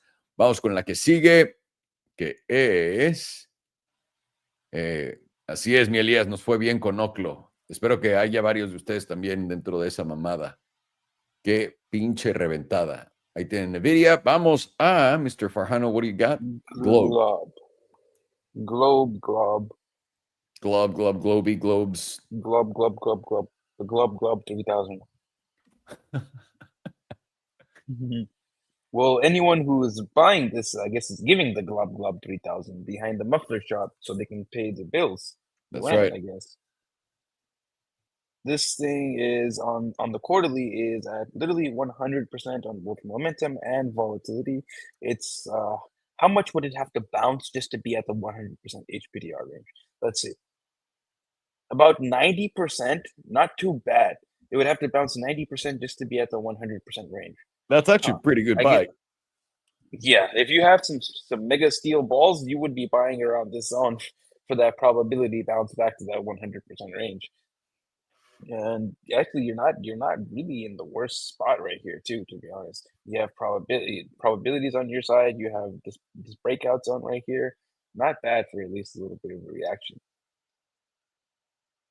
You gotta have some massive balls to bid that, though. Sure. Monthly, yes, massive ones. Like Randy Marsh whenever he was trying to get his medical license. Yep. Monthly is giving you a fresh silver cross to the downside.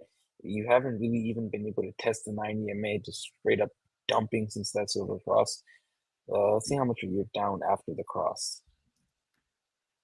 Oh, just 64% since the cross, not too bad. If you were to get a bounce from here, which does make sense considering how extreme you are on the HPDR zone, I would expect a move to somewhere around this 5 EMA, and even that is significantly higher than where we are right now. That is like a 40% move to the upside. Not bad. Like at this zone, you're just purely playing the extremities and the probabilities. I guess that means time to long this on 50x. Although I don't think it's listed on any of the exchanges that offer 50x. 2 week is currently starting to flip back up on momentum. Volatility is contracting from extremes. The jewel is starting to put in a God mode signal, very close to giving you a God mode buy signal, since the curvature is starting to lose the downward angle. You're right at that 95% zone. Basically, all signs are telling you you're at a major bounce zone. Weekly is starting to also flip back up on momentum. Volatility is about to go into a contracting phase. Weekly is also giving you the God mode background.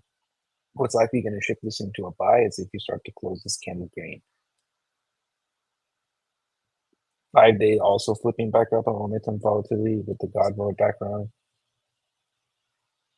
2 days starting to lift up on momentum, getting back over the moving average, close to making its way towards the edge of the bearish control zone.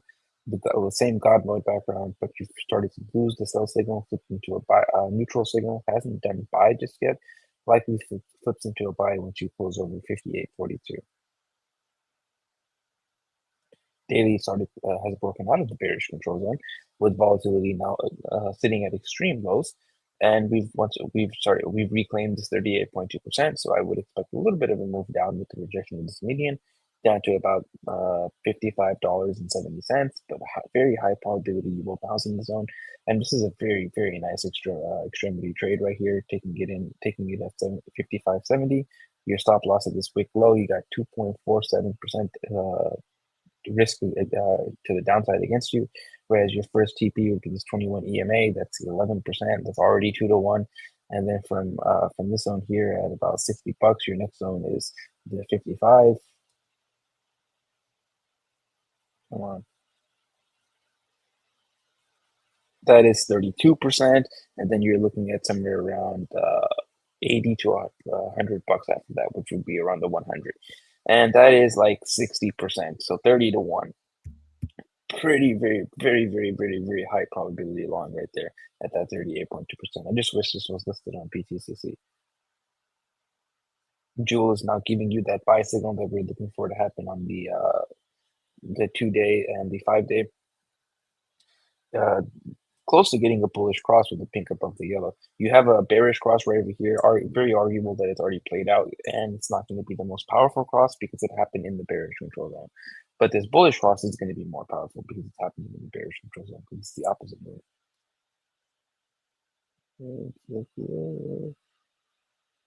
Okay. 4 hours also flipping to the upside on momentum on the first tap. It did reject the critical zone or the bullish control zone, but as long as it is holding this top 38.2%, it likely will eventually break into it. And the jewel is giving you that God mode buy signal with the pink crossing above the yellow in the bearish control zone. Let's see what this does on the 4 hour.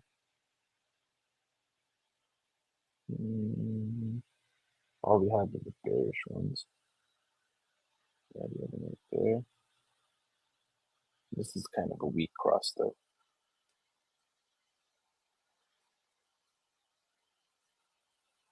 And what tells me that it's weak is just going sideways.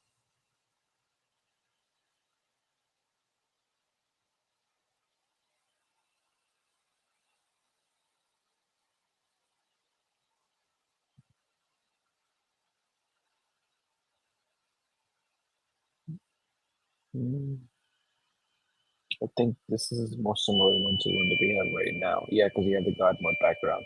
So this is more similar to the one we have now. Oops.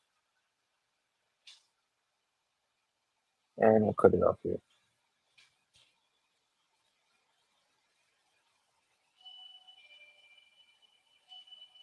Damn, we hear it, bro. You don't have to ring it again within 10 seconds. No. Fuck you. Ding dong, ding dong, ding dong. It's a big place. Are we supposed to teleport to the door? 6.3%. Pull a Goku instant teleportation? Yeah. That's what you should. That's what whoever's ringing the doorbell is expecting. So you better fucking do it. 14%.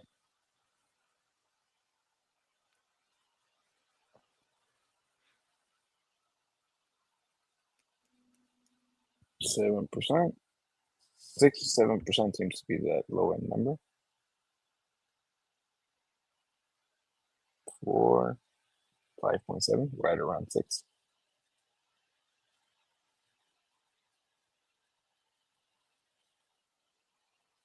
Open.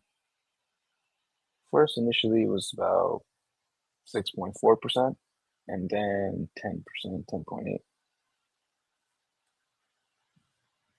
This was the failure.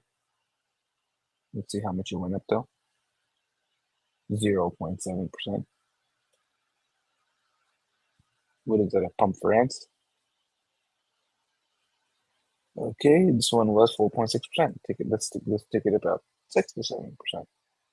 Brings us between 59 and 60 bucks. That was that.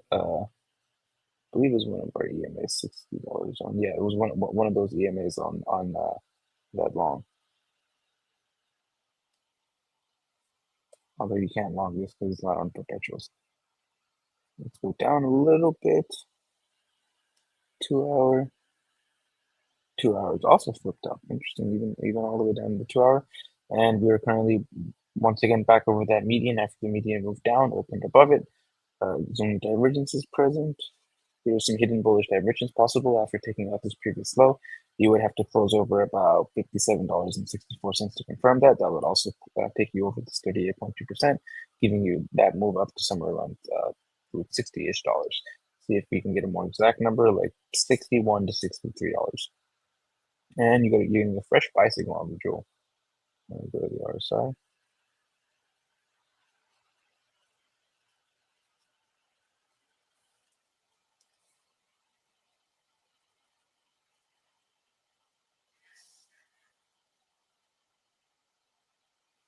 Quarterly currently has multiple drives of bearish divergence. This will be active as long as you're closing below. Are you ready for this? $228.98. Fuck.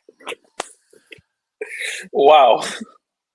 Good No luck. possibility of invalidating that bearish divergence as long as you're closing below $228.98. Damn. Wow. Wow, I guess it's fucked. The next target on that bearish divergence is going to be the critical zone, which right now sits at about 100. Wait, what? No, never mind. I'm looking at the wrong number. It's impossible. It doesn't tell you what number that is. Let's see if I can change the bearish control zone number to, let's say, 26 or 25.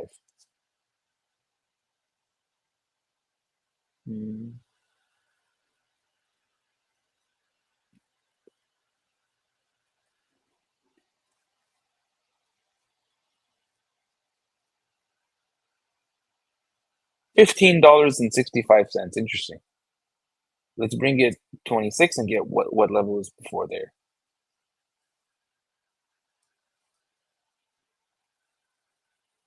About $34. Let's go back to default settings.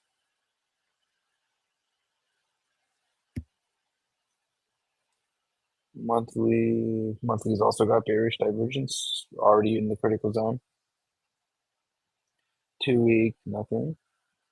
Weekly's got hidden bearish divergence. Next target would be about $45. 5 days, well, it's got hidden bearish divergence. Next target's 53.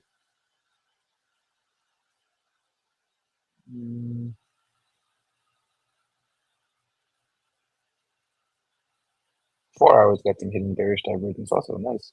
Let's zoom in a little bit on price. Oh, you're also forming another drive of hidden bearish divergence. Currently possible 3 drives of hidden bearish divergence as long as you're closing below about $63.13. Interesting that it's a zone to tap. And that will confirm with any close below $56.94, and that'll give you an easy target of hitting somewhere around that critical zone, which right now sits at about 43 bucks. Interesting, 43. And the simple moving average right now is at about 50. Let's go to 2 hours. 2 hours got multiple drives of hidden bearish divergence now, and this will be active as long as you are closing below 57.64. Your next target is that neutral zone, which right now is at about 55.50. And volatility is now sitting at extreme lows, so more reasonable target is going to be the bearish control zone at 53. These are like tiny little moves. Go to momentum.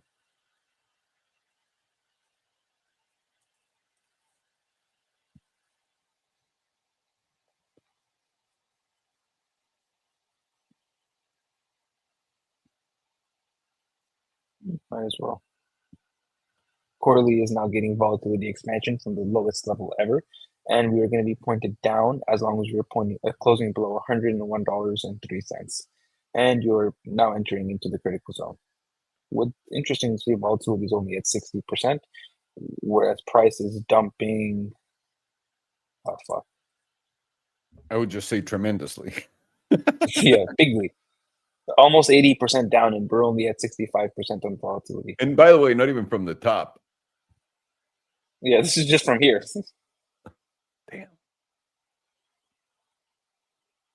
Why is this down so much? Technology, information technology. I don't know what that is. Let me look it up. Monthly is now at 2 periods of 100%. Sorry? It says on August 20th, UBS said they remain neutral to the stock, and ever since it's dropped like a motherfucker. So there you go. Oh. Damn, I guess the people that buy this are the same people that buy cryptos. Neutral is bad. Absolutely. They're Oh, you're not massively growing? Well, then I guess you're shit.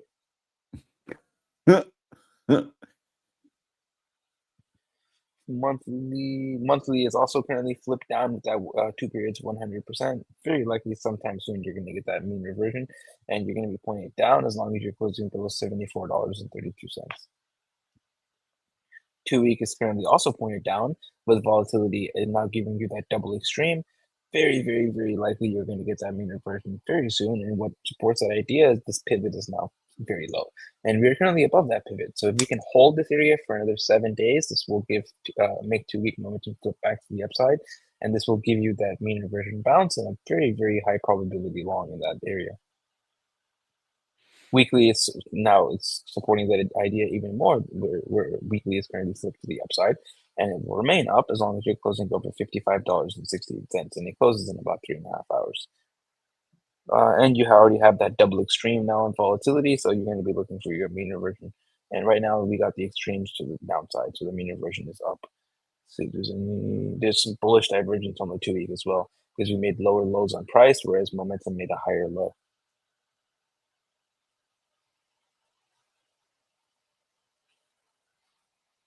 Five days also pointing up with volatility at extremes. 2 days also pointing up, volatility now starting the contraction from extremes.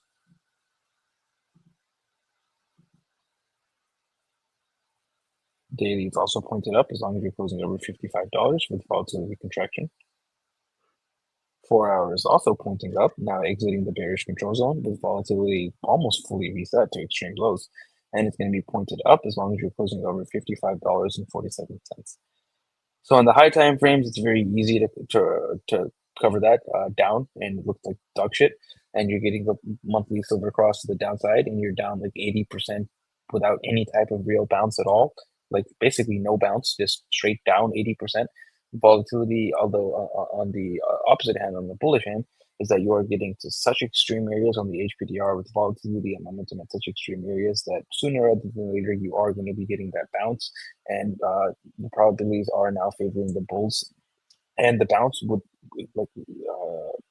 would be very very extreme considering how much down you went straight down.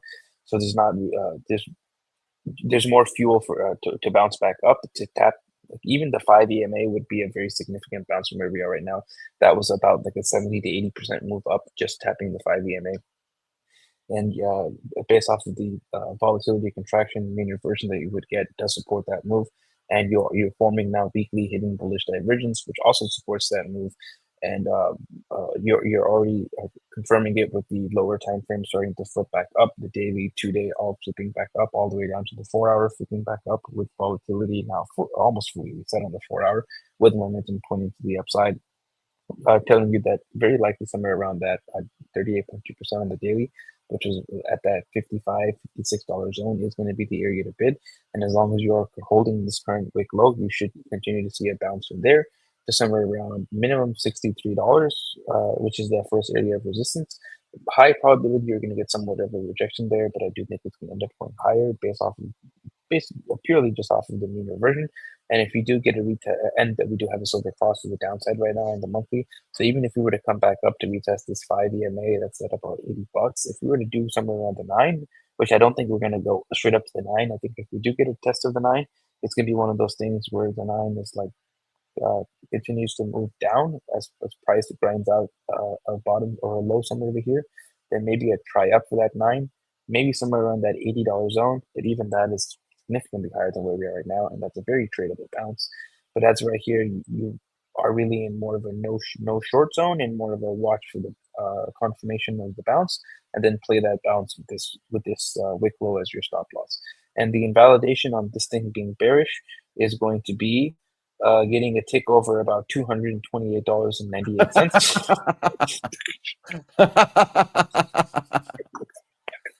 I can't say that with a straight face. Exactly. Or a weekly close over $142.25. Either one of those two things, and then we'll talk about some upside. Aside from that, any bounce you get is likely just going to be a lower high before lower. No, we'll talk about miracles at that point if that's what happens. So next for you, senor, and thank you so much. Very clear. Grab, literally grab, like grabbing tits, grabbing ass, grab. But a grab. Grab. G. Like as in grab. Like El Presidente. Huh? Grab like El Presidente. That's right. That's motherfucking right. Grab him by the pussy. That's the way I grab him. I like to grab him by the pussy. It's a great thing. People love when I grab him by the pussy. They don't have a handle, you know. There's no handle. There's only one way to grab them. There's only one way to grab it, and it's by putting your fingers inside. Nothing else. That's you grab it like you're lifting some sodas upside down. A Diet Coke, a wonderful crisp Diet Coke. I They love don't anyone put that's handles going on on, them. It's a anyone damn that's shame. They don't put it. anyone that's on X, like going through live streams, like trading live streams, they get to this one and then they get to this point exactly, and they're like, "What the fuck is this live stream?"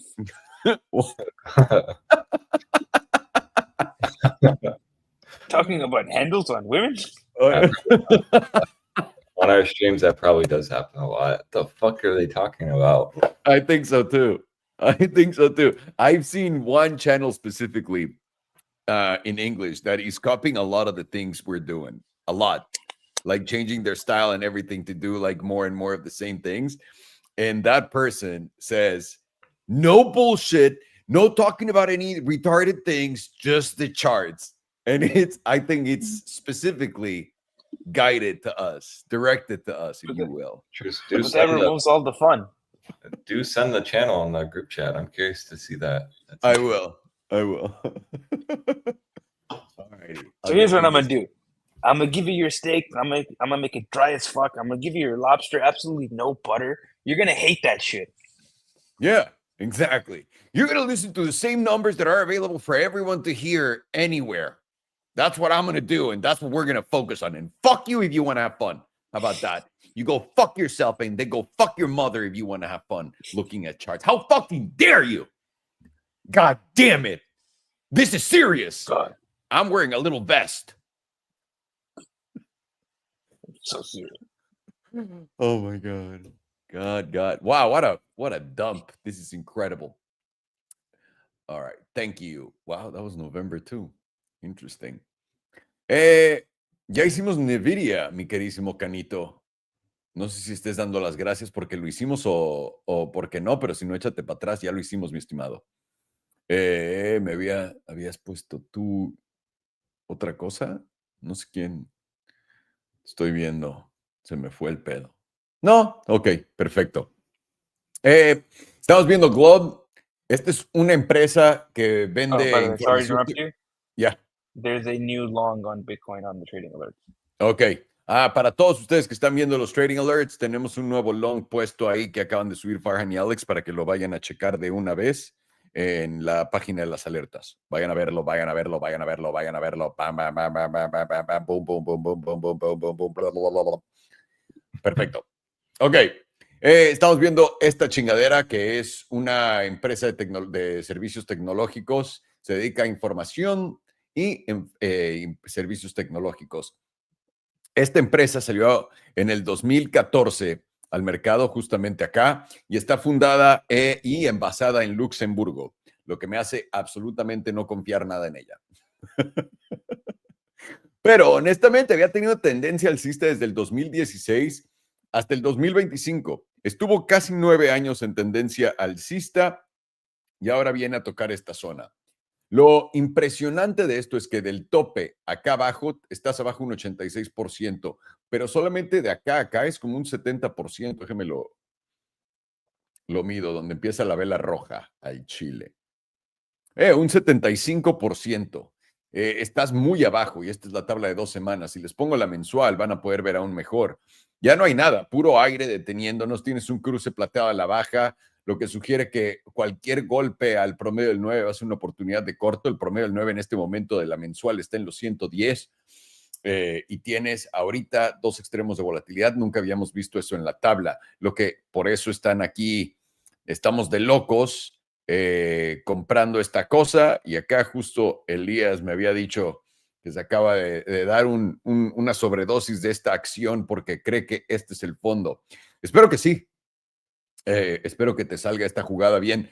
Te digo, no me gusta a mí, por ejemplo, entrar en estas cosas porque yo, si no confío y me da más miedo, ahora sí que si no confío, hace que me dé miedo y me espanto y me salgo.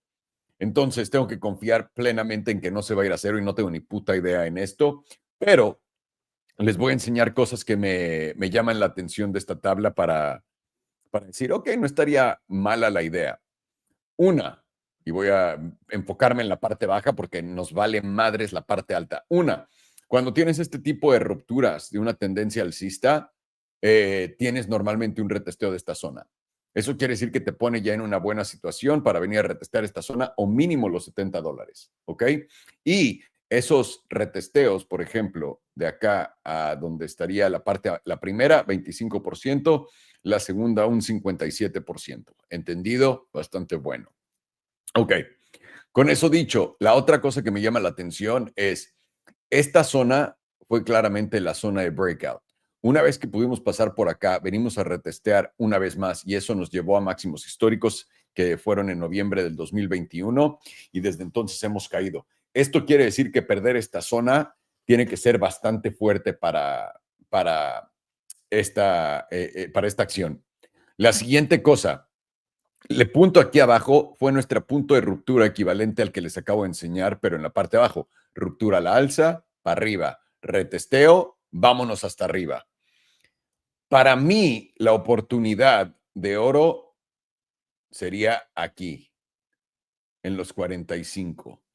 Y ahora, ¿dónde me salgo si estoy mal? En los 42, porque eso quiere decir que entonces vas a ir a 35. Yo entré en los 45 y 45.77 y cualquier cosa por debajo de los 42 me saldría, pero no aquí. Estás en medio de la nada y estás haciéndolo a ciegas. Es lo que yo me estoy diciendo a mí mismo y no lo quiero, no me gustaría hacerlo. Voy a poner el HPDR para ver dónde estamos. Esta es otra cosa. Ve el HPDR a lo cerca que está el 100% de esto en la mensual. Normalmente esto llega a ser tapeado en los 47, 46 o a veces tienes como esas saliditas. Creo que esta sería la oportunidad correcta, en mi opinión. Ya hicimos el trade de Farhan, falta el de Salo. Estoy en ese mismo trade esta vez, Elías. Esta vez estoy en el mismito trade. Aquí abajo, una vez más, el 100% está en los 39, que no, o sea, 37 es la invalidación, lo que me da aún más confluencia. Estamos rebotando en el 95%. Eso sí, estamos encontrando acá un suelo, lo que parece ser el final de todo esto, pero de darse, el 97% está justo en los 49 y el 100% en los 39 en la de 2 semanas. Semanal tenemos justamente en el 35.74, que es básicamente la zona para salirnos en este 100%, y acá el 97.5% está en $52.27. Esto podría aguantar o dar un flashazo aquí a la baja. Estamos o ya en el fondo o el fondo va a ser aquí en los 46. No estamos tan lejos que digamos.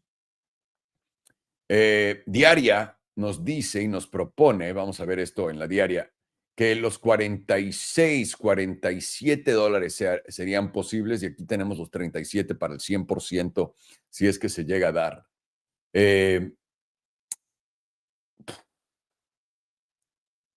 Tendrías que básicamente perder el mínimo para poder ir a buscar eso, que está en el 61.8%, y eso básicamente te garantizaría esto. Ok. Yo creo que es así de fácil.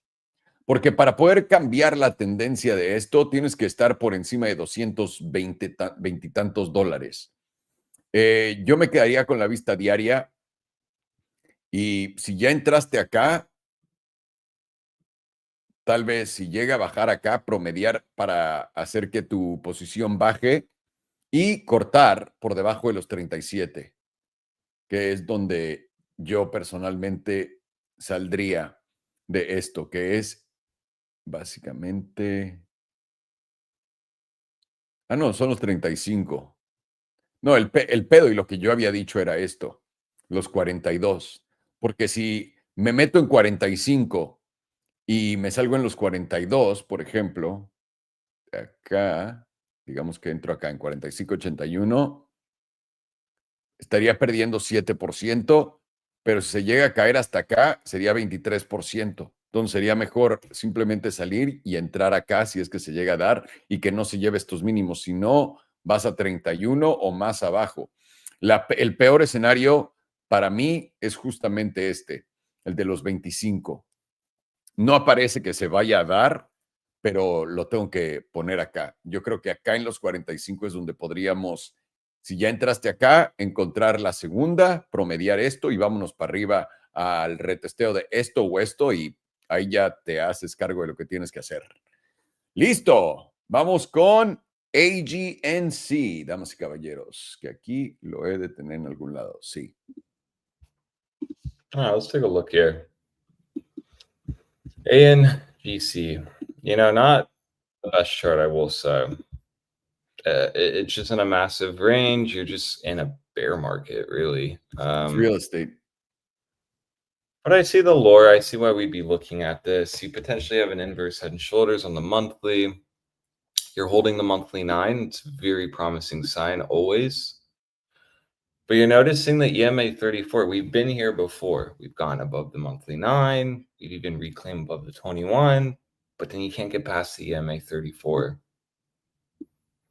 And you've seen here in the midst of this breakdown, right in the beginning of it, you're catching a lot of resistance off that EMA 34.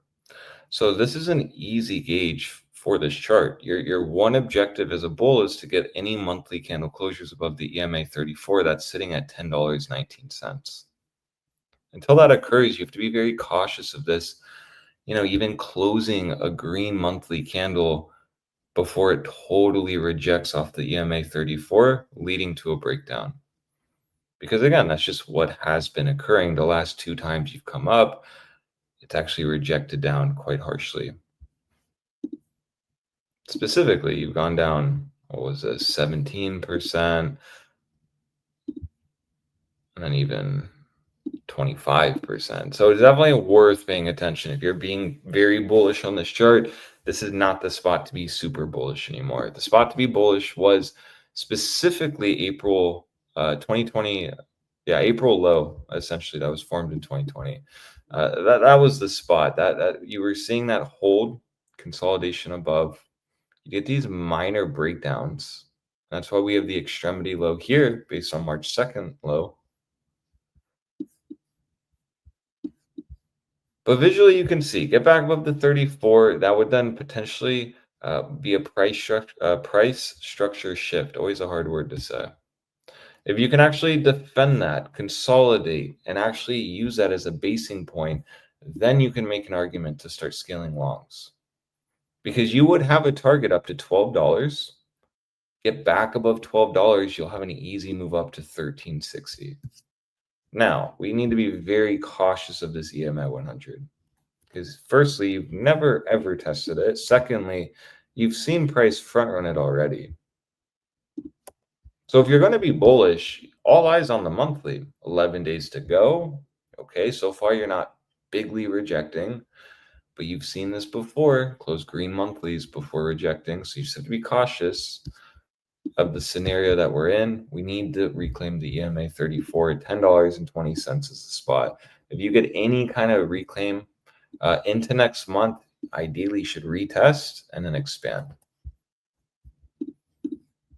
So that's the monthly view. Let's check the HPDR real quick. Ooh, nice. So you even have the median right there at the EMA 34. That's significant because if you can get back above the monthly median, I'll look at that as the first big sign of, maybe the low in April possibly being a major low. You can easily see you'll get a move up to the top side of the 38.2%. That's in the $11 region. So lining up nicely with our range. So that's the monthly. It'll take time. I like going on the monthly with these charts to kind of just get the bigger picture, the more macro. You are still in a bear market. You are still in a monthly downtrend. The bi-monthly will be more evident. Just consistent lower highs. The hopium is that, maybe you're grinding out a very dirty, like inverse head and shoulders here before going up. You often do form this pattern at bottoms towards the end of downtrends. That's why you need to be convinced. You need this to prove to you that this will break out. $12 is the spot. If you can get back above $12, you easily can make a move up to $15, assuming the weekly won't reject. So in my opinion now, the monthly EMA 100 doesn't reject. I said the weekly. In my opinion now, you're just simply waiting. You need to wait until the monthly. There's really no trade to be had. You're going to be very aggressive if you're positioning here because you could be just playing within the middle of a major range. You as a bull need to bid either $8.80 or watch the EMA 34 to provide you a bias going into October. It's going to be very crucial for me, though, to continue to hold above the weekly EMA 100 if we're actually going to be bullish. Because you notice off the start of major moves down is deviations of the EMA 100. So it's going to be very crucial for us, if we're going to be bullish, to not lose it. You'd want a scenario here where you actually got back above, you held it, you expanded, you then retested it, still never losing it, leading to a nice busting action move. 17% up, very nice. So this chart's lined up, but it is at resistance, and you have to be very cautious of that. If you were longing while it was approaching the weekly SMA 200, it just doesn't really make too much sense to do that. Last time you tested the weekly SMA 200, you have to go all the way back here to 2021. And you can see you hit it and then massively rejected. So that's why really the past matters for these charts. What the reactions were does matter. This rejection told you this is major resistance. So there's no surprise that this did reject where it did. It's just now, are we going to deviate, massively roll over, go back to $8.80? Or is this going to actually start, again, putting in the price structure shift? What was always a deviation point now being flipped into support, and you potentially are going to get another shot at getting back above the SMA 200. Again, just another good reason on why you should be watching that EMA 34 on the monthly. Because if the monthly gets back above the EMA 34, you know that the weekly got back above the SMA 200. It'll then start really giving you a lot of confluence that, yeah, maybe this has bottomed. And maybe we are about to see a busting action move to $12, if not all the way up to $13. In my opinion, I think if we can get back above the monthly EMA 34 and that weekly can hold above the EMA 100, you will see a big move on this chart. I don't think it's over. I do think, though, that once you start approaching this $12 region, that's where you need to really pay attention, because you very easily can reject. Now, if you get back above $12, it doesn't mean you max long this chart. No. Confluence to 1360, maybe a rejection. You get your, bullish structure before maybe breaking out. That way, the first tap does probably reject you. And having that perspective will keep you in line. Before you're talking about $20, $16, at one point, this chart was trading all the way up to $30. You need to really start getting back above these levels. A good starting point for that will be $12. So if you want $12, let's see if the EMA 34 will get reclaimed. And if you reject and lose that into October, major sign, very bad, most likely goes in for a macro lower low, and these lows aren't safe. So it's a big spot. You can even see here the quarterly. More fuel to this idea that, yeah, maybe this is shifting. Maybe things are turning more bullish. You maybe are going to get back above the quarterly 9. Now, I will say, you've done this before. You can't hold above it. So this will just play into our idea that, yeah, you need to start holding this level right at $10 needs to hold. If it can hold, you most likely see expansion from here, and you go up to $12. If it can't, if you once you hit $8.89, you need to watch that carefully. Any daily closures under that, yeah, I do think you're going to go all the way down to $6 very aggressively, very fast, very aggressively. It's not going to just do this. No, I do think once you lose $6, once you lose $8.80, you're going to aggressively move to $6. And then, right, with what we know with the bi-monthly putting in lower highs, more likely than not to just make a new macro lower low. So hopefully that won't happen. Hopefully bulls can actually sustain a bullish scenario here. And remember, it's going to start on the weekly. So watch this throwback. You as a bull are gauging this as a bounce zone. Telling you, yeah, I'm not going to long yet. I'm waiting here. $9.83 is the spot. Let's see if the weekly is silver crossed. Oh, freshly too. More confluence. Love that. Fresh weekly silver cross. First retest of it will be right at that weekly 9, sitting at $9.86, which tells you probably not the best time to long right now. Wait for that 1-2% more move. and then watch if you can actually stick the landing, because you've seen before when it can't, well, generally just breaks down and leads to a very bad time for bulls. But if it can hold, then yeah, this will be where you want to long, because this will be the start of a breakout back to 1040 and possibly even $12. So watch that very carefully. It's all I really have on this chart, though. You know, it's not the best chart. It's not the worst, but it's not the best, I will say. Good way to summarize this is, yeah, 2 weeks in a buy trigger. As long as you're above that 2-week 9, this is still going to stay in a buy trigger. 2-week, you see, though, it can be in a buy trigger, but it can quickly change. As soon as you lose what makes this in a buy trigger, which is staying above the moving averages, all you have is a minor meme line before a major collapse. So just be very cautious. Don't go too heavy on this chart. And even if you're using this to invest, I don't see the reason yet. Like, okay, maybe I'll invest once we get back above the EMA 34. That'll make sense. I'll just cut it if we lose it. But if you're like scaling investments here, it just doesn't really make too much sense. You could wait for a monthly trend shift and then do that. So that's all I have for AGNC. And I do see Bitcoin is actually bouncing from 116. Who would have thought? Needs to hold though today. That's like the big thing. So will the days forward cross bounce us out of there on Bitcoin? Well, tune in. Yeah, I mean, Solana barely moved down, so I'm going to take that as strength, and I'm on the same trade as you boys, so here we go. Let's go get our shekels. Perfecto. Y Canito, me preguntas si estoy en el trade de estos cabrones. Te digo, efectivamente, en este momento sí. Es justamente, ahora sí que yo no les digo a ellos, no, oye, me metí en este trade, pero yo ya estaba en este, literalmente. Estaba en la mañana cuando vi el precio, la hora en la que se estaba dando, etcétera, abrí mi posición. No esperé mi entrada a lo que pone ahí. Me abrí cuando lo vi en 114, 200 y agregué abajo. No, en 115.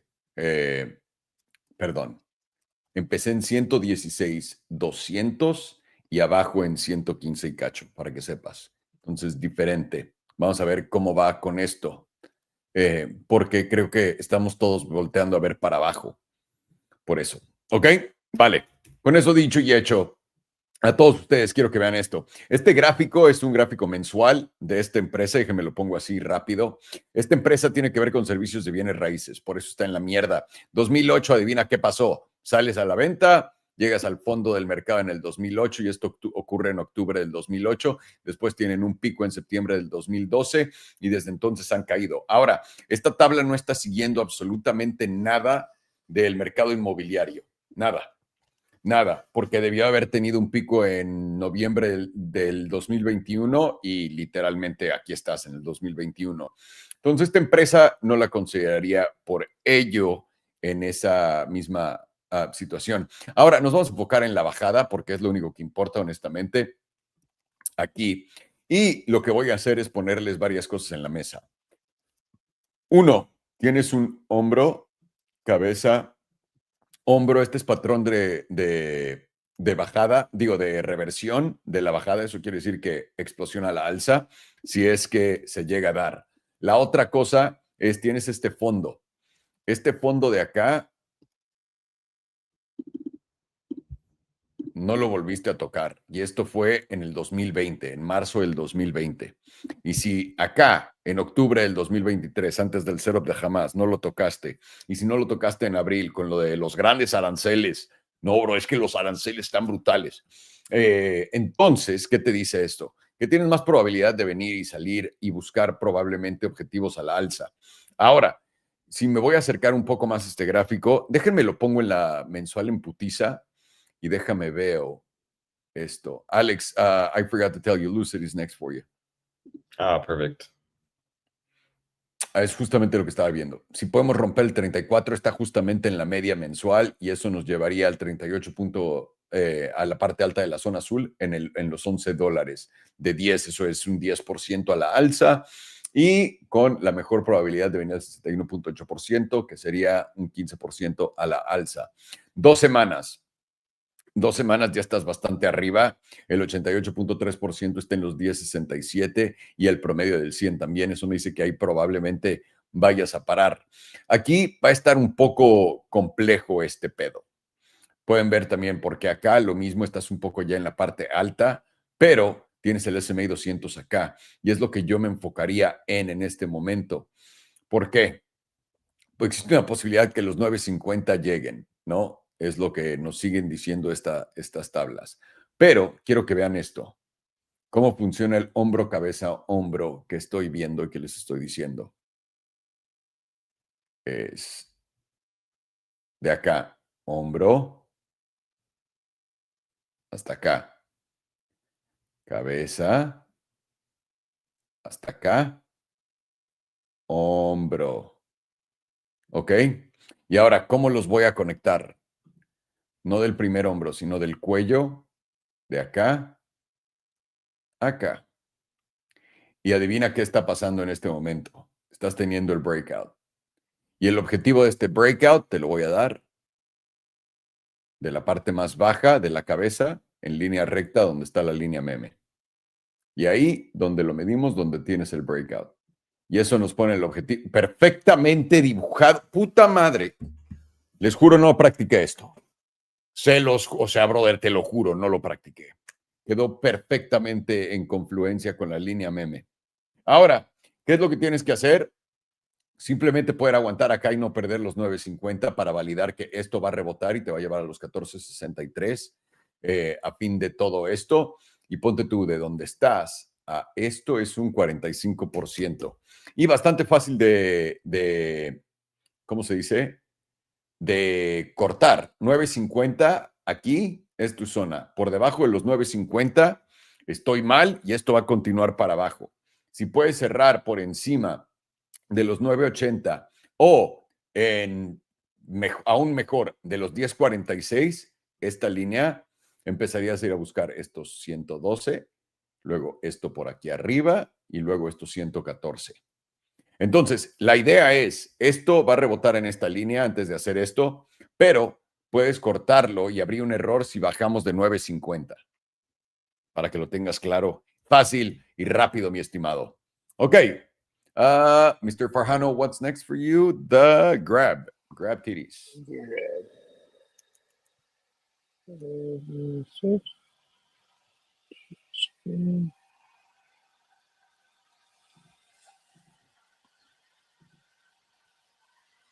Monthly. Wow, this is also approaching the 100%.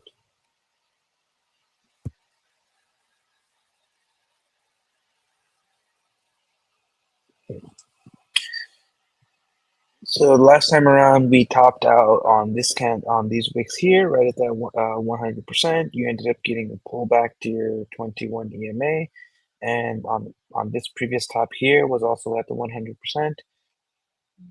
On this top also we went to the 100%. Basically, this was the stock. So I think this was right around the IPO time in 2021.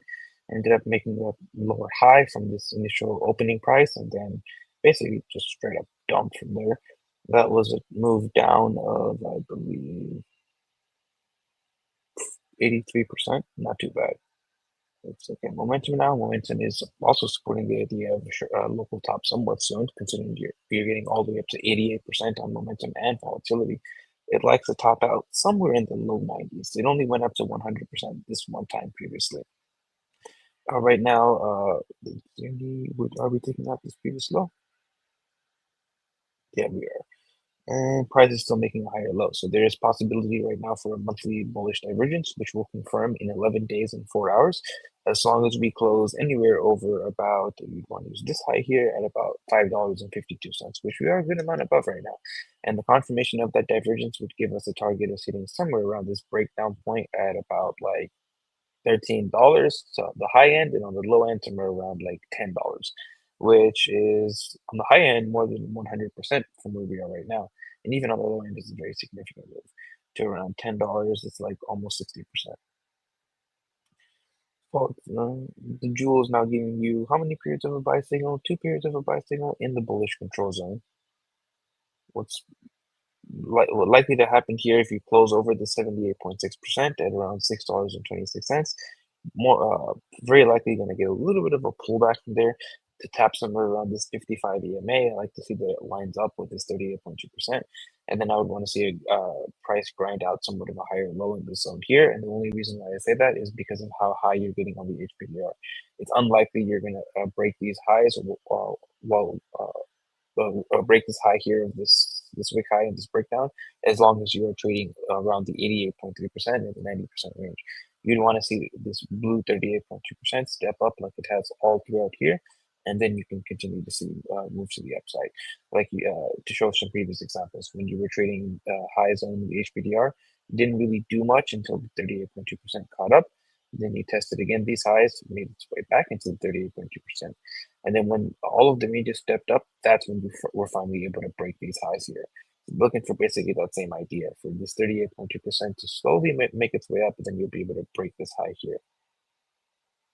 Let's go to 2 week. 2 week is now tapping the 95%. Well, just about to tap it, slightly below it, like 10 cents below it right now. And volatility and momentum are both at 95%. Very, very likely pull back somewhere between $6.55 to $7, if you can even tap $7. Weekly also very extremes on momentum and volatility. It's interesting to see how they're all around that same number, 94 to 95%. And same very on the HPDR, just about to tap to 95%. 5-day also at extremes at 93% on both momentum and volatility. If we see a close over this 88.3% on this next open, we'd want to see this 88.3% hold. And if it does hold, we should see a move into $7. If it doesn't hold, that's where you're likely going to get your pullback somewhere around like 550 on the middle end for this 9 EMA. And then the next level is this 38.2% and this 21 at around like 518, 515. 2 days getting right around that's 97.5%. This is going to be the area to hold. If you want to avoid that more deeper pullback, it's somewhere around $5. As long as we hold this area, we likely will tap $7. If you reject this area, start to close below it, then you're going to get that pullback before going to $7. Momentum and volatility are at 98%, getting quite extreme. Daily is getting momentum sitting at and volatility at 96%.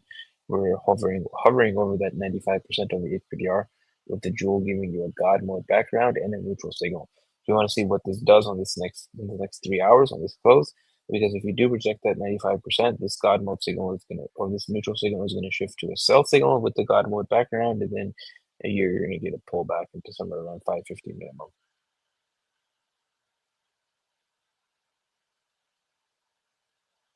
4 hour currently flipped to the downside, trying to flip back up, but not quite able to make it, with volatility right at the edge with the God mode sell signal on the jewel. Let's check out what these closes are. This close is $6.34. And this close is $6.29. So there's some hidden bearish divergence in between these 2 points, because momentum, or some regular bearish divergence, because we did make a higher high, whereas momentum made a lower high. This is 629, this is 634, and this is all 631. So this is a higher high from both of these highs here, while momentum made a lower high. To confirm that divergence, you would have to close below $6.29, and that will give you an easy target of 21 EMA at around $5.88. And then your next level below there, which I think you personally going to go to, is this 55, which is at around 550. Go to RSI.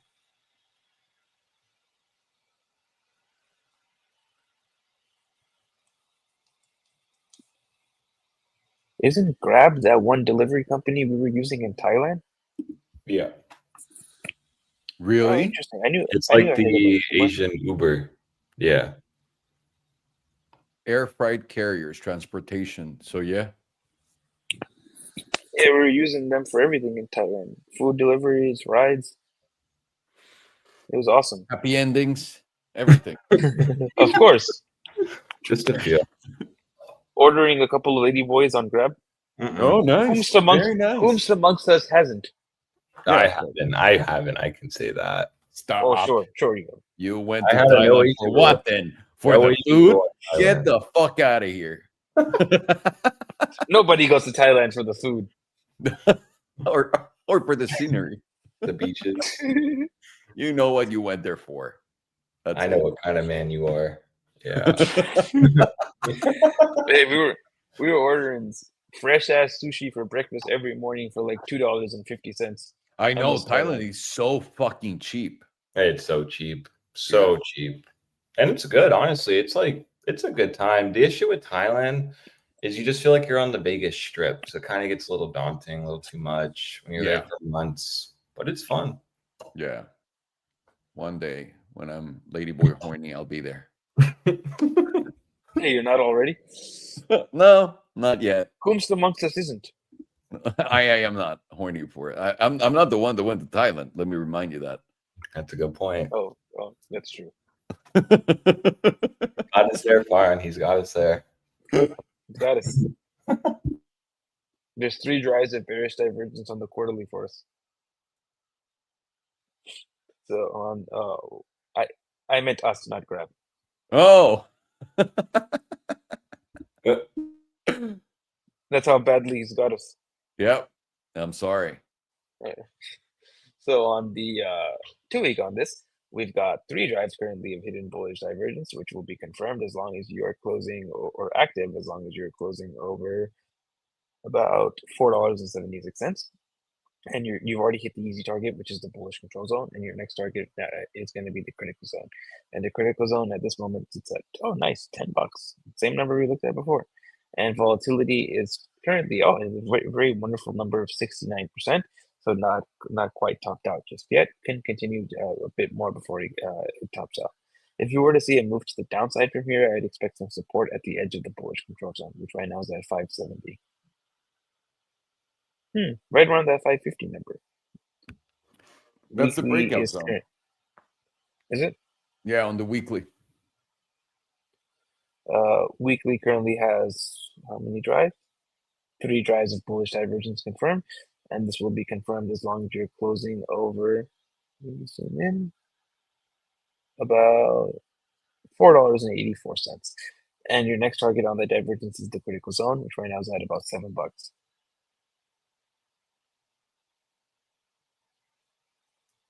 3-day currently has multiple drives of hidden bullish divergence. 1, 2, 3. This will be active as long as you're closing over same number, 484. And your target currently is the critical zone, which is at about 747. Oh, the following number. Daily 2-day currently has 1 drive of hidden bullish divergence. This will be active as long as you're closing over. These invalidation numbers are so low because you just went straight up.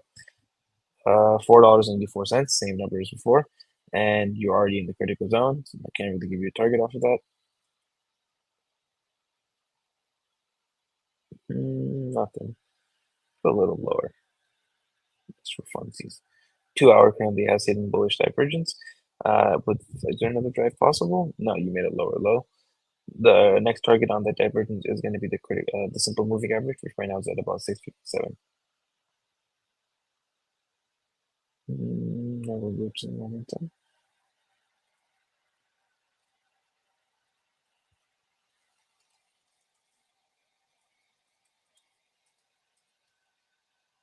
Why is it? Oh, I'm retarded. TradingView puts it in capitalized by default. I thought my caps lock was on. All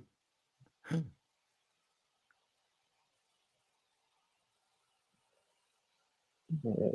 Monthly is very close to getting volatility expansion once again, currently below the moving average, but approaching it as we're getting price moving to the upside. And momentum is freshly flipped back up, and it's going to maintain upside as long as you're closing over $5.32. Plus, it's rejecting getting out of the bullish control zone. Zoom in a little bit. Is that a lower low? I can't tell. I got to zoom in real close. I think it's an ever so slightly, it's an ever so slightly higher low. So it just barely escaped having Actually, no. This low company, it goes along with this low. I thought it was lower here. So there's bullish divergence because we made a higher low with a lower low on price. That's some interesting bullish divergence. And this will be active as long as you're closing over currently. You can use this low here, $4.80. Next level is going to be somewhere in the critical zone. Unfortunately, the stochastic doesn't tell you what price that would be. We got monthly bullish divergence. 2-week currently has that silver cross. I'm not sure if I mentioned it in the previous one. A lot of it has already played out because we've gotten how much we moved since the cross? About 58% up. And volatility is still not really close to being topped out yet, only at 69%. And we're going to be pointed up on momentum as long as we're closing over $5.99. So basically $6. If we do close like this, I wouldn't really expect it to go straight up. More likely a retest of this 190 EMA off of this silver cross, and then a move back up. And that will, interesting, put us right around $5.50 to $5.40.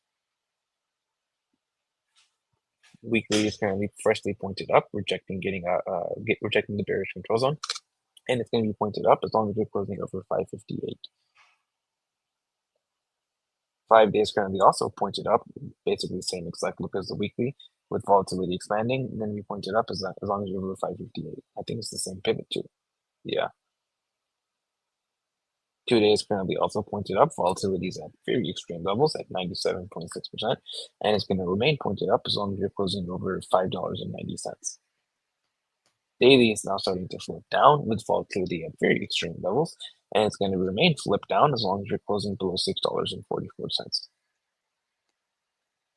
And 4 hours also flipped down with volatility now going into a contraction phase, and it's going to remain flipped down as long as you're closing over about $6.41. Under, no? Sorry, what did I say?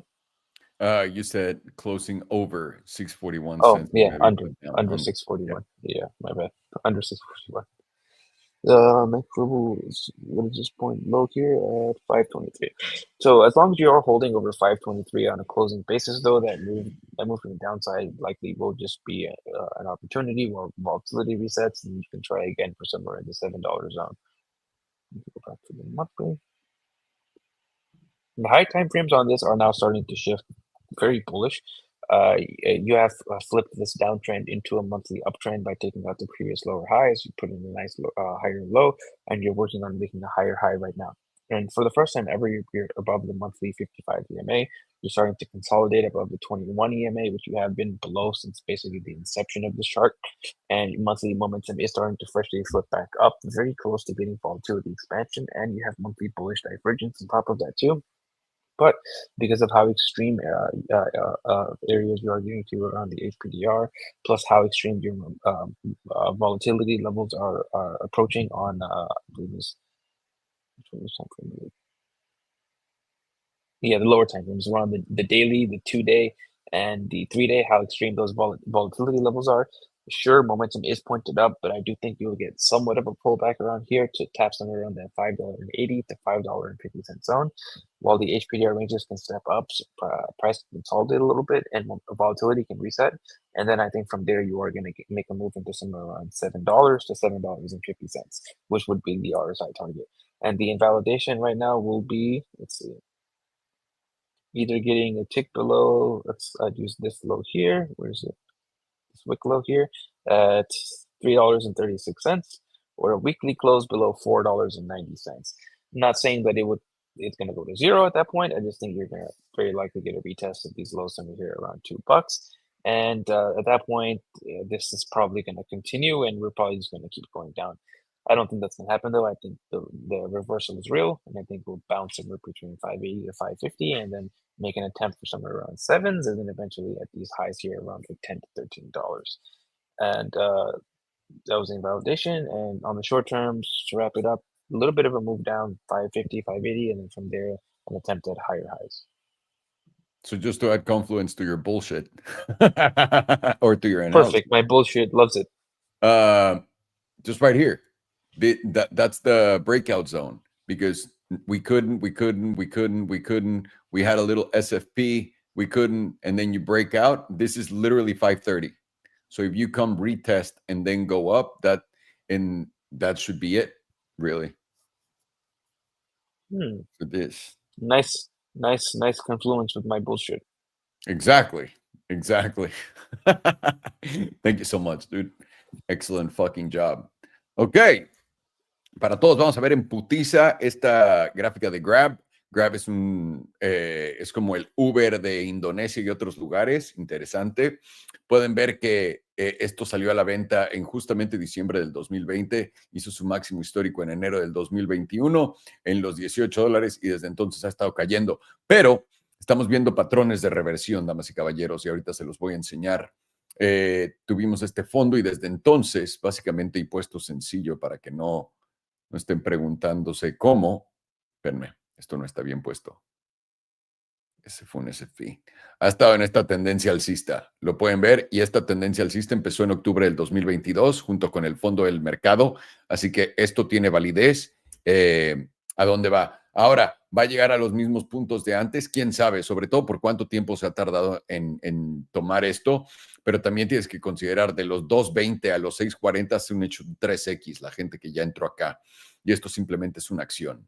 Así que vamos a ver eso exactamente. Por ahora, mensual, ya lo ven, voy a poner la de 2 semanas. Tenemos volatilidad expandiendo, lo pueden ver acá perfectamente, ante este subidongo. Además de que estás por fin cruzando el promedio del 100 por encima, que es la línea roja que ven acá. Esta línea roja que coincide también con mi línea meme, tienes un cruce plateado a la alza. Eso quiere decir que cualquier retesteo de la zona del 9 o el 100, porque lo vas a venir. Aquí hay 3 confluencias grandes. Tienes la línea meme, que es la zona de breakout. Intentaste y no pudiste. Y una vez que pudiste, reventaste a la alza. Normalmente cuando tienes una zona de breakout de ese estilo, ¿qué es lo que te está diciendo el precio? Te está diciendo que tienes que venir a retestear para poder explotar a la alza. Y ahora, no solo la línea meme, tienes el promedio del 100 y tienes el promedio del 9 que está subiendo a este punto. Todo eso me da confluencia para decir que esta sería la oportunidad correcta en los 5.30 para entrar, si no has entrado en esta cosa, y de ahí irte para arriba. Y la invalidación sería sencilla. Además de que tienes un patrón sencillo de fondo, hombro, cabeza, hombro. Y para los que no lo ven, hombro, cabeza, hasta acá. Y esto es el otro hombro, hasta acá. Y básicamente esta línea meme es lo que nos da, ¿cómo se dice? Es lo que nos da la resistencia de justamente que teníamos que romper, que ya la rompió. Y voy a poner acá el patrón para ver, una vez que rompa la alza, nuestro objetivo debería ser de ser los 7.30. Así que ahí lo tienes patrón de fondo, tienes patrón de fondo aquí también, tienes este hombro, cabeza, hombro. Y esto te llevó a esta zona. Y ahora tienes otro justamente acá.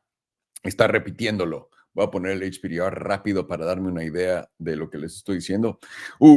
Exactamente. Esto me dice que tenemos que consolidar. Pueden ver que el 100% está justamente en los 7, donde está mi línea meme. Y esto me dice que tenemos que consolidar tantito en esta zona. Y al estar viendo esto, esto me da aún más confluencia en las pendejadas que les estoy diciendo. Ahora acá, lo mismo, estamos muy arriba, por lo que regresar a donde está el promedio del 9 semanal, que también coincide con la línea meme, y el 61.8% y el 50%, sería otra manera de verlo. Y también tienes volatilidad expandiendo con fuerza en la semanal. Lo puedes ver aquí abajo para que lo vean de cerca. Y ahora lo que vamos a querer hacer es pasar de donde está, y si eso logra ocurrir, vamos al 80% y debería haber continuación hasta esos 7.85. Diaria tienes volatilidad ya en extremos y también el movimiento en extremos, y esto me dice que podríamos venir hasta la media de la diaria en este periodo de consolidación, ver algo así en todo esto, venir a la media que está justamente acá y de ahí ir a buscar nuestro objetivo a la alza en lo que todo cambia. Bastante fácil. Y además de todo esto, el pilón para todos ustedes. ¿Cómo invalido esto? Simplemente abajo de 4.86. Si llegas a perder el S&P 200, que está acá, que es la línea morada que viene de abajo, la llegas a perder, me salgo. Esto quiere decir que me equivoqué y esto era un SFP enorme, pero no lo creo. Le doy mucha más preferencia a esto a irse a la alza que a la baja. Ahí lo tienen, damas y caballeros. All righty, señor Alex, we're ready for some lucid dreaming. Nice. Take us home. And then, yeah, we'll see. I was trying to make a joke with lucid. I can't think of it. Anyway. I don't know. All right, now Well, I the get company is the joke. All right, I get it. Yeah? This is the joke. I was trying to make like a sleep joke, like we'll close it out, then go to bed. But I'm like, that doesn't make sense at all. It's like 10 a.m. Anyways. I got one. Good luck taking us home in a lucid. Dude, Okay, I gotta say, they're pretty nice. I went to drive them now. The Gravity, I am obsessed with it. I'm not buying it because I like my Cybertruck better. I thought about it. But dude, wow. You should drive one when you get a chance. Yeah, definitely not in Cancun, but in the States, I saw one even. They are pretty nice. I saw one. They look nice. They look pretty. I've never driven anything but a Tesla, not even a Rivian, honestly. Well, these motherfuckers have soft closed doors. They have massaging seats. They have their suspension is incredible. Yeah, like this is some serious kit, and it's built nice. Now they're self-driving and all that other shit. I don't know, but the car was very impressive. The Gravity. That's good to know. Huh? Yeah. Well, some perks for them. I mean, the stock to me doesn't look that good, so it could quickly shift though, and then I'll explain where this will shift. But to me, the stock doesn't look as good as like the interior of the cars. I know that didn't really flow that well. We'll just jump right into this. The daily though, really, the daily is going to be holding your trade. You are above the EMA 34. It's a great sign, and really today looks like it just put in a throwback, right? Aggressive shorts got trapped. They were shorting the EMA 34. And so really now we have a position where a lot of trapped shorts shorting into a daily evening star off the EMA 34. This is why watching those key levels are important. You had the meme line. We also had that 9 and 21 going right in that region, telling you $20 is a big spot. So now today we're watching $20.75. If you can actually sustain a close above that and still continue to hold above $20.24, this will start giving us a target up to that EMA 100. Now, we are starting to see this line up pretty nicely. We had a nice channel breakdown, or meme line breakdown, if I will. If we just start slowly consolidating and moving up here, in a few days, the daily EMA 100 will shift down. Now, this is very significant because the EMA 100 strong resistance, and we would already be looking at this meme line that we've had drawn as an area of interest. So if that EMA 100 can move more down and actually hit closer to $22.35, that could actually be a good spot for maybe shorts to start looking to position. Because it would be logical to actually get a retest, a bearish retest. Because when you look at it on like a 5-day, you actually haven't put that in. And that's why these are really subjective. No matter, it depends how you draw them, right? You could draw them like there, you could draw it like that. And that's why we say that, because really it just depends. There's no real right or wrong. And depending on where you draw them could change the whole entire idea. Because maybe you already put in the bearish retest. You see here, you're getting back above this range. $20, I keep saying, is a big spot. This is like what really holds before we go up to that $23 region. So far, I mean, it is playing exactly how it's been before. Seen $20 be that extremity low, and even pushing up to here, you found chop and downside in the EMA 21, similar to here. But then once you broke out and expanded, you did just start moving up. Now, what was the start of a major move up in this region here? Well, it was just simply that EMA 34 holding. All right, you can just see here, you even had a few opportunities before it broke out. And then that took you directly to the EMA 100 before finding, resistance. But then this is where your bullish price structure comes into play. because, you know, this is still support, and then you got the throwback before that high. So we see what happened here. Now let's just relate it back. In this scenario, if we can just simply get back above the 34, we'll push up to $22. There, you'll either get a major rejection, or if you get back above $23, that'll be a major spot for me to say, yeah, maybe this is starting to be bottomed, and we are about to make a move up to that $25 region.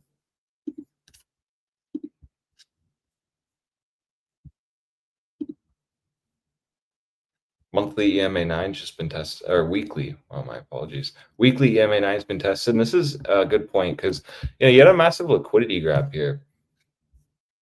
It made it even a macro low. So really, there's no like surprise it got it bounced after a macro low. Absolutely not. That's why it's really worth paying attention here. Because the weekly 9, I mean, that was the last spot that majorly rejected you. You even see the weekly still in a downtrend.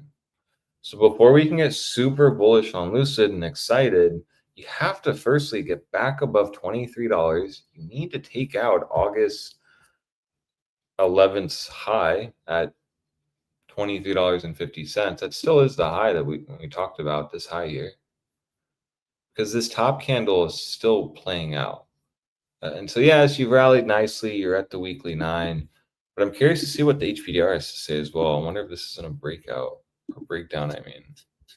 Now, so you are getting back above the blue 38.2% range, which is important. That's very important. You know, more signs to maybe this being a bottoming zone. It's just represented by $20 getting reclaimed, in my opinion. But still, you see on this weekly, the median is sitting in that $22 region. So it's very worth it to pay attention. Watch what you know. This still is massive resistance, and that's why really going into this chart, it doesn't look too good. Now it can quickly shift. We quickly can know if this is going to be bullish, and I really do like just the monthly perspective. You just simply need to get back above $23. If you can get back above $23 and hold that on monthly closes, yeah, this will have a really big chance of breaking out all the way up to this region here, sitting at $35, which is the next target.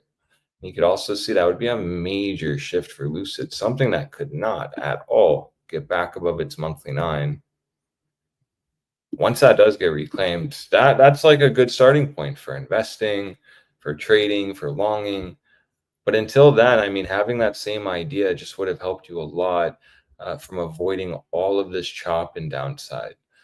So don't, you know, mistake one close is good. We're super bullish. You need 2 to 3. So, okay, reclaim, throwback, didn't hold it, broke down. So that's why for me, $23 is a big spot. That holds bullish dreams and hopes. And until we actually get that, you need to be very cautious of this, just putting in a bearish retest at $22, monthly lower high, and then rolling over into October.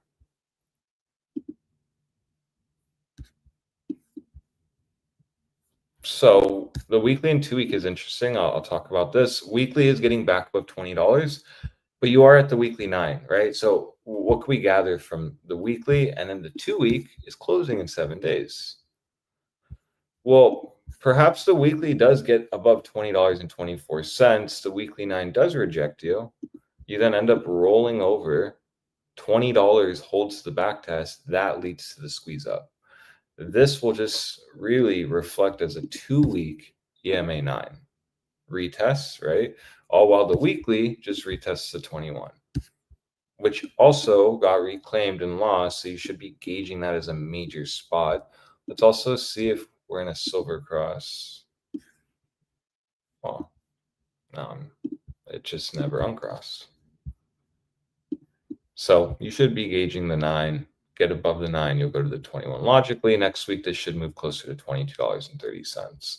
So for me, Lucid to me looks like it's going to make a move up to $22.30 as long as you hold $20. It's only really until you start losing $20 where, yeah, I'll become very bearish on this chart again.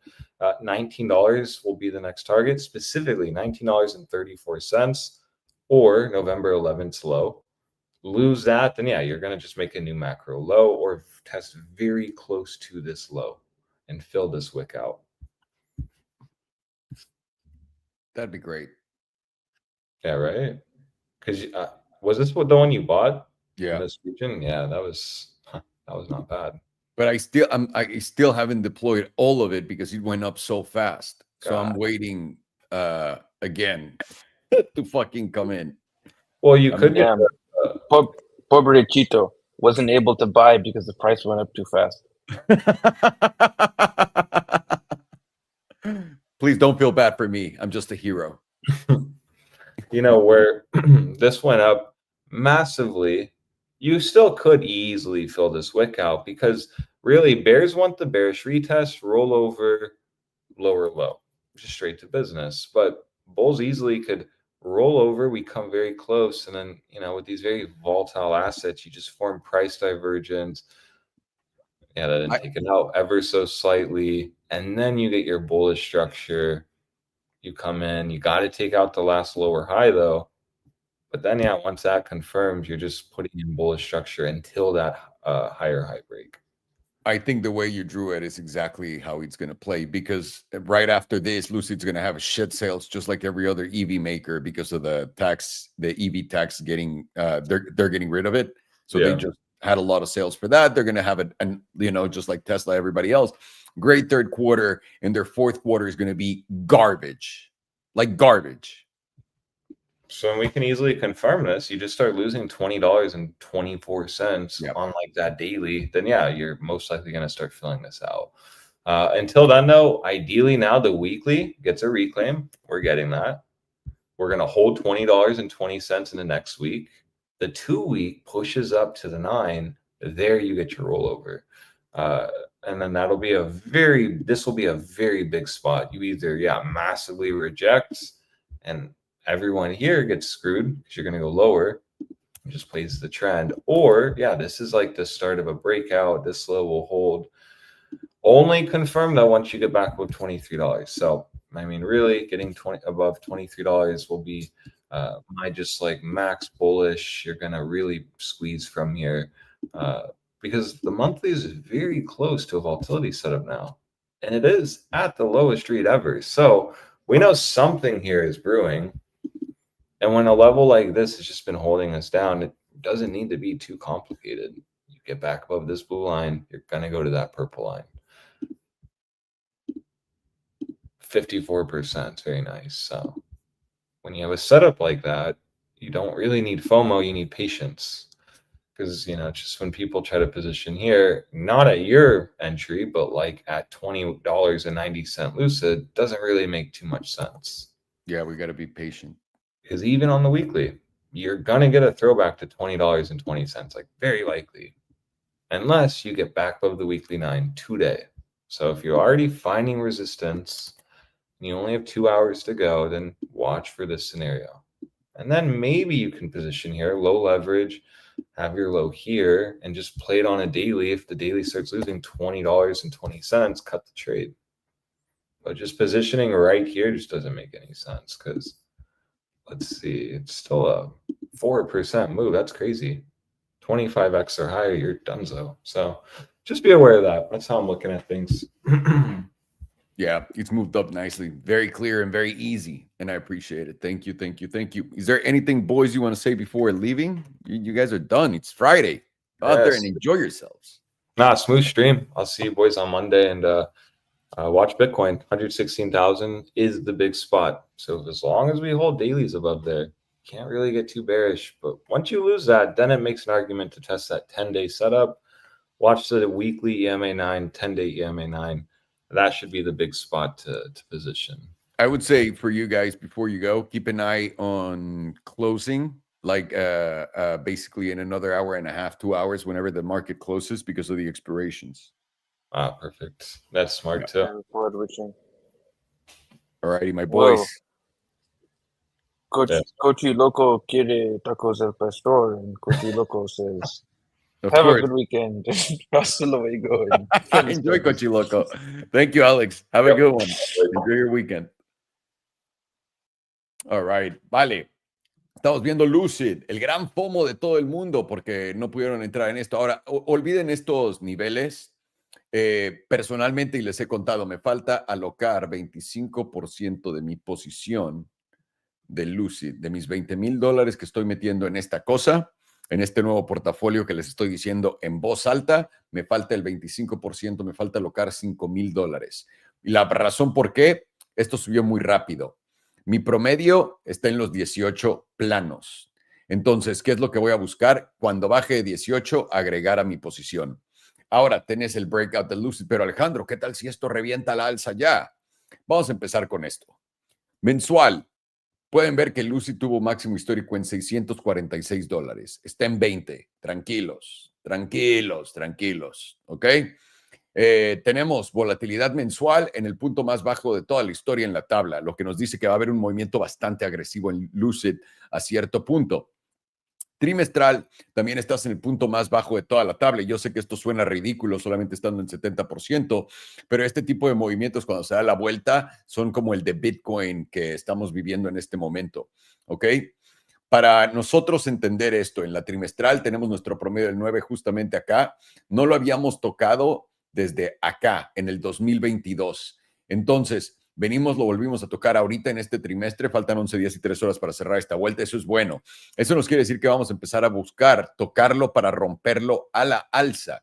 Y ahí pues empezaremos a ver cuando los demás promedios empiecen a popular la tabla. En la mensual, ya les había enseñado eso. Es un poco de lo mismo, pero en la mensual tenemos también nuestro promedio del 9 justamente en los $23. Esa va a ser una zona importante a romper. Pueden ver por qué en este triángulo. Y ahorita lo que están viendo parece ser una... Déjenme quito esto. No necesito estas líneas para nada, honestamente. Las tengo ahí por payaso.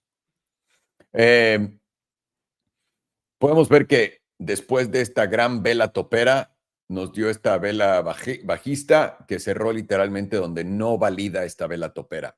Y esta es una vela que parece un hammerhead, va a cerrar en 11 días. Esta es una vela alcista. Todavía no estoy diciendo que se va a ir al cielo, simplemente estoy apuntando lo que es.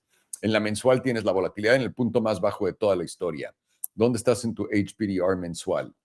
Estás rechazando la parte alta del 38.2%, la zona azul.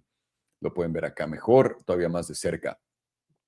Si no podemos romper esta zona en los 21.55, 21.50, vamos a tener más altas probabilidades de volver a retestear la media. Pero pueden ver cómo de pinche librito vino a retestear la media. Hemos estado por encima de la media por 1, 2, 3, 4, 5 sesiones. Quiero ver cuánto en la mensual habíamos estado por debajo de la media más. Aquí, 1, 2, 3, 4, 5, 6, 7, 8, 9. 9. Y antes de eso, básicamente nunca. Esto me dice entonces que hay un SFP enorme por debajo de la media. Y ese SFP fue este. Y ahora estamos por encima de la media aguantando. Bien, eso es importante entender en esta tabla. Con eso dicho, vamos a la de 2 semanas a ver si nos acercamos más donde estamos parados. Primero, antes que nada, la volatilidad. Volatilidad, tenemos expansión de volatilidad de uno de los puntos más bajos de la tabla, pero todavía no es oficial. Esto se va a dar cuando en 7 días, todavía falta una semana, entonces esto puede cambiar y puede darse la vuelta para abajo. Nos está rechazando el promedio del 5. Para poder llegar al promedio del 9 estamos hablando de los 22.40. Eso quiere decir que tenemos que romper el promedio del 9 mensual en los 21.50 antes de poder considerar cualquier cosa a la alza. Nuestra media se encuentra en los 18.47. Voy a apuntar 18.47 para tenerlo en mi Biblia de números.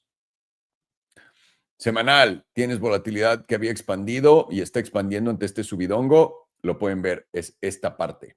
Y continúa expandiendo. Esto nos debería llevar a la media. La media está en los 22.30, pero primero vamos a tener el promedio del 9 como resistencia en los 21.69, por ahí de los 21.50. Una vez más, otro número que nos da más confluencia. Diaria tienes volatilidad apenas expandiendo. Vamos a ver cómo cierra hoy. Todavía faltan 2 horas y 20 minutos para cerrar.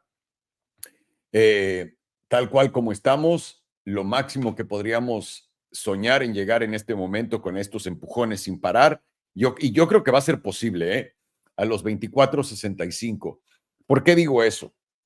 Porque les voy a enseñar esto ya sin la tabla para no hacerla tanta de pedo. ¿Ok? En este tipo de patrones, quiero que entiendan de dónde viene esta línea meme. De acá, acá, acá, acá. Rechazo para abajo. Normalmente podemos llegar de vuelta a estas líneas memes y aquí tendríamos que tener un rechazo y son los $22. Estas son el 21.69 a $22. Si no nos rechaza esta zona, muy probablemente vas a venir hasta los 24. Y esto para mí debería ser el tope antes de darse la vuelta una vez más a buscar, tal vez no nuevos mínimos, tal vez no, pero muy cerca de los anteriores. Y la razón por qué es porque Lucid, como todas las empresas de coches eléctricos, está a punto de tener el mejor cuarto que ha tenido en toda su historia, ¿no? Este último cuarto, el tercer cuarto del año. El cuarto del año, les prometo, va a ser el peor para todas estas empresas, todas. Y una vez más, no estoy intentando adivinar el futuro, estoy viendo lo que pasó en todas las industrias que hicieron a la gente comprar cosas, cómo les fue al mes siguiente, los siguientes meses. Fue literalmente un pueblo fantasma. A menos de que los intereses de verdad bajen, que los estamos viendo bajar. Tenemos que, ¿cómo se dice? Tenemos que notar eso, que todas estas empresas van a subir, pero van a tener que darse la vuelta para abajo. Los intereses, ahorita la narrativa, lo que nadie les dijo en el 2024, cuando bajaron los tipos que subieron, ahorita te los están poniendo adelante. Chequé con mi banco y mi banco también me enseña que subieron las hipotecas de acuerdo a esto. Pero, porque soy un cliente divino, si le pico, pero enséñame qué me das a mí, me continúa dando el rate bajo que les enseñé. Entonces, me huele a que en verdad estamos ante la bajada de tipos real. Simplemente estamos ante un rebote puntual y eso podría ser el tope del mercado y el rollout de reversa a la baja, como yo he cantado todo este tiempo, con el dólar subiendo como loco y los bonos bajando cabrón. Vamos a ver si juega, vamos a ver si ahora sí que se da el escenario que les estoy contando. Me dices, Rich, que estás notando en Lucid que hay hombro, cabeza, hombro en la bajada. No, te voy a decir por qué. Porque tienes solamente la cabeza. No tienes ningún hombro. Si lo pongo en la diaria, lo pongo en la, ponte tú, en la semanal menos, en la de 2 semanas menos, lo que necesita. Y aparte esto va a ser un hombro, cabeza, hombro muy ridículo. La diaria te va a dar la pauta en esto. ¿Por qué? Podrías considerar que esto es un hombro de aquí, acá, acá. Cabeza y acá que te dé el próximo hombro y digamos que baje hasta acá. El movimiento contado a este pedo sería este. Pero te falta todo el siguiente hombro todavía. Todo. Digamos que lo rompes acá. A los 28. Pero nos lo tiene que dar, todavía no nos lo da. De acá a acá, una vez más para que la gente lo pueda ver. Puedes decir aquí, acá, aquí, acá. Y ahora tenemos que ir a buscar otro acá. Eso es lo que nos daría ese movimiento a los casi $30. Pero por ahora, lo que estamos viendo es en la diaria, si ponen atención, es Lucid va a ir a buscar el retesteo de esta zona. Este podría ser muy bien el tope, los 22. Si no son los 22, voy a decir los 24. Y de ahí darse la vuelta para abajo. No creo que se vaya a llevar este máximo, aunque no, si ya se lo lleva, ya estás del otro lado. Entonces, yo diría que te llevas los 23.50. Esto empezaría, me empezaría yo a hacer la idea que no va a bajar más. Pero lo que yo estoy esperando es esto. Y ahora podría ser un nuevo mínimo. No me importa si sí o no. Voy a estar al pendiente en cada uno de estos pasos. Y aquí, si entraste y quieres agregar a tu posición, esto sería lo correcto en los 19.92 si lo quieres hacer. Técnicamente eso debería de aguantar, etcétera, pero yo personalmente solamente lo voy a hacer si puedo comprar en esta parte tan baja que les estoy enseñando en este momento. Y si no, ahí lo voy a dejar. Otra cosa quieren ver es Oracle. Rápido. Oracle continúa en la misma tendencia, la oportunidad acá. Les había dicho oportunidad en 282, 267. Esta es una zona de breakout. Tal vez ni siquiera baje de esto para no cerrar el gap y esa sería la jugada bastante cerda que te vaya a hacer. El problema de Oracle es que está jugando un juego sucio. Para mí, o sea, esto no es, yo no esperaría que continuara a la alza. Si esto fue la realidad de lo de TikTok y está bajando después de que lo anunciaron, porque acuérdense, aquí les engañaron a todos diciéndoles que Oracle nada más subió porque Larry Ellison dijo, no, pero nos va a ir mejor después, aunque los resultados sean peor. Fue por TikTok. Y cuando anunciaron TikTok bajó. Yo estaría pendiente a esta zona de los 3.15 y ahí yo estaría más del lado de hacer un corto que irme de largo. Pero eso soy yo. Soy yo y soy un gran pendejo, para que lo sepan. Así que no me hagan caso para nada en nada de lo que estoy diciendo. Nunca, ni siquiera mi mujer lo hace. No cometan el error ustedes, por el amor de Dios. Y bueno, con eso dicho, acabada la sesión del día de hoy. Muchísimas gracias a todos por acompañarnos el día de hoy en este casino, el tío Salo. Ya saben, vamos a continuar viendo cómo se desarrolla todo. No estamos adivinando nada, estamos esperando a ver. Vamos a ver lo de las bajadas de tipos, si de verdad pegan. Si no pegan, vamos a continuar más de lo mismito, idéntico, tal cual. Pero eso es lo que le están intentando vender a todos. Ya salió también ayer Trump a decir, la bolsa va a continuar subiendo, van a haber más subiditas, etcétera. Entonces, todo eso me empieza a oler a que estamos llegando a topes. Una vez más, eso es porque también tengo el bias y la confluencia de mi análisis que llevo de no sé hace cuánto tiempo, etcétera. Pero, pues sí, se ve bien, está muy divertido honestamente el mercado y pues a seguir, vamos a ver cómo nos va con todo esto. Tengan un excelente fin de semana, pórtense bien y si no, me invitan, cabrones. Oye, Laurita.